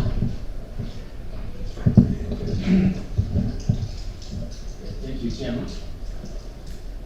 Mr. Kiprotich, congratulations first for being nominated as one of the members of the Public Service Board, Kericho. Through our interaction with Kiprotich, we have already mentioned that in where you are working, you supervise several employees that are working there. And as you are aware, that the human resource is key as far as service delivery is concerned. Kiprotich, if in any case you are given the chance to be a member of the Kericho Public Service Board, what mechanisms as a county are we supposed to put in, or you are supposed to put in place, so that at the end of the day, the human resource is effectively and efficiently managed, so that service delivery is enhanced? Number 2, Honorable Chair, public service appointment is key. There are several factors that you have to put in mind when executing public service appointment. What are these factors? It will teach. The last Honorable Chair, it will teach. You are a nominee of Public Service Board, and what is expected of you is to familiarize yourself with the mandate of the Public Service Board. Could you please enumerate some of the functions and duties of Public Service Board? Thank you. Maybe before you answer the questions, I will also pose some questions to you. First of all, Chair. Yes. I would request if I would handle case by case. I might get lost. Kindly. You can write it down. I know you are a manager. Okay. And I don't think you will get lost before we start work. Now, let me ask you a final question. I know you are an environmentalist, and I was waiting for you to relate the environmental professionalism that you have to what you are going to do with the Public Service Board. I didn't hear you talk about the issues of health and safety. Maybe you can expand on that, because it is the key thing in your professionalism, and it is part of employee welfare process, health and safety. Maybe you can also touch on that, on how you are going to incorporate what you know about health and safety and the employee, even during recruitment. The last one is maybe on the other issue of wage bill. I know it has been touched. Maybe we can come out clearly. We have a huge wage bill, meaning we have more than enough employees.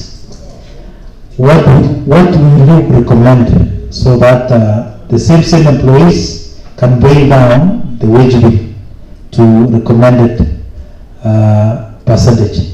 Thank you very much. Welcome, Chairman.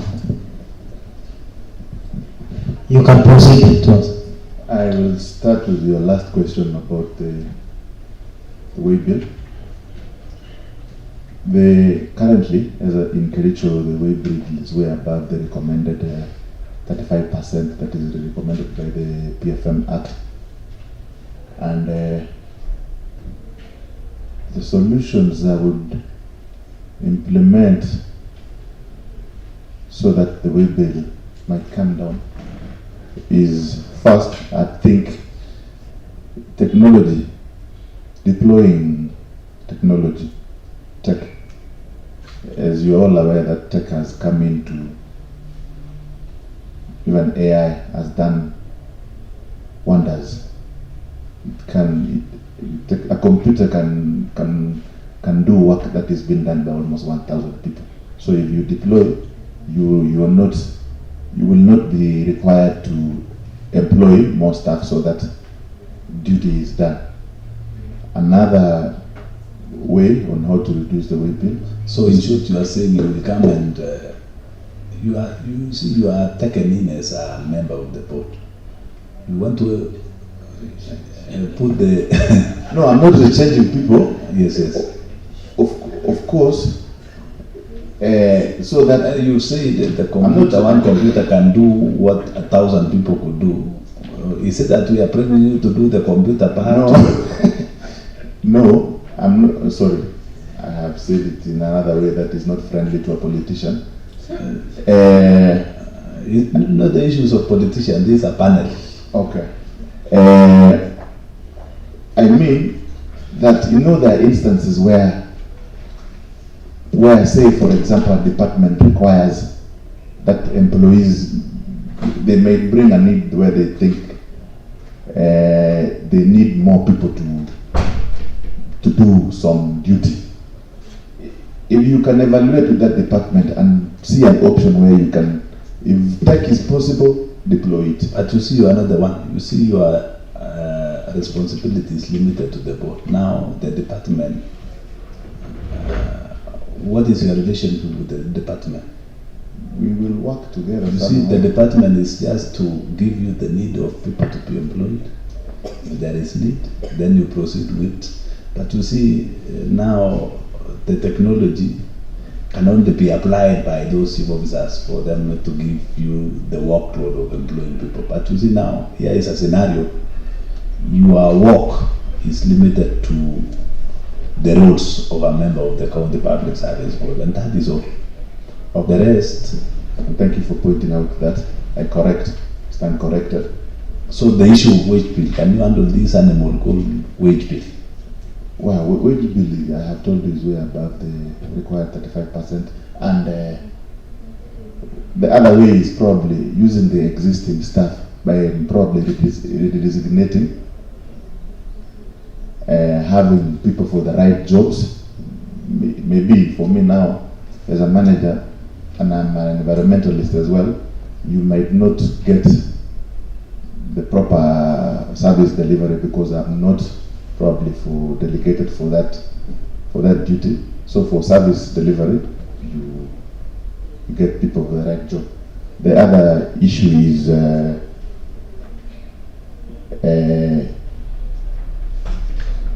you enforce the establishment of control not hiring as without any need.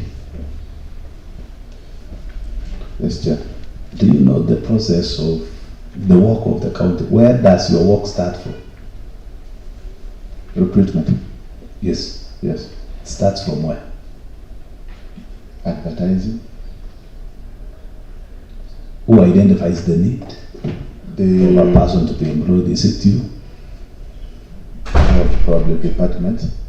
Department. Yes. So you see, your answer is null on the other end.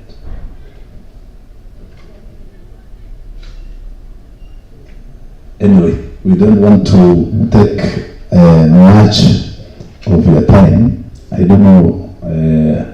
I stepped out looking into our time.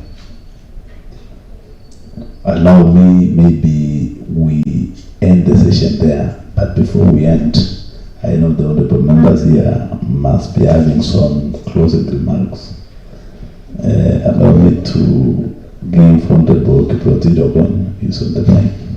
Maybe for your closing remark, and if there is anything that you think. Thank you, Chairman. Chairman, Leonard Protich Kirui is from my ward. Of course, as a norm in this exercise, we've got to declare conflict of interest.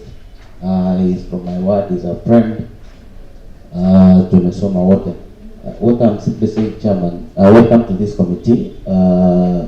Thank you also for the engagement. The last bit that you raised is true. The department is led by the chief officer. These are the people who identify the needs, then send it to you. So you're very right. You made a brilliant presentation. I want to wish the chairman was able to not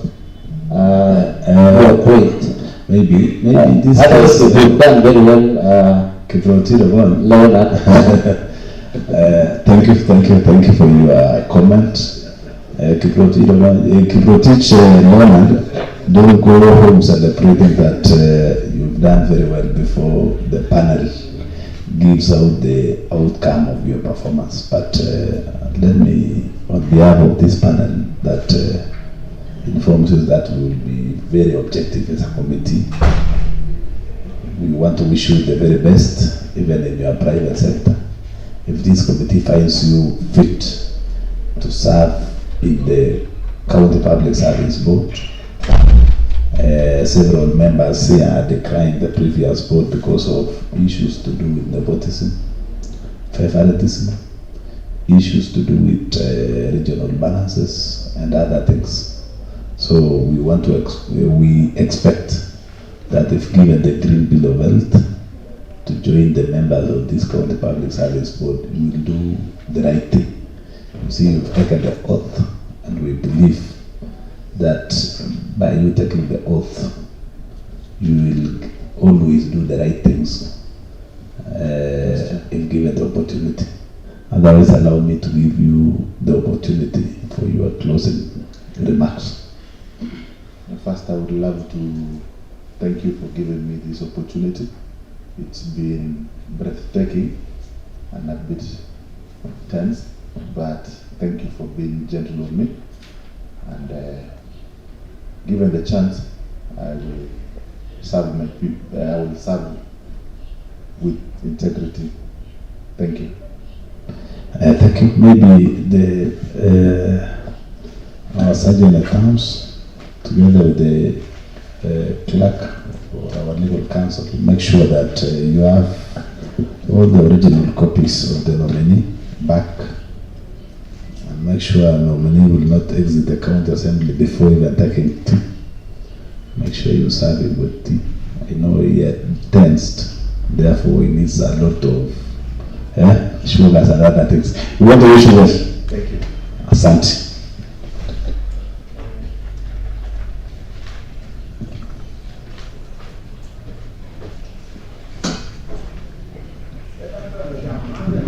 Maybe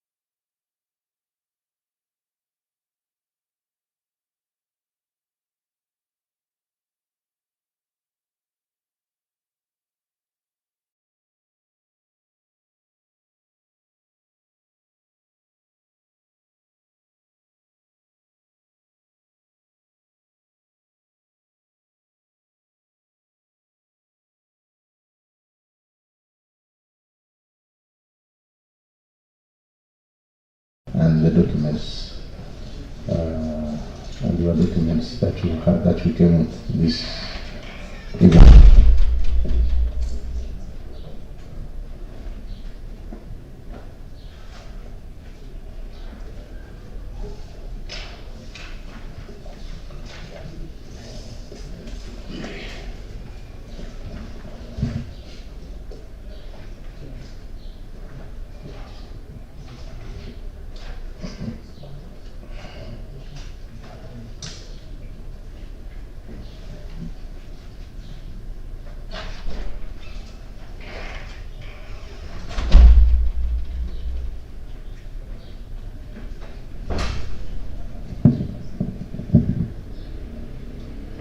The other documents, you have them with you.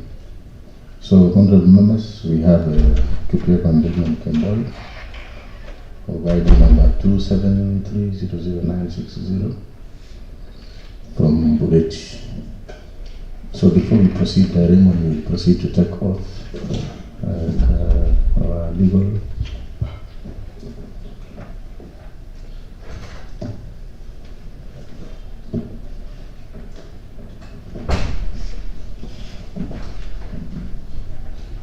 I, Kipyegon Raymond Mboy, do swear that the evidence I shall give before this committee is the truth, the whole truth, and nothing but the truth. So help me God.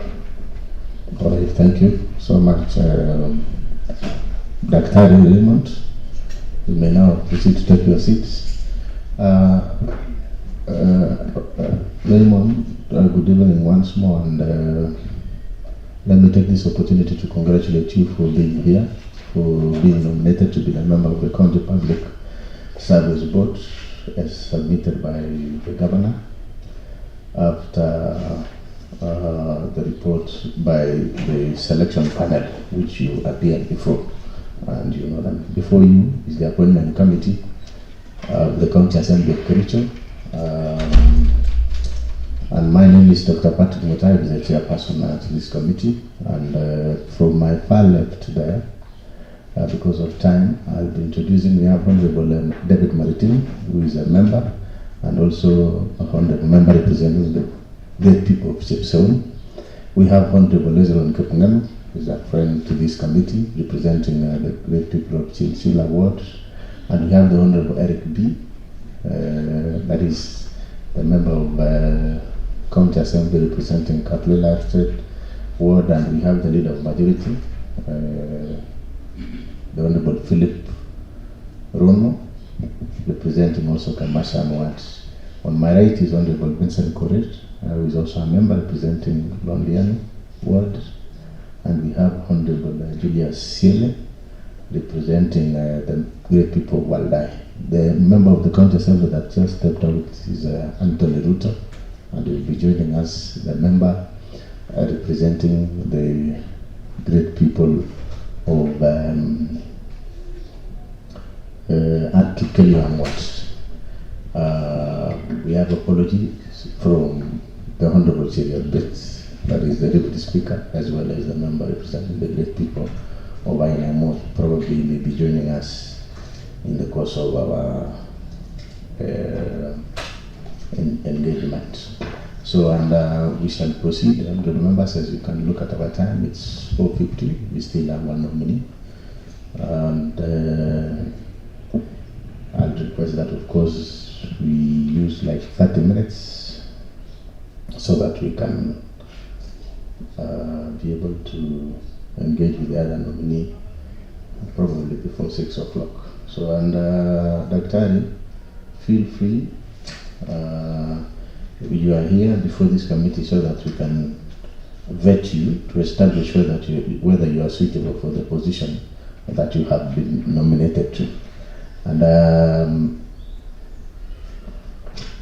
as we start, I'll request you to introduce yourself comprehensively, and I hope you will note it down because we have a vetting tool, an assessment form that we are using to establish your suitability, and we expect you to introduce yourself starting by your name and of course your background and where do you come from? You understand what I mean.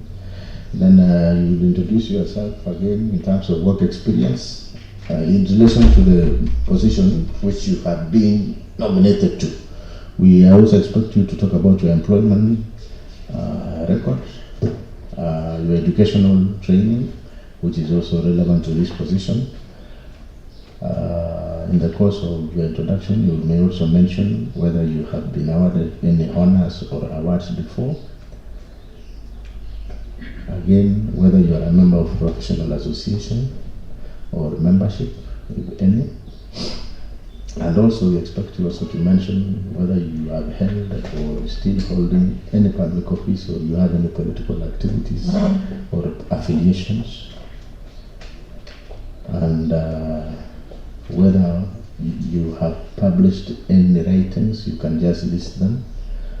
The other thing is whether you have participated in pro bono or charity work or in form of donations to charity. You can just mention if you have done so. And we also expect you to demonstrate interest in knowledge relating to this position of the member of the County Public Service Board. That is, you demonstrate the interest and the knowledge related to this position that you have been nominated. We also expect you to mention whether you expect any conflict of interest should you be successful, should you be vetted successfully, or you foresee any conflict of interest, then you can tell us on how you deal with it. The other basic things that we expect you to mention which are important is whether you have been charged in a court of law in the last 3 years, and whether you have been adversely mentioned in any reports, investigatory report by either Parliament or the County Assembly. Any County Assembly, not necessarily the County Assembly of Kericho. The other thing is your net worth. You get to know how your worth in your part of introduction. You may also mention whether prior to this you have ever been dismissed or otherwise removed from office, of course for contravention of Article 75 of the Constitution. More specifically, as you introduce yourself regarding work experience, we shall be taking we shall be noting your experience in relation to the member of the County Public Service Board of which you have been nominated to. So I request you, Dr. when you are ready, you can proceed with that before we can take a few comments, observations, or questions from the members of this appointment committee. You're most welcome. I hope I did mention that I'm Patrick Mutai, the chairperson for this committee, appointment committee. So you can now proceed when you are ready, sir.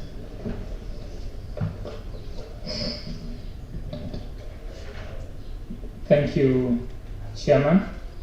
Allow me to thank you for the opportunity that you have given me to appear before you and before the honorable members of this committee. I wish also to thank His Excellency for considering my nomination to serve in the County Public Service Board.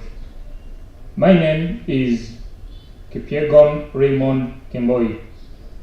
Chairman, the story of my life began several years ago in this great county of Kericho, a town called Litein. For my education, Chairman, I went to Chemitan Primary School. Thereafter, Chairman, I proceeded to Kericho High School, after which I was admitted to Maseno University, where I pursued Bachelor of Business Administration, majoring in finance with IT. Thereafter, I proceeded to University of Kabianga, where I pursued Master of Business Management, Finance option. Chairman, after I enrolled for PhD,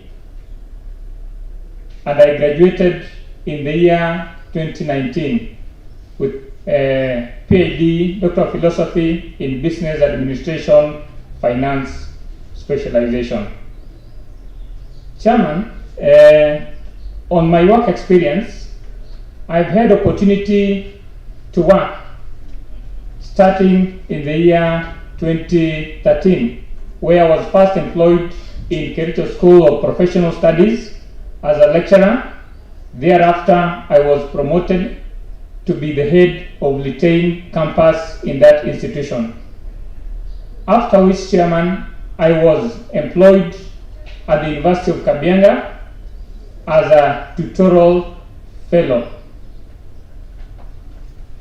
After my appointment as a tutorial fellow, I was later promoted to serve as a lecturer.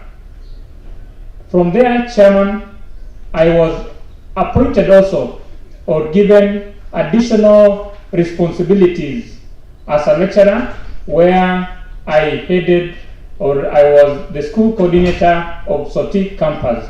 It was a new campus, and the directive was to support or to coordinate School of Business in Sotik campus. After which, Chairman, I was promoted to be the head of departments, that is the departments of accounting, finance, and economics in the University of Kabianga School of Business. Thereafter, Chairman, I was promoted to be the managing director of a company owned by the university called University of Kabianga Enterprise and Services Limited, where my specific role given to me by the University Council was to operationalize the company, which had a negative equity, and now it is a multi-million revenue company. Chairman, I've also been promoted to be a senior lecturer in finance at the University of Kabianga, and that is the position I hold currently.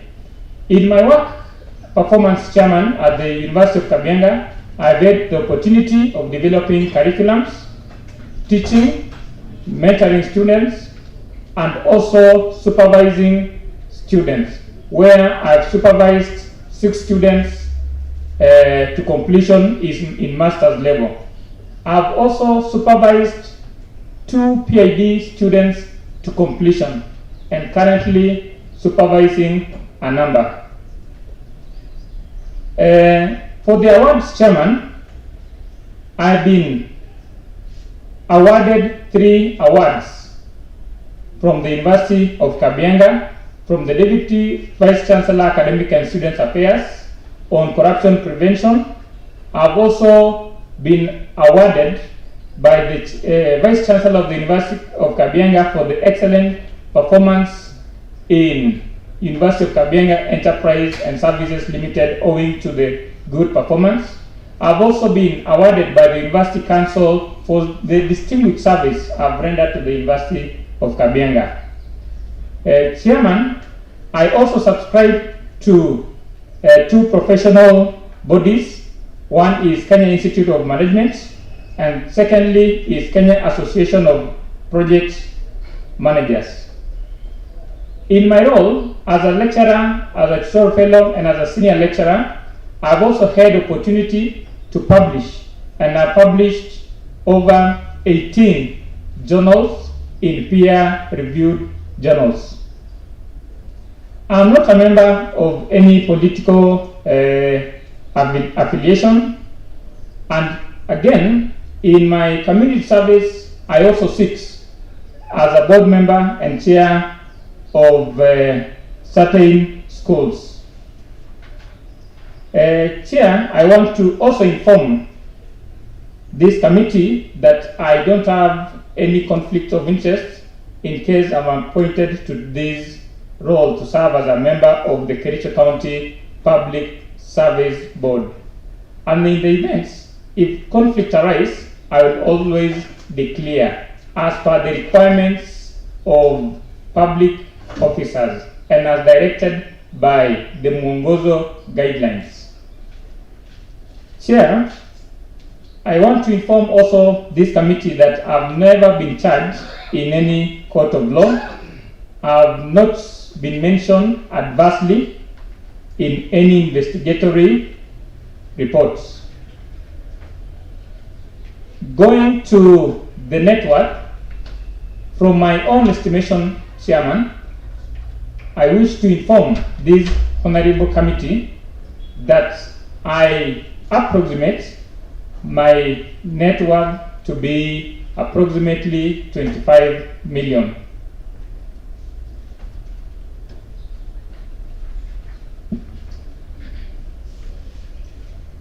Thank you, Chairman. All right, thank you so much, Daktari, for the introduction. Honorable members, I'll be opening the floor, but just one from my end, Daktari, is that, as you know, this is a position that is of critical importance to our county. And you know that this is a body that will be charged with the human resource of the county government. I was looking at your CV, and I'm pretty impressed on the number of publications that you have done. I think it totals to around 18 published publications. You have also been a scholar, which is a very good thing. And I've also seen from your CV that you have worked in IoT zone. You've been a principal before Kericho School of Professional Studies. And then, of course, your current role in Kabianga. This is a question that I know that has been coming up often. The aspect of the wage bill in our county government, where, as you are aware, I know you have researched on the matter of the legislation that exists of 35%, and having now seen your publication number 8, relationship between financial controls and financial sustainability of Kericho County government.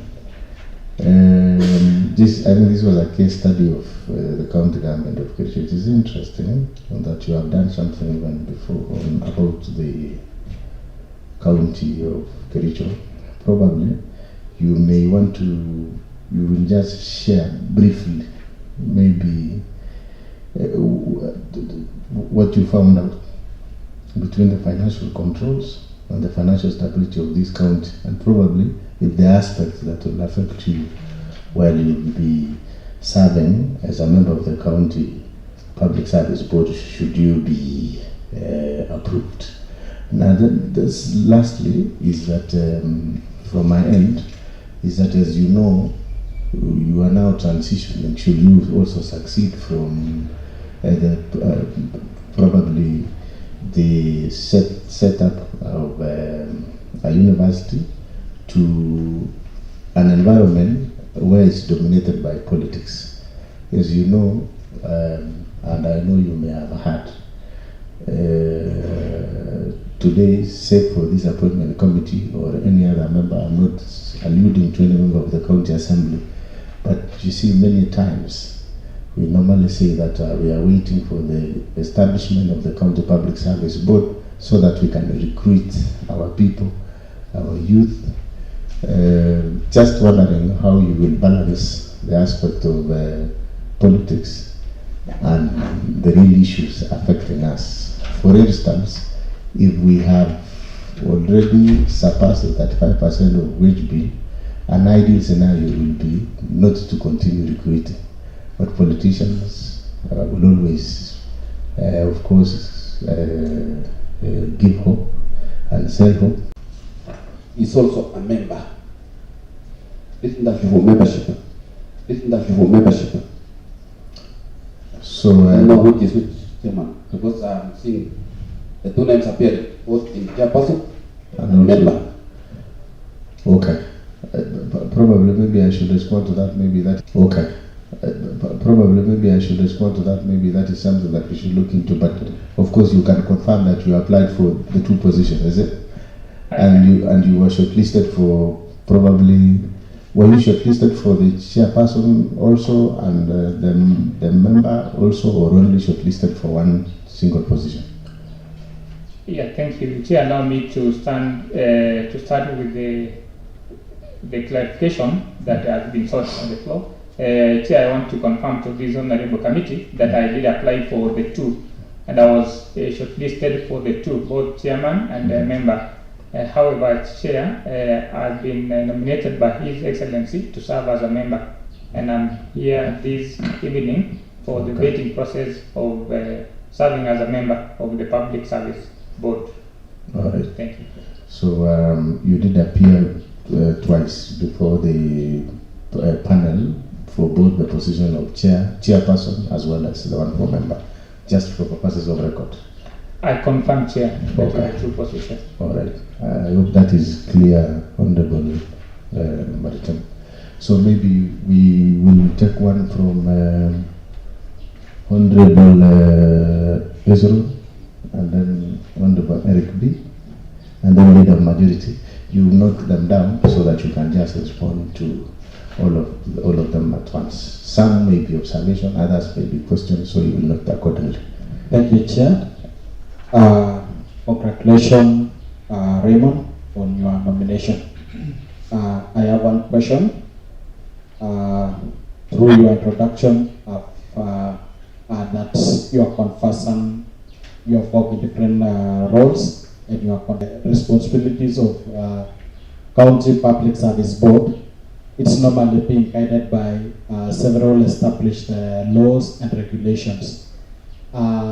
Just for purposes of this committee, so that the committee can be aware, can know that you are aware of the job you are being fed to.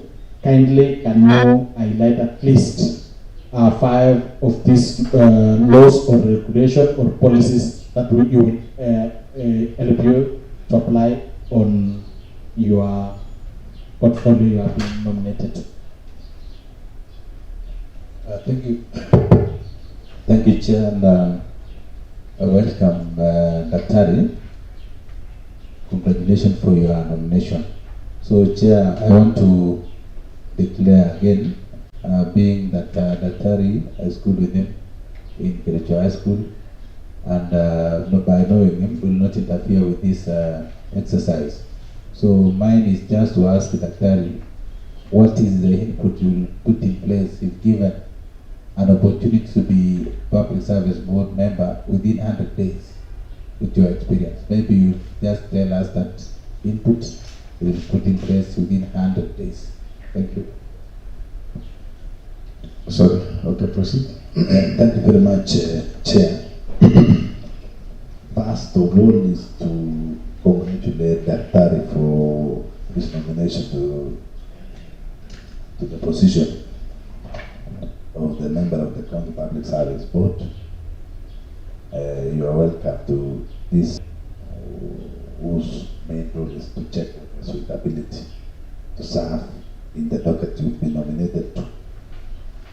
My chairman is to ask Daktari whether he has information on the performance of the previous board, and whether, according to him, though it will be a near chair, but according to him, what is this new thing that you, together with the other board members, you've given green bill of health by this committee? What is this one thing that you will do in the next 100 days after swearing in to office that all this committee finds you with? Thank you. All right, thank you. Let's take one from Honorable Anthony Ruta. Thank you, Chair. Dr. Kibiego, congratulations for your nomination. What is expected constitutionally? Dr. Kibiego, how can we be able, as a member of, if in any case you are given the chance, as a member of Kericho Public Service Board, what mechanisms are you going to put in place so that the two imbalance can be mitigated? The last one, Dr. Kibiego, constitutionally, Public Service Board is supposed to integrity and be preserved. Dr. Kibiego, as a member of County Public Service Board, what are you going to do so that the same can be safeguarded? Thank you, Honorable Chair. All right, thank you so much. Maybe you may go on and respond to those few questions and observations. Yeah, thank you, Chair. Allow me to start with the question and the explanation on the publication on the relationship between the financial controls and the financial sustainability of Kericho County government. This was a study that was done in Kericho County government, and the finding revealed that if financial controls are put in place, it will automatically lead to financial sustainability of the county government.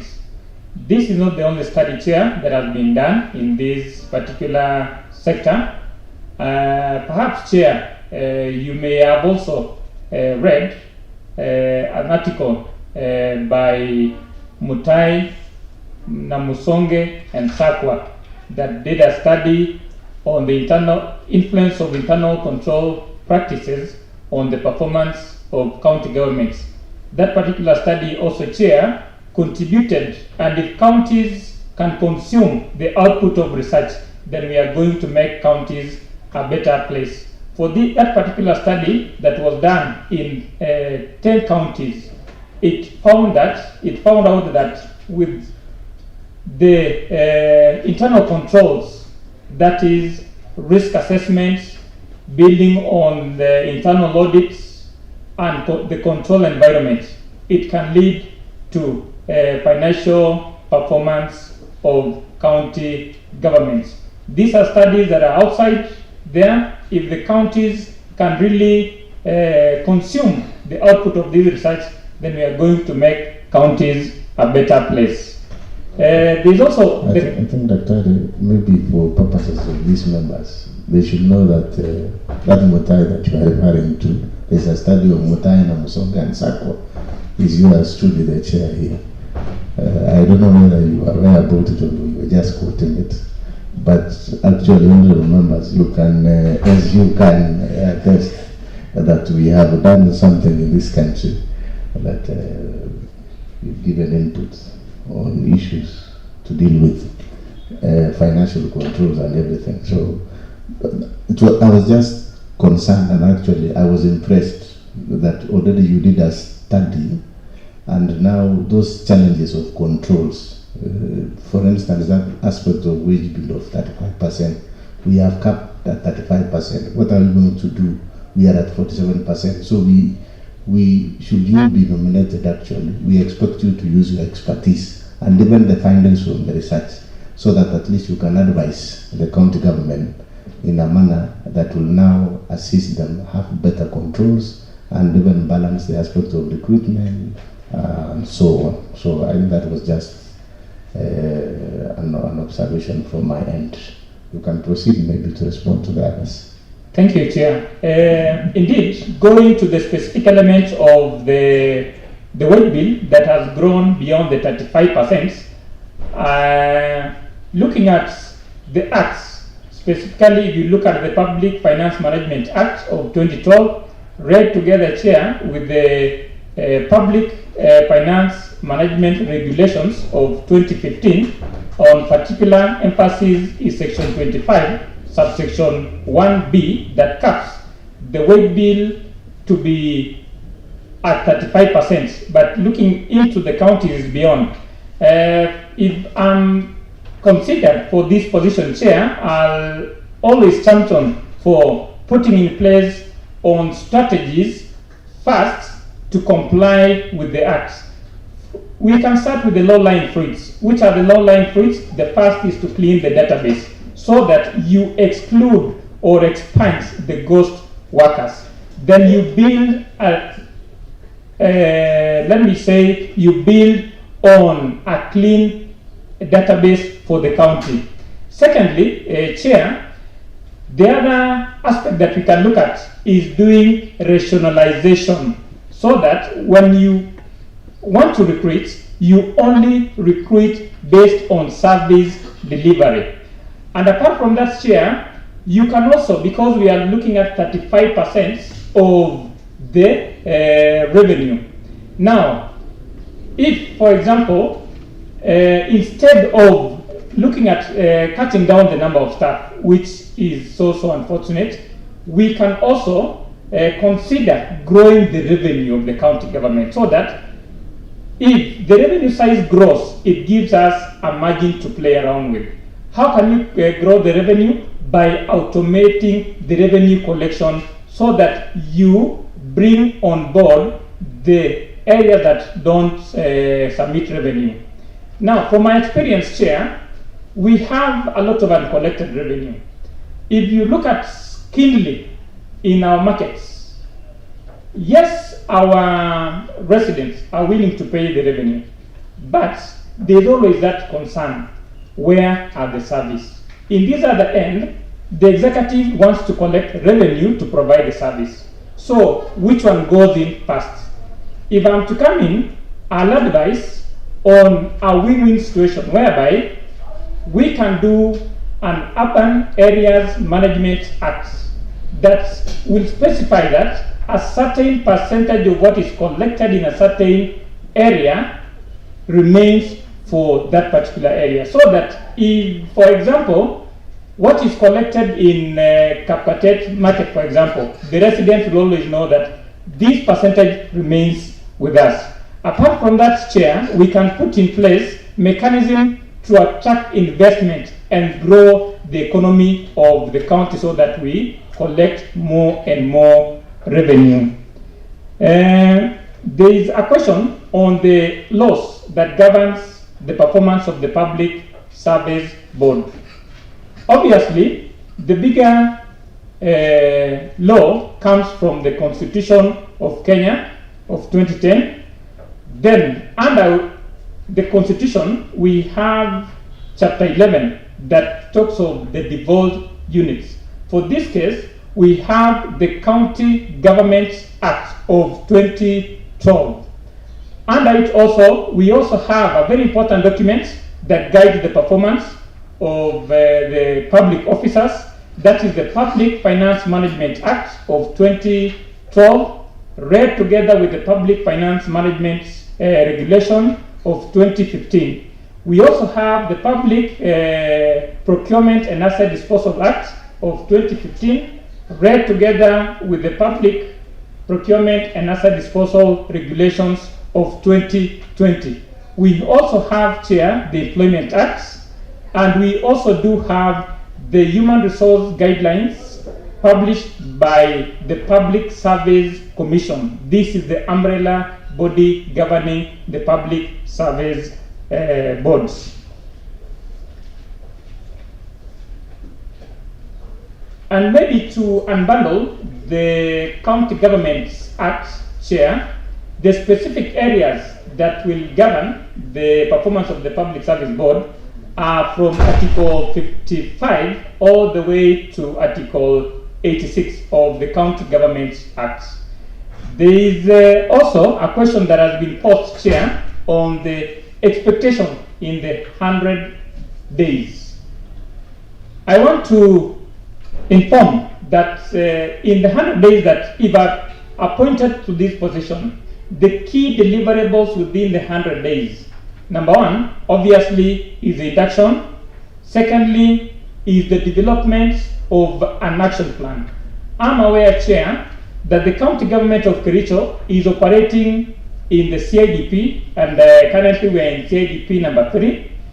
it is now the duty of the Public Service Board as a department to break down the CIDP and cascade into department by developing an annual development plan. So within the first 100 days, expect to see an annual development plan for the Public Service Board. Another deliverables within the 100 days, Chair, is to clear the backlog. I know the backlog is so huge, but within the 100 days, we should have made some significant progress.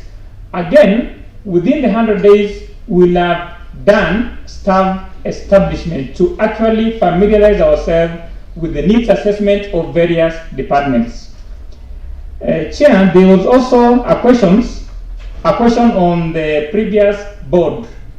I want to most sincerely appreciate the previous board for their performance.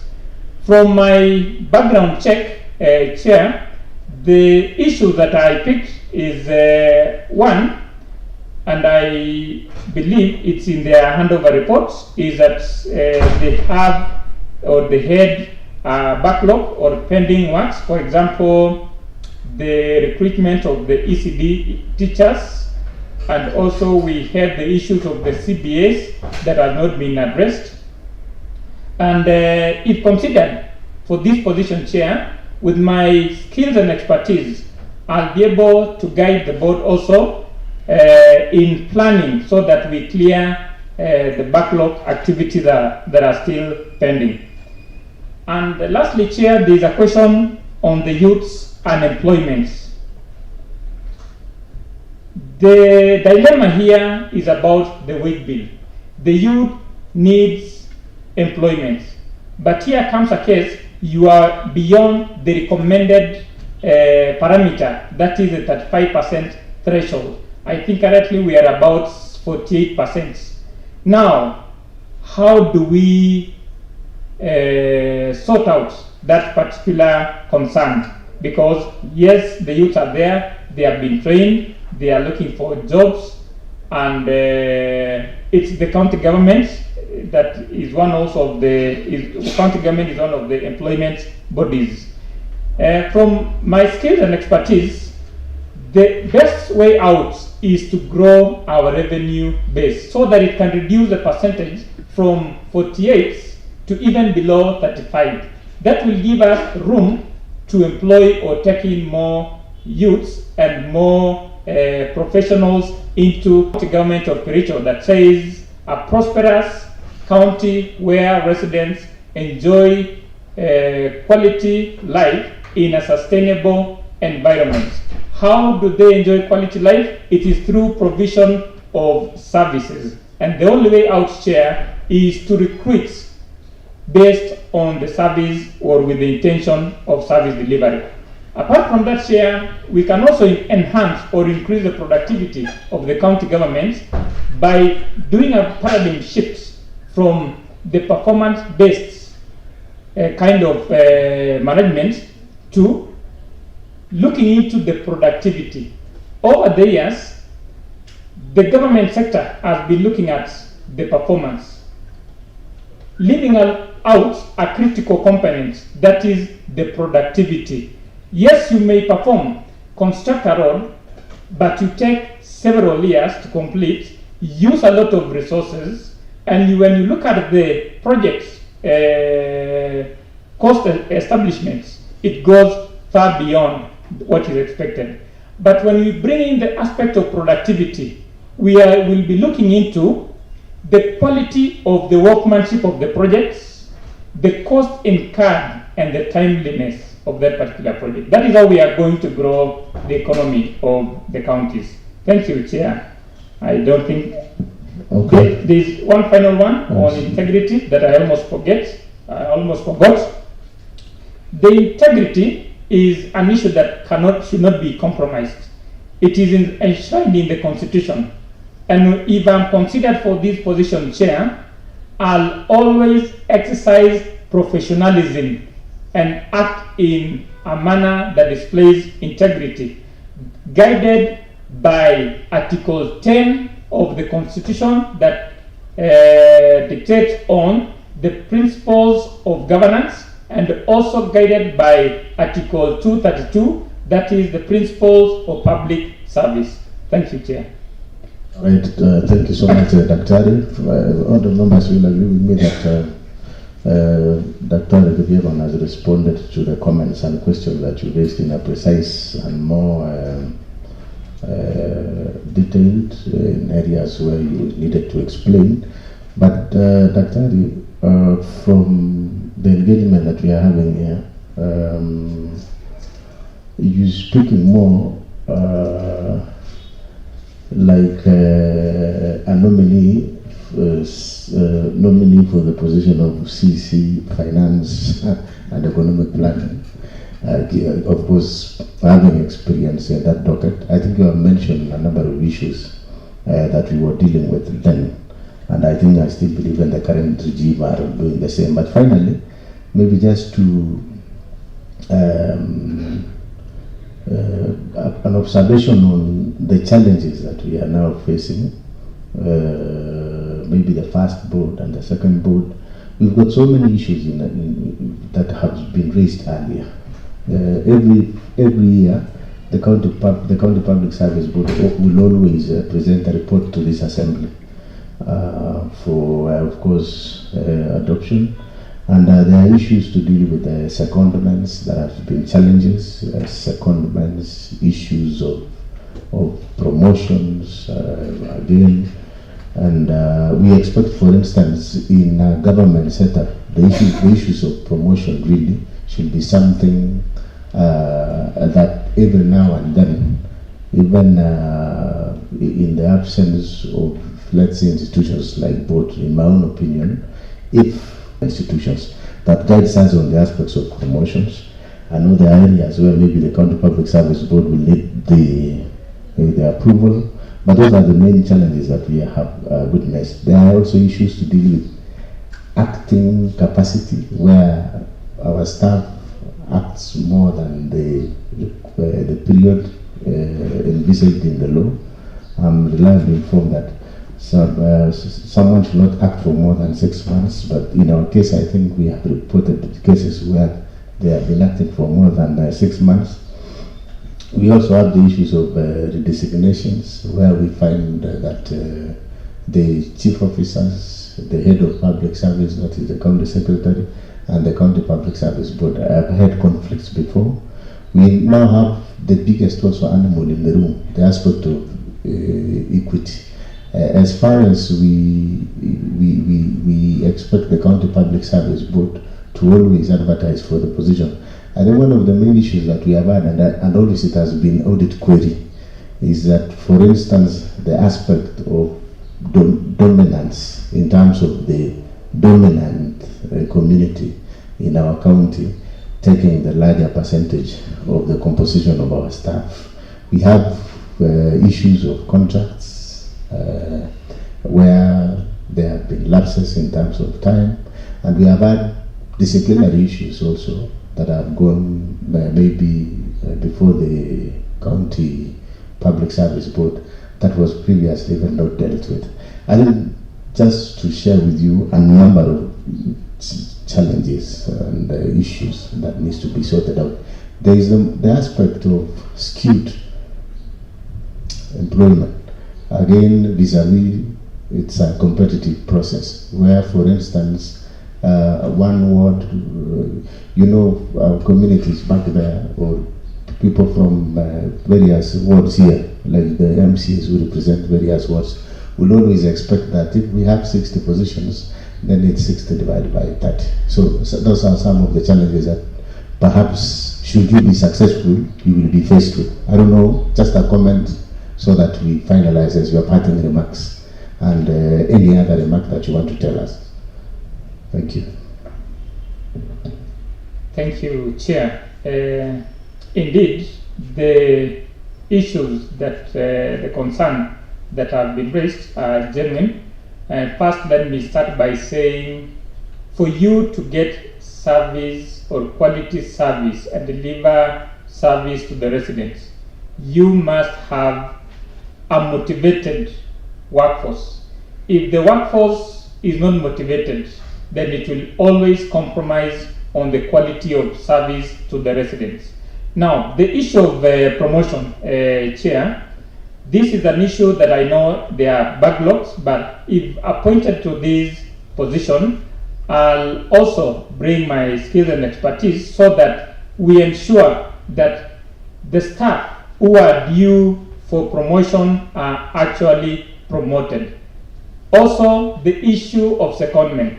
Secondment is something that is a right that the law has put in place for the staff.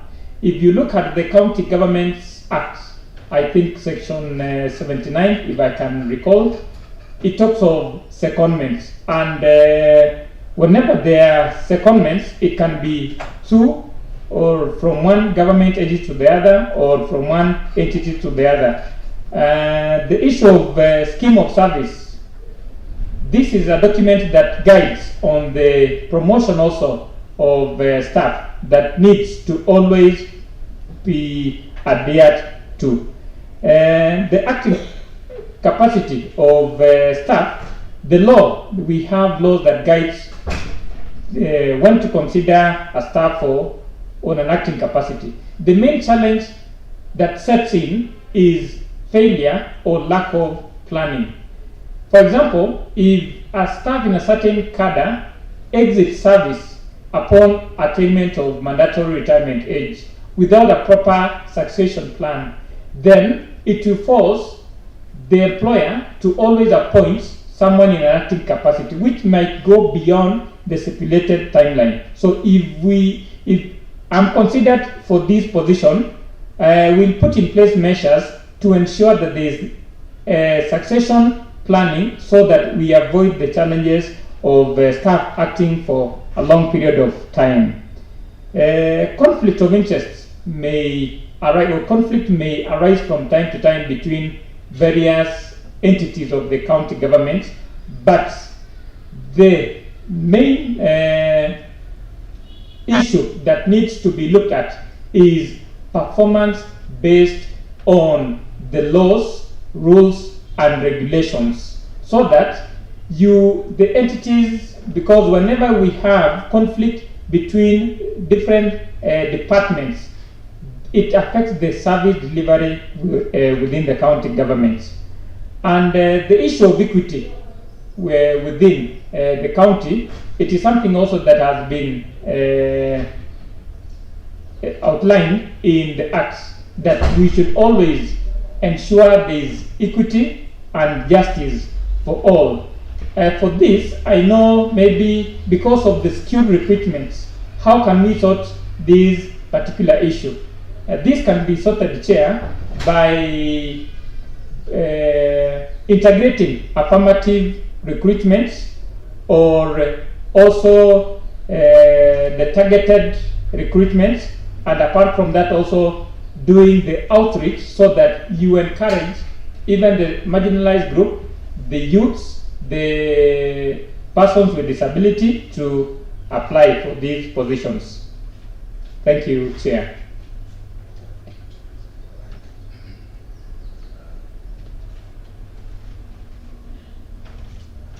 Well, it's working. Thank you. I thank you, Daktari, for the response. Maybe you are closing remarks, if any, so that I can also summarize on behalf of the members of the appointment committee. Any closing remark? Any final submission from your end? Yes. Yes. A minute, please.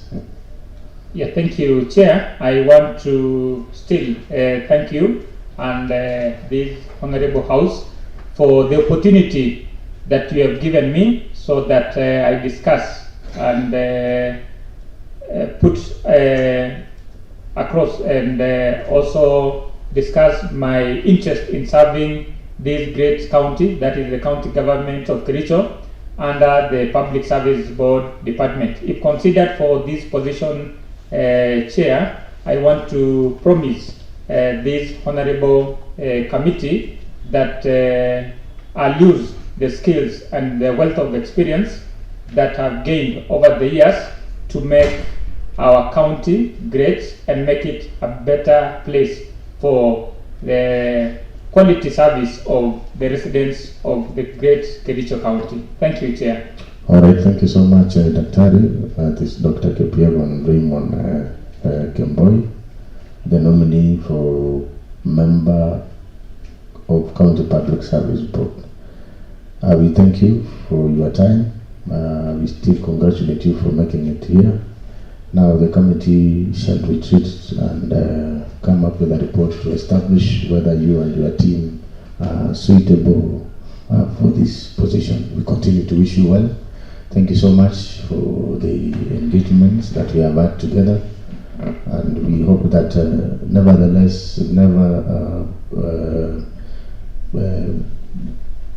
just maybe a polite request that irrespective of the outcome of this committee, now that these honorable members have noted your imminent, more specifically of Kericho, we will hope that you will even find other forums so that you can discuss with the county, engage them, so that our people can benefit from the immense research that you have done on matters to deal with governance and other matters related to devolution.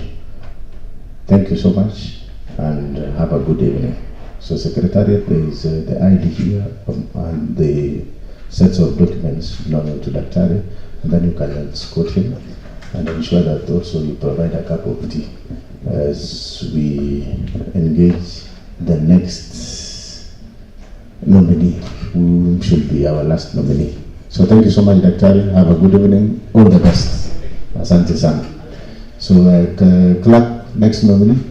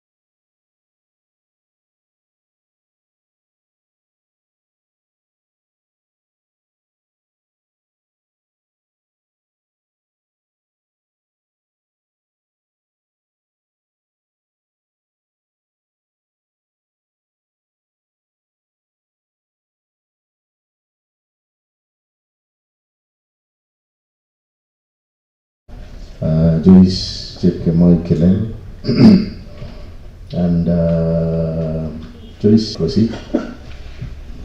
As you do so, we want to, of course, welcome you and also to thank you for being here and also to apologize because I think by now we should have been through with the vetting process. So we hope you will bear with us. Yeah, leader of majority, you can confirm.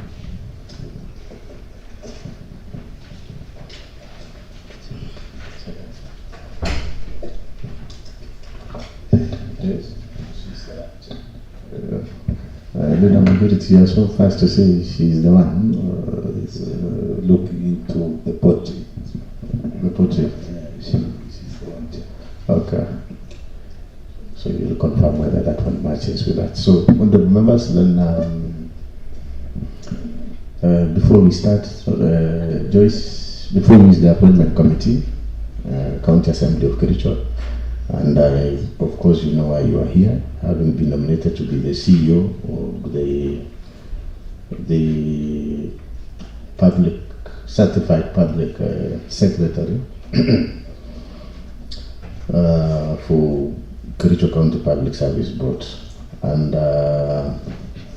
before you is the appointment committee. Because of time, I'll mention their names. In Parliament, today we have Honorable David Maritim, who is a member, as well as a member of the County Assembly representing the great people of Chepsewon Ward in Kipkelion East. And we have the Honorable Hezro Kipunyono, who is a friend to this committee, representing the great people of Chilchila Ward, that is in Kipkelion West. I don't know where you come from. And members, as I introduce you, if you have any interest, you will declare it when I give you an opportunity to engage with the nominee. And we have Honorable Eric B., member of this committee and a member of the County Assembly from Kaplela Ward, that is in Soin-Sigawit. We have a leader of majority here, left, the Honorable Philip Rono, representing the great people of Kamasia, and that is in Kipkelion West. We have a friend with this committee and also the chairman, governance and labor committee of this county assembly, Honorable Matthew Korir, representing the great people of Chai, that is from Belgut.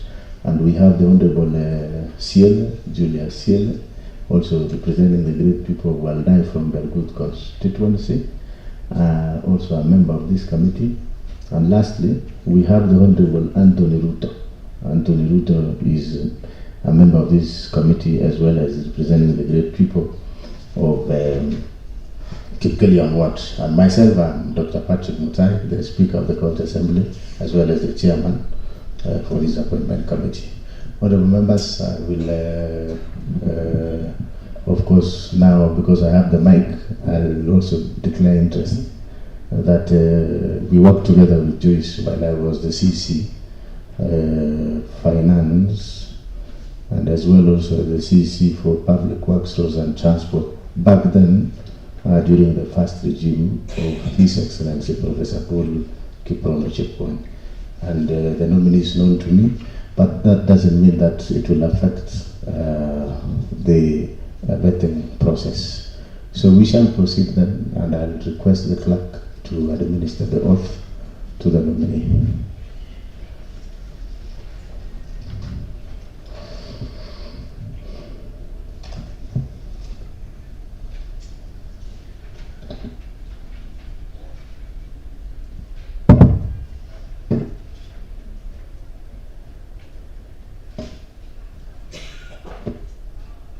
I, Joyce Chepkemoi Kilel, do swear that the evidence I shall give before this committee is the truth, the whole truth, and nothing but the truth, so help me God.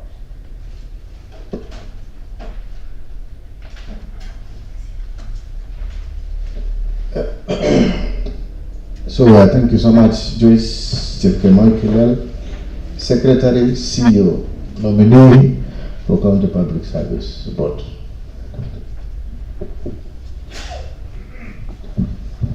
Sorry, Chair.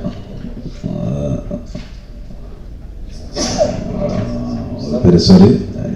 Yes, no problem. Chair, I must also declare the interest that Joyce Chepkemoi Kilel is known to me, Chair. We come from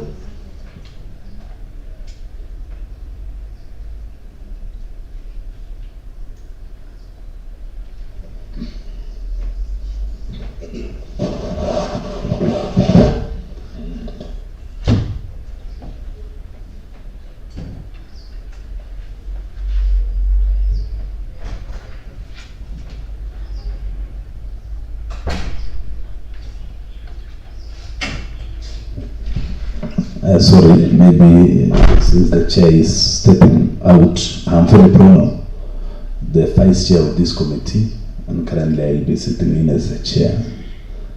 I was informing the committee that I should also declare that Joyce Kilel is known to me. We come from the same constituency and neighborhood, but that does not necessarily mean it will influence in any way the findings of this committee. Now, unless unless there is any other member that wish to declare. Chairman, Thank you. I also wish to declare my interest on the same. Choice is from my ward, and he is known to me as a resident of the Kenyan ward. Nevertheless, the same whatsoever cannot interfere with my mandate as a panelist. Thank you, Honorable Chair. Thank you very much, Honorable Anton. Now,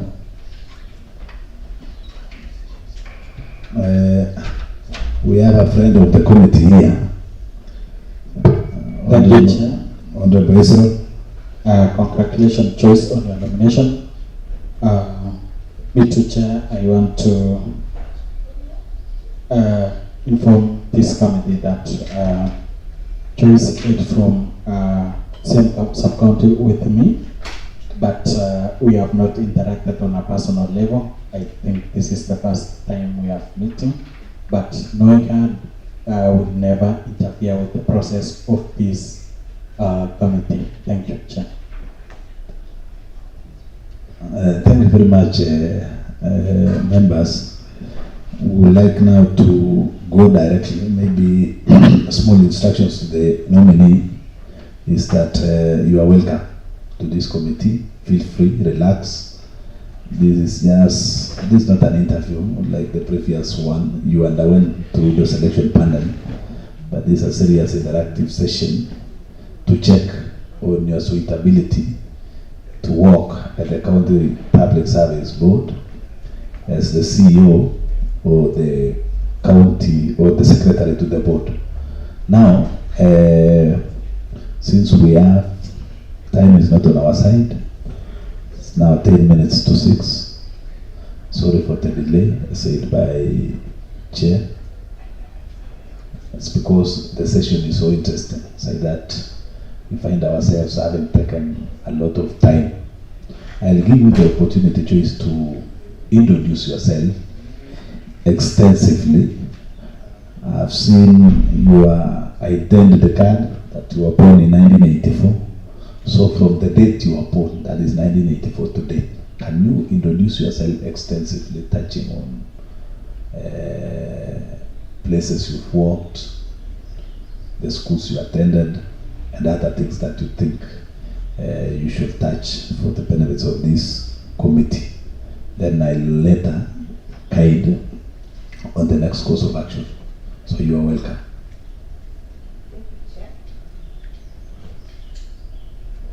Thank you, Chair, and honorable members. My name is Joyce Chepkemoi Kilel. I was born in 1984 in Kipkelion West Sub-County, Kipkelion Ward, Parshele Sub-Location, and Matarmat Sub-Location. I started my primary education in the year 1991 to 2000 in Kipchorian Primary School. And later on, I went to Kesub Girls High School in Keio and finished in 2004. And then in 2015, I finished my CPS. Of course, I started in 2007 with intermediate level called Kenya Administration and Management Examinations, which I did the intermediate. And the final stage in 2000, of course, it took one year. And lucky enough, I was ranked the best student in the intermediate level in the whole country, and I was awarded. And I was so lucky. I went to Nairobi for the first time, Crown Regency Hotel. And finally, I I started the journey of certified. First of all, it was called the Certified Public Secretary in 2008. I did the CPS Part 1, of course up to Section 6, where I graduated in 2014 with CPS-K.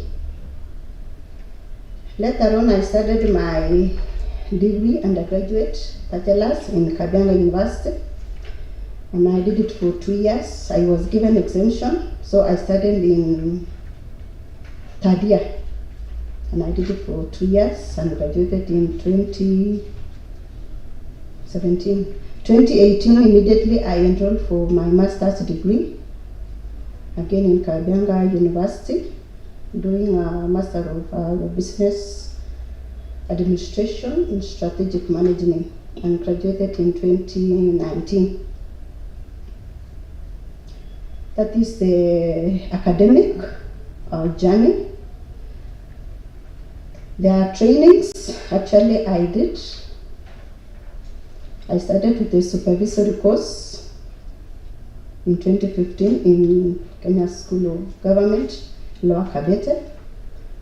I went for senior management course in Kenya School of Government in Baringo. And finally, I did a strategic leadership development and program in 2024.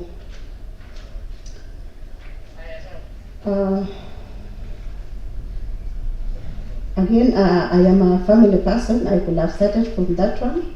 I'm a family person with 3 children. Now, employment. I was employed in my first employment. I secured the employment in Town Council of Kipkelion in 2005. Immediately after I finished my Form 4, and I worked as a casual up to 2007. Why I got employment after my Form 4 is when I was doing in high school, I did computer packages, which helped me secure the job in Kipkelion Town Council, because it was an okay during those days. People were using actually the typewriting machines. So I got I secured the cash on casual basis to relieve a secretary who was then on maternity leave, and I worked with Town Council of Kipkelion. Of being a secretary, I was laid off. Remember, now I was jungling around. I was doing my intermediate examination while working. So I proceeded to continue or to pursue the CPS course, and I came now to Kericho, where after finishing my part 1 and part 2 of the CPS, I also secured after my internship, I secured a casual job with Municipal Council of Kericho, and I worked as a clerical officer from 2007 up to the time until devolution, where I was deployed to work with the Public Service Board in 2013, and I worked as a casual with a bigger number of people. In fact, which you know, the 2016 group. It is known as the 2016 group. We were the casual who were actually taken in, and later on we were observed into permanent and pensionable pensionable terms of service in 2016. When I was working with Public Service Board, I was working under the Human Resource Office, and because of the qualification of the CPS, I was board again, because by then there were shortages, so I could actually double up in the Public Service Board. And in I worked with the Pioneer Board up to 2019, where I also worked with the previous now board for around 1 year, where I was deployed to Department of Health Services. And it was a form of promotion because I had actually graduated with my master's. And the passion I had actually for human resource and the experience gained while working with the board and the challenges we were actually facing as a board, because why I was sent to help first of all, it was because of the challenges, and I was identified to be the HR person deployed to help to iron out the issues, because we had actually been handling in the board. So I went to I went to the health sector, where actually I had in my mind the challenges, actually make the root cause for every challenges in the Department of Health Services, being the biggest department with a bigger workforce. So I was the first human resource officer to be deployed in health sector, and I found actually the department, let me say, in a mess, because the human resource functions were being done and handled by the medics. So I started the human resource office. In fact, when I went there, we had no office. So with the help of the management and the support from the management, we established a human resource office, and of course we actually equipped it with the help of the management. We started from the scratch, or I started from the scratch, and ironed out the issues in health, particularly the issues of promotions, which was a nightmare in the department. I actually streamlined the promotions, up to date. There are no complaints. We even attest by the management, by the public service management. I have reduced the complaints about health to 0%. There is no complaint about human resource in health. Number 2 is that I was actually instrumental in development of the staff organogram and staff establishment, which was actually approved in 2022. I was part of the team, which has actually shaped the county. Since 2013, we had no staff establishment and the organogram. But when the House, this Honorable House approved the establishment in 2022, we had actually everything up and running and everything put in place. I was part and parcel in that journey. Again, I was also part of, when I was working in health, I worked with Kabianga Tea Farm for 2 years. In 2020, I was the company secretary. In 2020 to 2022.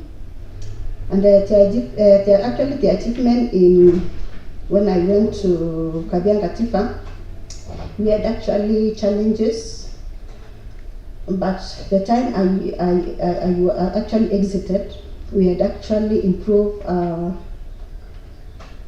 the kilos from 1.7 million kilograms to 2.2 million kilograms for the green leaves.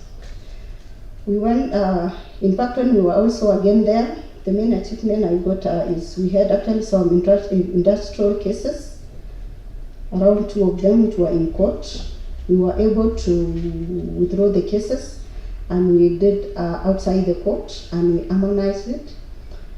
The first case was about the staff who had actually laid off, and procedurally, but we did it outside the court, and we were able to sort out the issue. Number 2 was the CBA, which was actually the staff had actually taken to the industrial court. We were able again to have to sign a recognition agreement, and right now the farm actually has the staff there have the CBA, which is actually recognized. Those are the achievements I got in Kabianga. And while again in Kabianga, we were able to work with the coffee farm in Kipkelion. And for the first time, we had a profit of, the profit actually we got from Kabianga was around 4 million, which was actually, it was before or me being there, it has not actually been achieved. When I went to Kipkelion again, working with Kipkelion coffee farm, we had for the first time again profits of about 1 million. So finally, maybe I can mention about my strength for all this journey. Me, I'm a person, I have, and I know that these are my strengths, is interpersonal skills. Number 2 is having known how to negotiate with the unions. We actually averted strikes. We have in Kericho, and it can be attested. Our health workers, we normally talk, we negotiate, and through actually my technical advice, we have been able to avert strikes in the Department of Health. And because of the good interpersonal skills. And then number 2 is the calmness. The calmness on how to handle. Me, I'm a very calm person, though I'm very firm in decision making.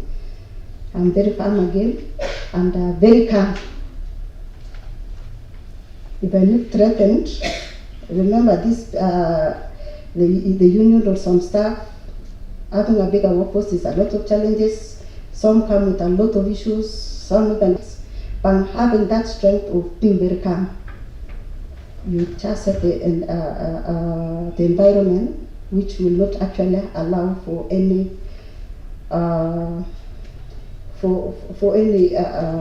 fighting between the staff, because of that strength of being calm. Number 2, again, I'm very passionate with human resource, and I'm very, having looked at my documents, I'm very keen on progression and sticking to the procedures and knowing very well on the progression. I normally advise staff on the advisory role. I advise staff on upgrading themselves. So up to that far, I think I've actually. Thank you. Yeah. Thank you, Joyce. Thank you. You've read enough of your time. Yes. Now, you've put a lot of flesh into your CV. Now that you've enumerated the places you've worked, also the county government, the municipal councils, the town councils, Kabianga Tea Farm, maybe a straight question. I don't know whether you have a pen, but this one I expect it will be a one-on-one. You will need the pen immediately. I open the floor for the honorable member. So I think this one is just a matter of yes, no, answer. The first one is, now you've explained where you've worked for, the number of years, and the institutions you've worked for, including the County Public Service Board, the assistance you've done there. Have you ever been honored or awarded for exemplary work? Now that you've explained how you are very good, have you ever been honored? Have you ever been recognized and being awarded for doing exemplary good in all those fields you've explained?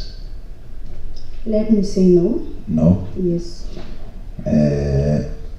Are you a member of any professional association or professional body? Okay, sorry, Chair. I'm a member of Human Resource, Institute of Human Resource Management. Institute of Human Resource. Yes, and I'm a member also of the Institute of the Certified Public Secretaries of Kenya.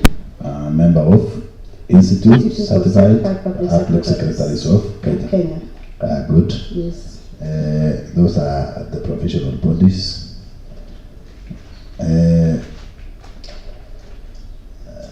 This is a very good question. I know, having worked in government for so many times, you've talked of settling so many issues in court and other things.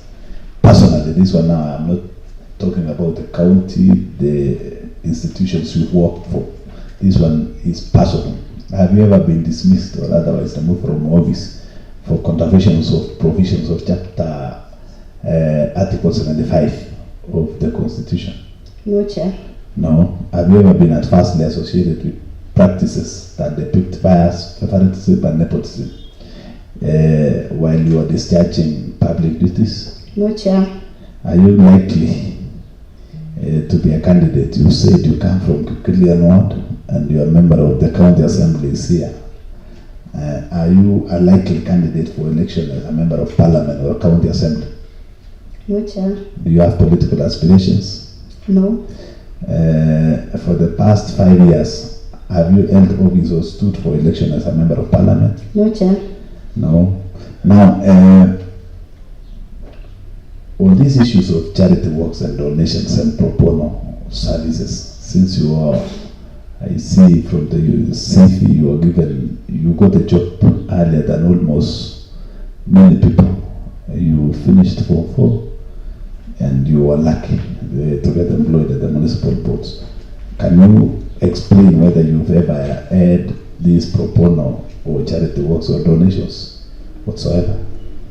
Okay, Chair, thank you. I've been I'm a mentor to schoolgirls, to teenagers. I normally attend, I visit schools, giving advice to young girls. And even the recent one, I was in Iraq, and we have been doing donations. Where is Iraq? Iraq is in Soin, Sigawit, sub-county. I was in Iraq, and Ainamoy Secondary School. I was invited to talk to the teenagers, and remember me going round. Are you paid or you are doing on pro bono service? I'm not paid. You are not paid? I'm not paid.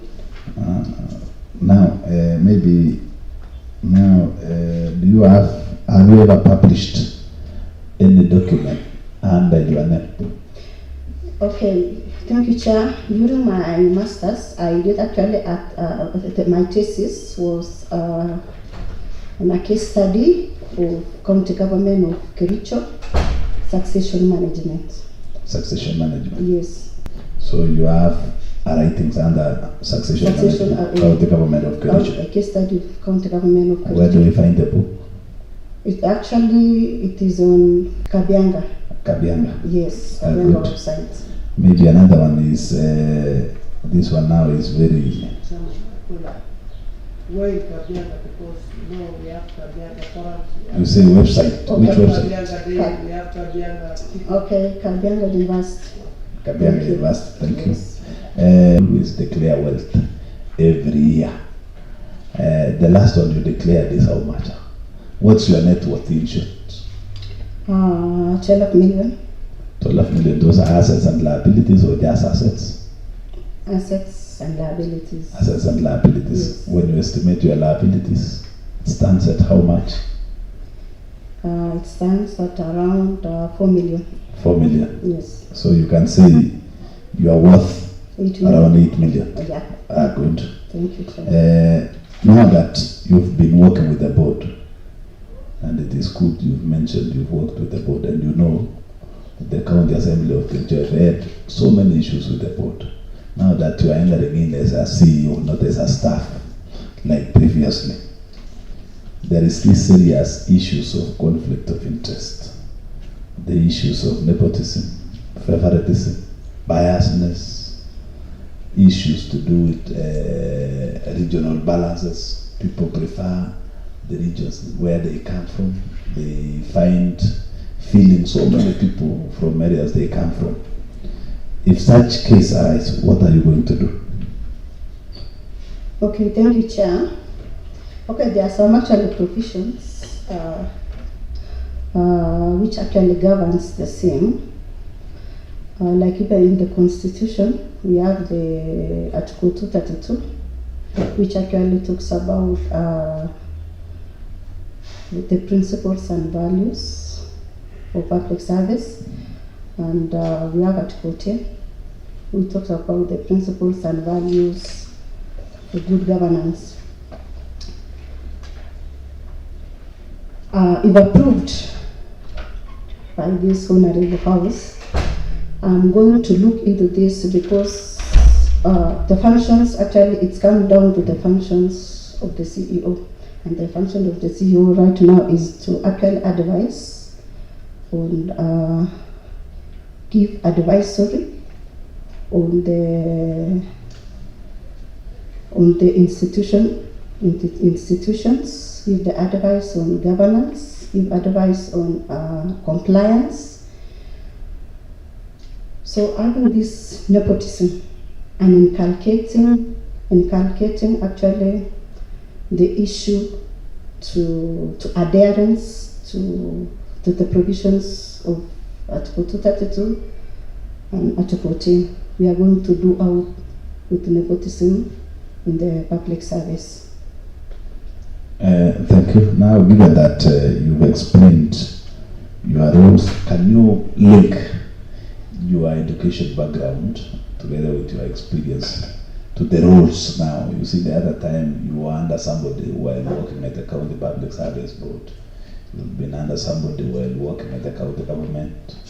Now you are the boss, you are that boss now.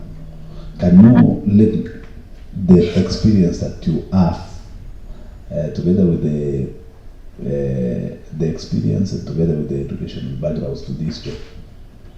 Okay, thank you, Chair.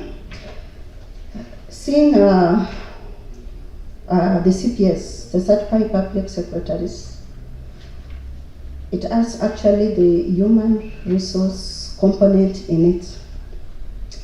Number two, my undergraduate degree, I did Bachelor's of Business Management, Human Resource option, and the strategic, in my MBA, I did strategic management. And all along, I've been dealing with human resource, and I'm actually passionate about human resource. Now we are saying, linking now being, I'll be the boss if approved by this house. Since I've been actually practicing human resource, and of course there are some actual wishes, which may be as you wish things to be, maybe to be taken in a way, but you can't even do much because you are under someone. Now, if approved by this honorable house, I wish actually to put into practice and into force what actually is actually needed for, because at the end of it all, the issue is about service delivery. It's about service delivery. And having now being the boss and knowing the functions of the CEO, and let me start by enumerating the functions of this of the CEO. Number one is administration and management, of course, of the board. Number two is about human resource management for the whole county. Number three is about an advisory role and advising on all matters, human resource policies, implementation. There is management, performance management, which is actually very key. And maybe from my experience, I've been seeing maybe it's a weak system even right now, because if at all, for any organization to function well, remember we are managing human beings, and these human beings are very difficult to deal with. Sometimes you can't even discipline someone because maybe you know them, but having tools in place which are actually enforceable, you can get those people, because failure to perform, like now having the performance appraisals, it's about you and your performance. So failing to perform, you just answer to the performance appraisal. So everything is targeted to performance management, and all along I've been doing human resource since, and being the CEO again, it's about human resource. So it's all about human resource, and I've been doing it. Now, if approved by this house, I'll be on a higher chance to actually put in place what I actually have in mind for actually development of the county. Thank you. Maybe one final one, then I open the floor. What is this thing that motivated you? You know, being in the county public service is only 6-year contract, which is non-renewable. Yet you are on a PNB basis, practicing what you loved most, because you've explained how you love the issues to do with human resource. You are on a PNB basis and you are at your early 40s and the retirement age is 60. And this one, you are joining a job that is only 6 years non-renewable. Number two, 6 years non-renewable, yes. And then you are in a very serious one. And you see the law requires that you resign. Now, you being the public officer, you need to resign, then you join the other one. And this one is 6 years non-renewable, and the other one is PNP. And you had age on your side, serving this government under that department. What motivated you? Okay, thank you, Chair. First of all, the motivation is about actually it's a monetary value. Monetary value? It's monetary value. Of course, the salary attached to this job is higher than what I have been actually getting or receiving. Yes. That is the first one. And then number two, it's actually, since I've said I have actually passion in human resource. I've been handling departments, but now it's all about the whole county. And imagine managing 10 departments. So in fact, I'm actually passionate about it being a bigger challenge. So yes, you look at it as a promotion? In fact, it is a promotion because working in public, I will not resign. There's this provision for the application for leave of absence. No. I don't think you will go that direction now because the law is very clear. Okay. Anyway, let me open the floor. Thank you, Chair. And I start with Honorable David Maritim from Gypsy as I come this way. Welcome. Thank you, Chair. I'm so surprised when the nominee said there is no complaint in the health sector. To my surprise, I have so many complaints from the staff who are for resignation, for promotion, and yes, resignation and promotion. And right now you are telling us there is no one who is complaining. I'm fortunate that I am from medical field, medical background, I have medical background. And I have been called by nurses from Kapatet, nurses from our referral here, and you are saying there is no complaint. Number two, you have been working since 2019 in the health sector, human resource. The sector is ailing, and you are telling us it is performing. What? Whenever a nurse or a medical personnel goes to leave, the facility is being closed down. Even in my area now, it is being closed down because of no staff. And you are telling me as you have improved. Number three, the governor went to Kikulia some times back, and he complained a lot. He didn't find a pharmacist there. And he's the governor. If the governor is complaining, the health sector is collapsing. Now that you want to be the CEO of this great county,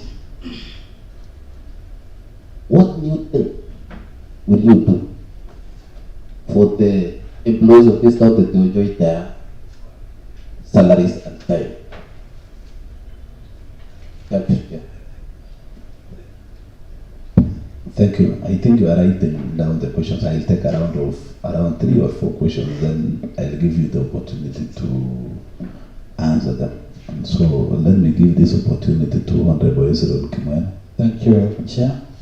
Congratulations once more, Choice. I have 3 questions. First, as a HR head of HR in Ellis, and in conjunction with what Honorable Maritimas has asked, is that I want to ask you first a direct question. Is a public servant or an employee of a county serving actively allowed to participate in active politics while still in service? Yes or no? No. If no, then some of your staff and you are overseeing as an HR are participating in active politics and you are the head of HR, so you will comment on that. Number 2, describe a situation where you upheld professional ethics under pressure. Did you get me right? Repeat, please. Describe just a description of a situation whereby you have had a professional ethic under pressure. Number 2, how do you interpret county public service board under county public service board framework and the constitution? How do you interpret county public service board and county public service board framework and the constitution of Kenya? Thank you. Thank you, Honorable Eric. Thank you so much, Chair, and welcome, Madam Joyce. I'll ask you 3 questions. One, you've been working in the Department of Health for the last, I would say, 6 years. And you mentioned that the HR issues in the health department has been fully sorted. I'll ask you, what are the number of staffs who have not been confirmed under BNB? And the previous confirmation, how many did you confirm? Because you've been in that department long enough, and during the establishment and takeover of the PEFA programs, you took quite a number of staffs to PNP, and there are some who were left aside. What are the plans now? You having given an opportunity as a CEO, the public service board, what will you do with the remaining number of staffs who was never confirmed? Number 2, we've been seeing several complaints regards to the Department on Health concerning partiality. When it comes to doctors, they are being given opportunities to go for study leaves, while other cadres are not given opportunity for further studies. What is your take? Since you have been an HR in the same department, and only doctors are given opportunities to go for studies, while the rest have not been given opportunities, like clinical officers and of course nurses given small opportunities. Then lastly, Chair, because these are very key document health, when our people have good health services, they live well. There's a framework. We are the one who passed the health bill, and it was put in actions. And there are so many structures in place, and of course you being one of them. There's an FIF. An FIF allows the departments to collect revenue and to utilize immediately. Now we are collecting good money, especially in the share right now. But the same department cannot be able to execute the same fund by giving a locum, and you'll understand what is the meaning of locum. Locum is giving staffs who works in the same department to be able to get some money after their services, so that we can cap the issue of health worker shortage. So what is the thing you're going to allow the department to run independently without interfered by the board? Because most of these hospitals, Londiani, Kericho Referral Hospital, Kapkatet, and Singawet are collecting good money. And now when it comes to staff establishment, they are lucky because they are not given a delegated authority to be able to employ the staff on contract, and of course 3 months and lockup. What is that thing you are going to put in place? Thank you, Chair. Thank you. Maybe you will try to answer those questions, but even as you try to answer them, maybe if you can enumerate the distinct line between the roles of the human resource of a department and that one of a chief officer. Who is this one? Who is responsible in filling the personnel, maybe the facilities? Is it you or the chief officers? Then you can answer that one, then answer the questions from the honorable members before I take another round. Okay, thank you, Chair. Okay, starting from the functions of human resource and the CEO and the chief officer for the department. Okay, the functions of actually recruiting or engaging staff is actually based or is under the docket of the chief officer of the department. But also again, the chief officer of a department is not an employer, let me say per se, unless he has the delegated authority by the Public Service Board. For by itself, the chief officer cannot actually engage someone. But there is this exemption for FIF, because there is this bill for the health bill, which actually it's for the facilities. The rules actually for level 2s, and actually up to around level 3, which actually uses the FIF L2 bill, and they actually can engage as staff, the casuals. And then number 2, the functions or my main role as human resource is to just give an advisory, the technical advice, or give advisory to the department. So I, as human resource or any department, has no power to recruit. In fact, for my case, me, I sit at the county level. I don't have even staff under me. I only coordinate the human resource. We have the human resource officers in sub-counties and hospitals. In fact, I don't even sit in their meetings. They have their own meetings in the health management teams. And for the sub-counties, they have the sub-county health management teams, where they have the human resource officer sitting there. So me, even I don't appear in any of those in those meetings. I just coordinate from the headquarter level. So I just advise. Okay, thank you, Chair. Let me start from the bottom.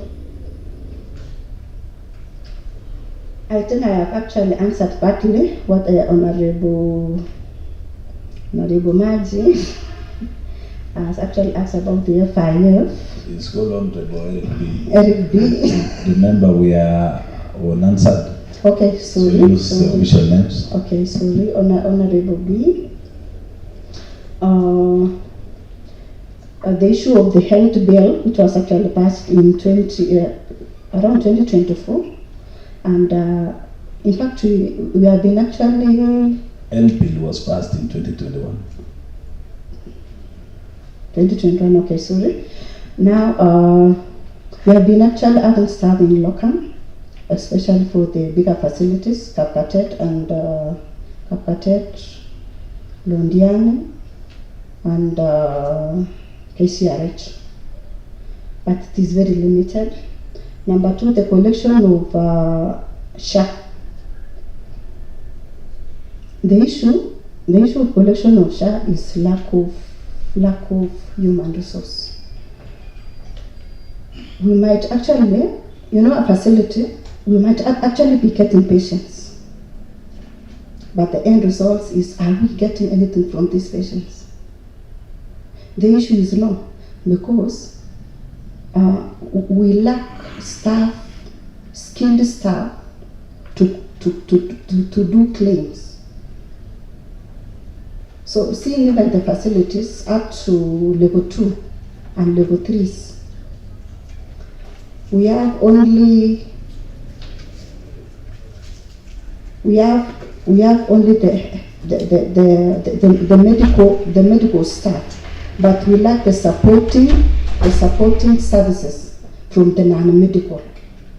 Seeing in a facility like we have a nurse who is doing the clerking, attending to a patient, but on the other hand, he has to do the data capture from this same one person. Again, while attending to this patient, an emergency comes or another patient comes, he leaves the issue of claims and I should really care the patient. These patients, and of course the number of patients increases, of course they may dig now to the substantive function, which is to address the patient. But the issue now of claiming, we don't get money. And right now, even looking even at the share, we are losing around 80 million currently because we don't have anyone claiming. So we might actually be seeing people coming, patients coming, but we cannot get money from share because we don't have the qualified people, the clerical officers who to do claims. So you may be seeing people actually coming, patients coming, but there is no return, or the return is small. Thank you. Allow to proceed. We are getting well, so maybe you will just give us remedies. You see, you are just posing a question. We know there is a problem. Okay. Being given an opportunity now to be the CEO, what will you do? So I First of all, proceed. That is what the honorable. Thank you. Proceed. Okay, thank you so much. Now the issue is about getting the right people, skilled people, and especially the clerical officers, of course, and the ICT personnel to do, especially now when it comes to the Bible system. It's all about IT. So it's all about clerical officer and getting an IT person to do the claims, and the nurses to do their medical parts. So we have shortages. We actually need these clerical officers and ICT people to do claims and get the money. So is that what you are going to do? Of course, we are going to employ. Okay. In the first, given an opportunity, will you give a dedicated responsibility to the department, or you will just do as a public service board? That is what you are looking at. Tell us. Okay, it depends now. Coming to the delegated authority, I don't want to actually be, it's about the decision-making process. And as the CEO, I'm not a decision maker. I actually implement and the decision made by the board. So if at all the board approves delegated authority, my work is just to communicate. The problem, we are asking you, Madam Joyce, that you have the experience yourself, because you see we have the cap that hospitals lacks ICT people, personnel, and now you have been given authority as a CEO. Will you be able to execute? Will you be able to advise the board? Okay, thank you, Chair. Now the advisory role of the CEO comes in. I'm going to advise accordingly the board. Thank you, Chair. Another question was about the staff on contract. We had actually, before the confirmation in June last year, we had around 841 officers on contract, and we were able to confirm 555 staff. So the remaining now are still on contract, and now the issue was this staff, the remaining staff, how are we going to treat them? First of all, I can say this staff should be confirmed, but it is upon now this honorable house. Then we go to complaint and promotion, the first question.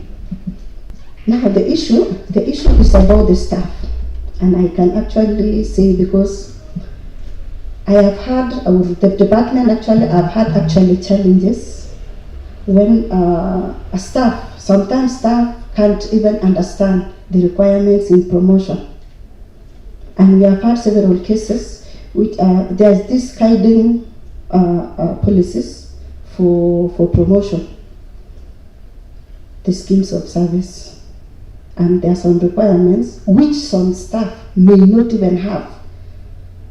And it is a personal initiative for someone to know the progression line. So if a staff doesn't meet the minimum requirements of a schemes of service, there is nothing more you can do as a human resource person, because you actually follow the schemes of service. That is the first one on the promotion. Number two, we have a lot of complaints now because of lack of public service. It has been now a period of 1 year. So we have, in fact, the staff who are due, they have stagnated and they are actually all over complaining because of promotion. They have actually stagnated for now a period of 1 year. So of course we expect to get these complaints, but now the issue is lack of public service board. But immediately, if I told now this Honorable House, but in fact, before the lapse of for the term for the previous board, we had actually advertised around 561 vacancies, but it was not filled. We advertised the promotion was advertised. The staff applied, but it has not been implemented. And I know the period also elapsed. And currently, there is now even additional numbers. It has now even moved higher. We have at around 1,200.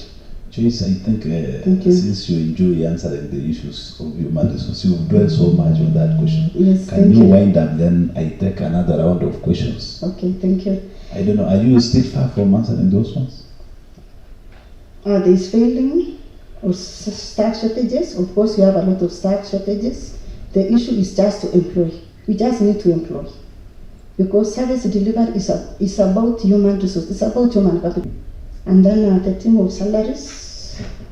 Now, in fact, this one, I cannot have much on this. Sorry for interjection, Chairman. Okay. The CEO is telling us we need to employ. And here comes a case, we are at 47% wage pay. Okay, thank you, Chair. Okay, the issue actually of wage bill, employment, employment will not bar. The wage bill will not bar employment. The wage bill is about raising revenue. And for us to get this revenue up, when we raise our own source revenue, we can employ as much as we can, because it's all about service delivery and demand from the citizen. In fact, the citizen, actually the population is growing and we cannot buy employment. So it is actually the function for us is to work on our revenue. We raise our revenue, and raising our revenue is having people to collect this revenue and have enforcement. So you collect, you put in place, you actually put in place structures. We enforce it, we get revenue, we employ, because the population actually is growing and we need people to work for these people. Thank you. Maybe I can take another round of questions. Honorable Vincent, then Honorable Kibet Antonio. Thank you, Chairman. I would like to congratulate the nominee. I also want to ask a question on suppose there is a court case regarding maybe what the processes that you did. Maybe a citizen goes to court. How will you handle that? And what will you do to avoid court cases? Again, you see we are in a devolved government, whereby resources, when human resource, should be devolved to the ground. How will you distribute positions in the small unit that is the ward in a county, so that we feel the fairness all the way up to the ward? Maybe those are the two questions. Thank you. Thank you, Honorable. Thank you, Chairman. Joyce, first let me congratulate you for being nominated as a nominee for Chief Executive Officer. To come this far, it is not a simple issue. Congratulations. I have only 2 items to pose to you. During our interactions with you, you were able to mention that you are among those ones who established, who prepared staff establishment, in other words, organizational structure. I wish to know from you, in fact the same was prepared by the executive plus the public service board, and we were able to approve it as a house. My concern is this: how far is the staff establishment or organizational structure being implemented? Has it been implemented to the expectation or not yet? If it is not yet, what are the hiccups? Number 2, and it is the last one. Public service appointment is key. And there are primary factors that are supposed to be taken into consideration when such appointments are made. Antonio, Thank you, my brother. Thank you. You can answer those ones first, then I take the last, or because CLA is the last person, then. Thank you. Thank you, Chair. Mine is just only concerning the industrial court you mentioned about the Kapiana Fund. You requested to solve the issue outside the court, but to our surprise, some employees who are still stranded, they were not reinstated. What was your take on that side, being the person who was overseeing the process? Thank you.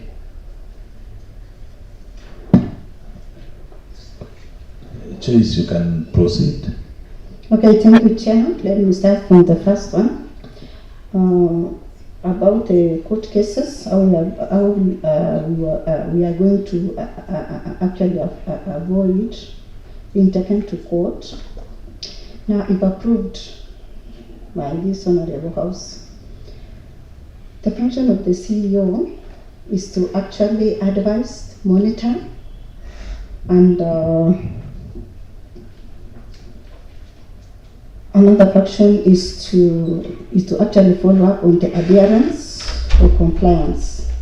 So we have actually the guiding principles and guiding the public service to avoid side cases. We have the Constitution. We have the County Governments Act. We have, of course, issues. We have the County Governments Act. We have the Human Resource Manual and Procedure for 2016. So following these procedures and adherence to it, we are going to avoid such cases. And then there's the issue of distribution of position in wards. There is the issue of regional balance, and we are going to, if approved by the House, we are going actually to keep the database. And in our database, we actually include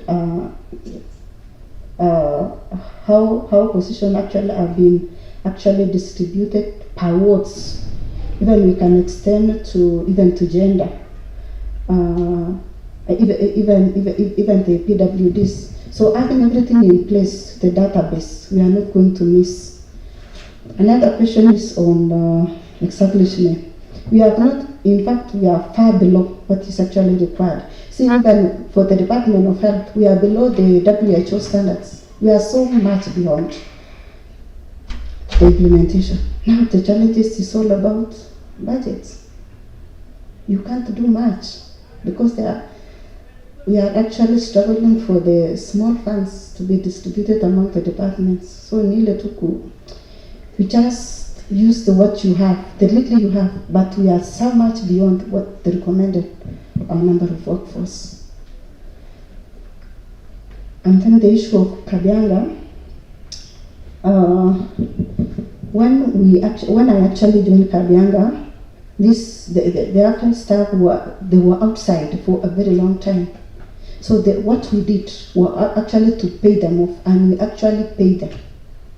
We had a meeting with them, and they were all paid. But of course, there are some who went, or there are some who are not actually satisfied, but now they are pursuing. But now for me, our time in Kabianga elapsed, the contract ended. So I can't even say more because there are some now, the management is there, another management took over.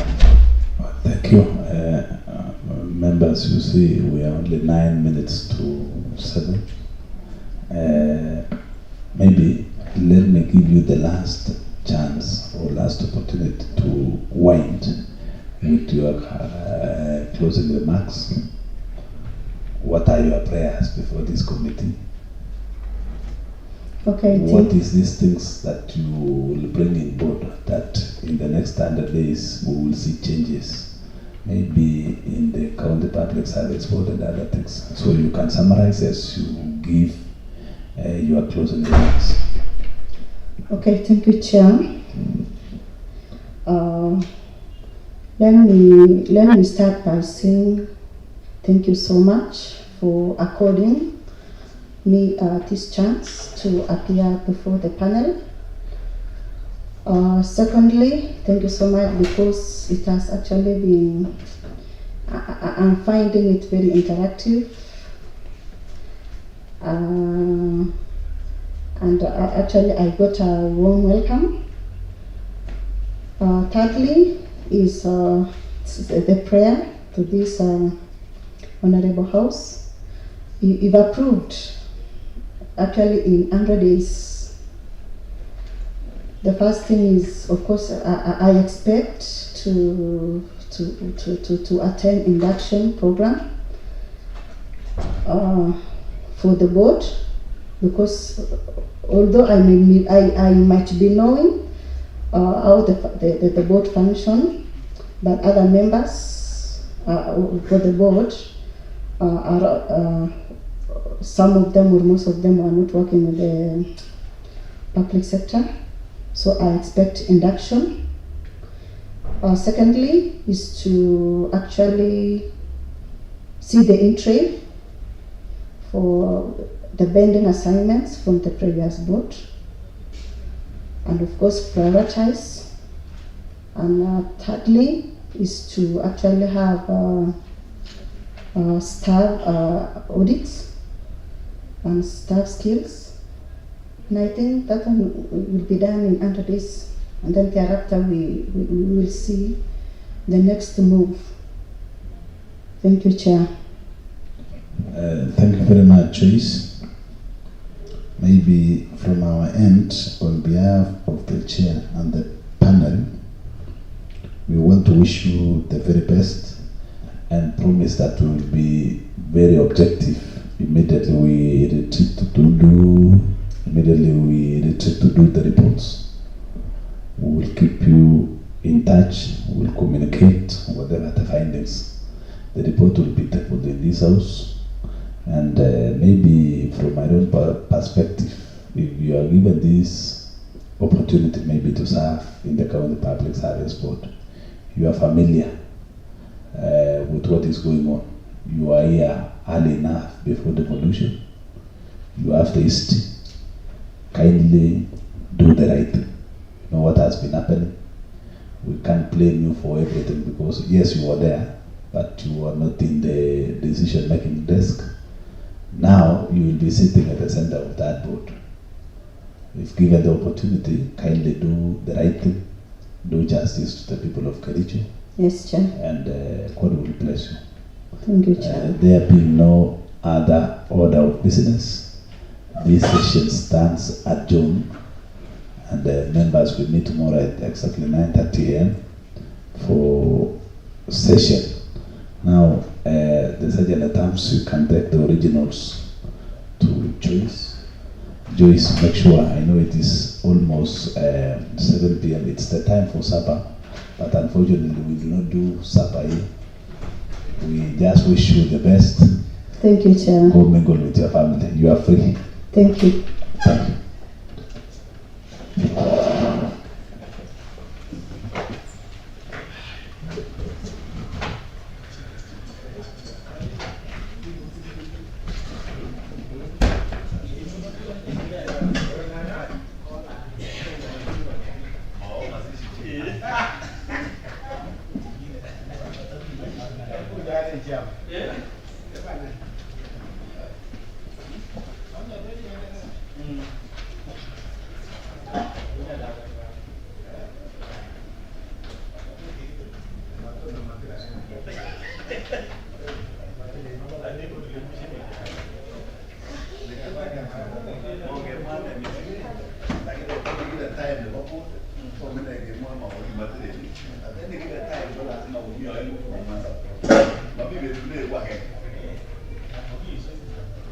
Ini ya,